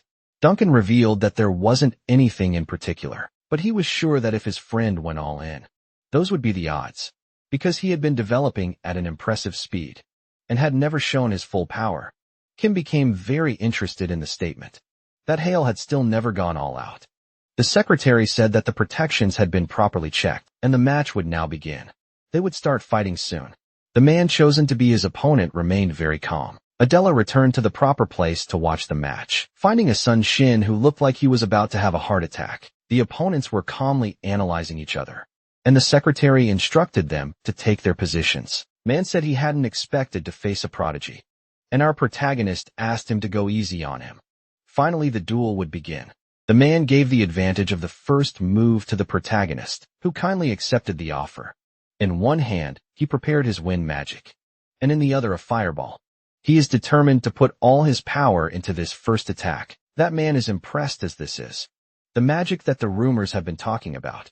Is truly fascinating. Our protagonist warned that he is too relaxed, but the man assured him this is a situation where he can afford to be like this. Our protagonist appreciates his posture and is curious to see how long he will be able to maintain it. Firing his attacks towards him, the man waits patiently to be hit, saying that it's indeed impressive. All the spells seem the same, but some are faster and others follow confusing trajectories, making it very hard to dodge. If a fifth circle spell came at him this way, the result could be catastrophic, but he remains calm, performing his defense barrier, confident that it won't be enough, creating a large barrier that blocked all those attacks. After all of them hit the target, all that was left was smoke inside the arena. Our protagonist realized that the fifth circle defense easily ignores his attacks, but its weakness is that the summoned entity also remains isolated, and his opponent cannot prevent him from getting close. He had left a large gap for him to approach, and the man soon realized that this was his true intention. He said this wouldn't change the outcome of things, but our protagonist disagreed. He finally managed to get his hands on the barrier, and by using interference, he made it start to crack, leaving his opponent completely surprised. Even his friends weren't expecting something like this. The power he was putting into that barrier was increasing its cracks. Both Kim and the patriarch were also closely observing the result of this. Hale managed to do what he wanted, stating that it was already too late. He had precisely calculated the time needed for the interference, speeding up the process, changing the trajectory of his flames and the wind, causing a large firestorm in the space delimited by the barrier. Pieces of the magic shield flew across the arena. Adela couldn't believe what she was seeing. Shin was also stunned. The absolute barrier was destroyed. Hale wished his opponent would lower his guard. For just one more moment, it would have made his life easier. Being relaxed is very good, but remaining careless is always the maximum. That's what the master of the Blue Tower taught him. When the outer shield was broken, he was able to conjure another defense. Our protagonist realized that the battle would continue, and the man said that it was his turn to take the offensive. Hale was already prepared to react to the attack. He had received information about that man, knowing that he strengthens his body and has a great curiosity for new magic, and his specialty is fire magic. So he was already prepared to fight at close range with fire. The mage quickly advanced towards the protagonist, noticing that he is interested in his magical techniques. That man is watching him closely. He won't aim at any vital points. Even so, it's not in his interest to take it easy. Hale predicted where he would be attacked. His right target would be the target of that fire sword, barely managing to dodge the first attack. Still, his arm was superficially cut, but there is no time for him to stay distracted. Hale managed to retaliate with a punch to the stomach, and even though he was strong, the man had to hold back the sudden urge to go to the bathroom. That was enough for Hale to gain a little more distance, receiving compliments from his opponent, who noticed that the boy could react quickly. Hale said he has knowledge of close-range battle. Knowing this, his opponent started changing the magic he was holding in his hands, since it's part of his opponent to adjust his battle strategy by analyzing his enemy. He said the young man's future is truly frightening. Even though he is at the third circle, he's dangerous. That's why he's going to change his posture in the fight. He decided to use everything he's got. After summoning voluminous flames, he made fire rain down from the sky. One of the privileges of mages in the fifth circle is being able to use area annihilation magic. Being in the third circle, our protagonist wouldn't be able to defend against that. His opponent believes the end of the battle has come, making our protagonist activate the AliExpress Sharingan. He wouldn't let his victory slip away like that. Using resonance, he began gathering water with his hands, creating a large shield to protect himself. This left his opponent confused, because it shouldn't be effective against the attack he had executed. The water vapor obscured the observer's view. His friends were worried as they couldn't see anything. Kim knows that this magic should be from the third circle, but judging by the result, it seems stronger. The father of our protagonist remains silent, as he still doesn't know whether to cheer for or against him. Inside the arena, they can't see anything, at least if you don't have the divine eye. The man believes that Hale's vision is also obscured by the circumstances. Little does he know that he's already being coldly observed. The boy can see absolutely everything, precisely identifying the man of the fire sword. He begins moving his feet toward the man, who managed to hear the approaching footsteps, reacting quickly with his fire sword. But he was caught off guard. From his blind spot, our protagonist was wielding a lightning spear, and he had no idea how the boy got so close so quickly. He considered using the absolute shield, but since it had already been broken once, it would be risky. Only one option remained. Hale saw the color of that mana. It was yellow, a sign that his opponent would try something else. Placing his hands on the ground, he raised a wall of earth to protect himself, and the boy needed to act quickly to stop that barrier from fully forming. Striking his spear into the ground, he prevented the earth from materializing, and the glow of his lightning spear was once again able to blind the man's vision, buying time for our protagonist to coat his own hands in flames, allowing him to maintain his offensive. It was all too fast. The man needed to act. But Havel saw the color of the mana again. He identified blue. He was superficially hit by water projectiles. Even so, he didn't abort his attack, which was already underway. Impact of his fire magic clash with the water shield once again. The resulting steam clouded everyone's vision, and the man found himself temporarily blinded because of it. That situation was starting to annoy him. Realizing it was a trick by the boy, he said his schemes would end there. Hale reacted quickly, placing his hand on the ground. He needed to enter the essence of the magic to find its gaps. That way magic would no longer be magic. And he used the technique he had learned in the forest against him. His opponent realized that the magic he had invoked vanished before his eyes. Havel said that the moment when victory seems certain is when battle becomes truly dangerous, creating a great whirlwind inside the arena. The secretary said it was over and the winner would be declared. Hale emerged victorious from that brief clash. After all that action, he was very exhausted. Ken was already waiting for the boy. Acknowledging that the match had truly been incredible, Hale closed the door to the waiting room.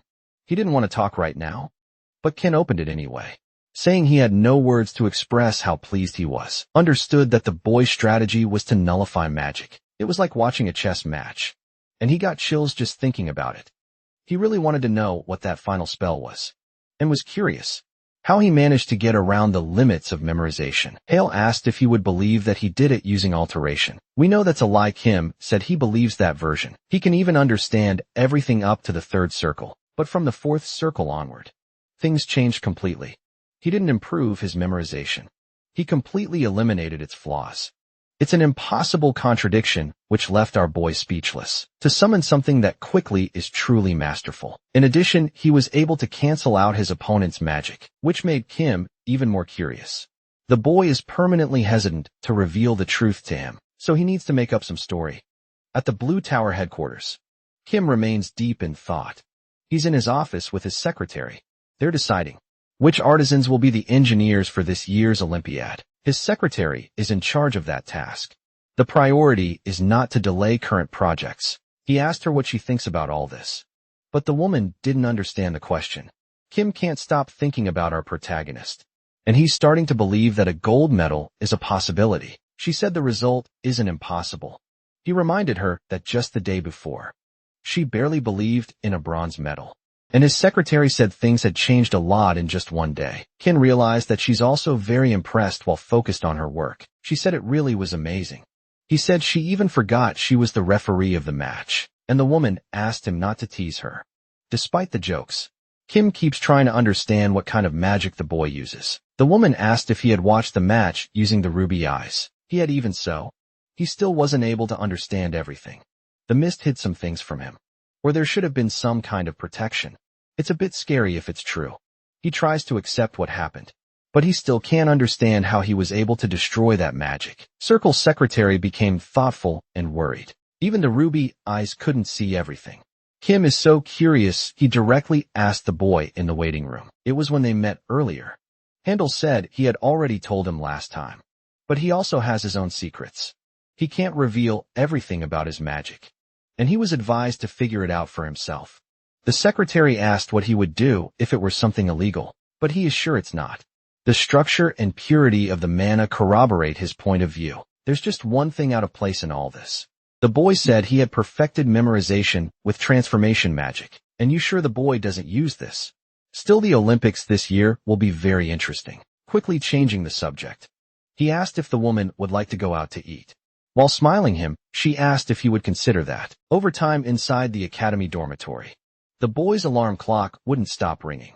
He can't get out of bed, his whole body is sore. He slept for 8 straight hours.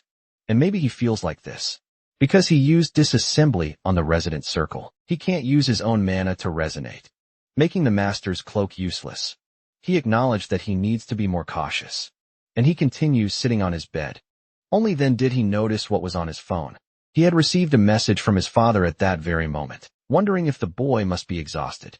He got medical assistance and advised him to focus on his own recovery. Who would have thought once again? The best father in the galaxy, making his star shine. His father left the duel without speaking to the boy, which made him very worried. But now he knows everything is fine. He's regaining his father's trust again. And there's little time left for the Olympics. Hale returned once again inside the book, being received by Mimer, who was very happy. He said he won the battle and that it was very easy. But that's not what his facial expression is saying. Hale revealed that it wasn't easy, and if his plan had gone wrong, he would have definitely lost. And he only had the advantage because of the information he got from the master of the Blue Tower. But he knows he needs to train again. He wants a book on the fourth circle. On the ring of expansion, the fourth magical circle is the expansion, and she gathered all the necessary books for him to understand the subject. He should read all those books that were presented to him. In the classroom, the students are being instructed on I, and they should write a text about it. But among them, there's someone who completely ignores this information. It's our protagonist, and he keeps reflecting on the expansion circle. It is fundamentally different from the previous circles. The first three overlap, like peels.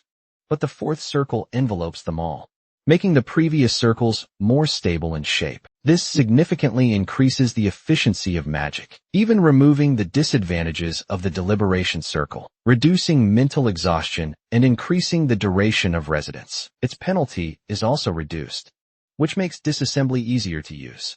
Even the divine I will be better used from now on.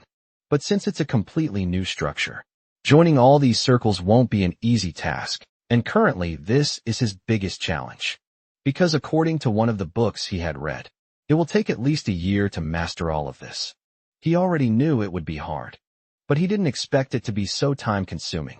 And he doesn't have much time left before the competition. Hale and his friends are once again in the academy training room. He is controlling the time on the treadmill. They need to run for 5 more minutes. Shin is sweating so much. Even looks like he's running in the rain. The girl, on the other hand, remains unchanged once they complete that exercise. They'll rest for 10 minutes. Shin seems like he's about to contemplate his own death as an event. Adela went to the boy to help him, and he was quite surprised by this action. She said they had all promised they would push themselves harder each time, and indeed that's exactly what happened. The night after the battle with Hanwook, Hale was completely exhausted from that event. He couldn't train with his friends. Shin even tried to convince him to train that day, making the protagonist remember his own words. Adela realized what was happening and said that she was also tired, suggesting that they should rest. Shin was the only one who tried to prevent that from happening, reminding them that the best part of training happens when they're exhausted. That's how he was indoctrinated by his friend, who now seemed to have forgotten his own words. Hale got really annoyed by that. But if reason were crap, his friend would already be drowning in it. He said he really couldn't forget that mentality, warning her that the next day's training would be even more agonizing. Shin realized what was about to happen and suggested that the protagonist go rest. So Hale drove the boy away to train a bit more. As they walked through the city, Shin realized that a genius is still a genius. His initial strategy hadn't worked in combat, yet he was able to come up with something entirely new. That's the most impressive part about the protagonist. And he asked Adela if he had always been like that when they were kids. The girl said the only thing that changed was that he was a little younger. Shin wanted to know if he was more immature, and she said that's exactly it actually. He was always a very optimistic person, and used to overestimate his own abilities. She also behaved that way, and having him as a rival, she never changed that behavior. She's starting to like it more and more, realizing that she's increasingly fascinated by the protagonist's techniques. Shin has trouble believing that his friend used to be like that. Everything changed when he entered the academy. He realized that being incompatible with AI wasn't a curse, but a disguised blessing. Adela was very surprised by that statement, and the boy said he didn't mean it in a weird way, saying that geniuses always have a particular kind of arrogance, and that's what makes them grow beyond their limits. And her friend isn't an arrogant person. Being incompatible with AI is what caused this. Adela asked if he was assuming that the protagonist got better because of that flaw. And that's the conclusion he drew from these events. But he believes his friend might get upset if he hears that. But he's happy that he found his own path and that it works, leaving the girl completely speechless. He said they should also strive to give their best, showing that he's following the same path as the protagonist. They're going to push themselves to the limit for those Olympics. And the girl promised that they would work harder and harder to win. That's exactly what was happening. While they talked, our protagonist looked at Shin, who wanted to know why he had asked that question. Hale handed him a bottle of water, saying he had worked hard. Apparently, he delivers both the disease and the cure with the same hand. Our protagonist said he never made his friends sick, but that wasn't what he was talking about. Adela, it seems, is a strong candidate for kidney stones, since she doesn't drink water. She's always holding that banana milk. Now they need to return to special training. Adela and Sun Chan are now in their moment of rest. Our protagonist approached her and asked if they could talk for a moment. The girl looked at him with interest. They went outside to talk about it in private. The team for the Olympics had already been defined, and he wanted to restructure their training. Since starting the next day, they could skip some classes to put the training into practice, even though the academy was providing training for them. Hadel believed 8 hours wouldn't be enough. That's why he wanted to change a few things. In the morning, they would hold meetings to define the strategic approach. In these meetings, they would analyze each event that would happen in the Olympics, so they could understand what was needed to win, and also assimilate the new rules for that year. Adela considered the suggestion interesting, but wanted to know why only the two of them were talking about it. Hale said their friend was already overloaded with physical training and too tired to listen. They also needed to analyze the foreign competitors. This was already being done by the Blue Tower team, and starting the next day, they would begin implementing those changes. The girl had something to say. She agreed with the theoretical part, but she didn't know if the older students would listen to them. Our protagonist didn't even see that as a problem, because there are ways to deal with that. The next day, they were already prepared to train. Shin wanted to know if his classmates weren't nervous about it, and they said there was no reason to give in to nerves now. Only then did Shin reveal his concern.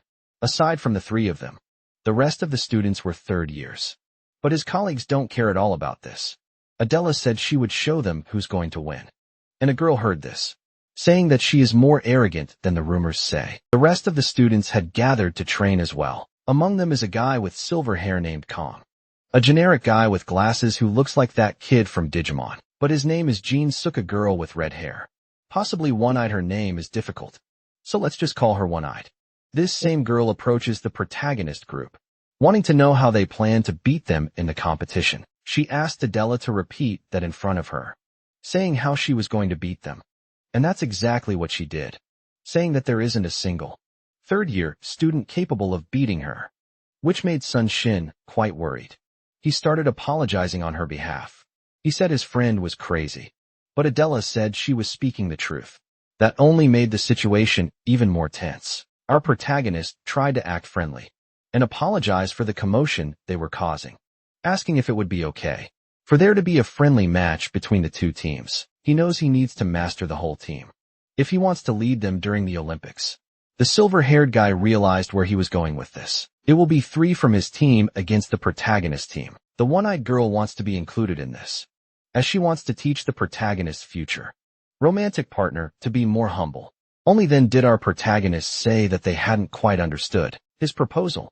It's a match between all the third-year students against his team. The one-eyed girl was so angry, she almost had a stroke. While Shin's soul had already abandoned his body, the silver-haired guy asked what the protagonist's true intention was in proposing something like this. Because he knows they wouldn't be provoked without a purpose. There must be a reason for this.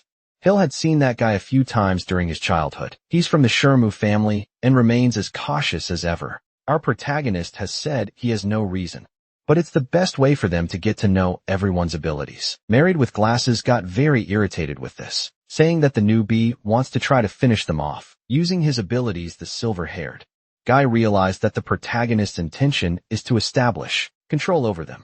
And the Premium Plus Extra tried to intimidate our protagonist, saying that their hypothesis is correct. But Hailey doesn't flinch for a single moment. The one-eyed girl said, "They're very arrogant, and their patience has a limit." She knows they are talented, but they can't disrespect the older ones. If it were a one-on-one battle, they might have a chance to win, but against 7 students at once, That's practically impossible. They wouldn't be able to beat them, especially when their team has a weakling like that.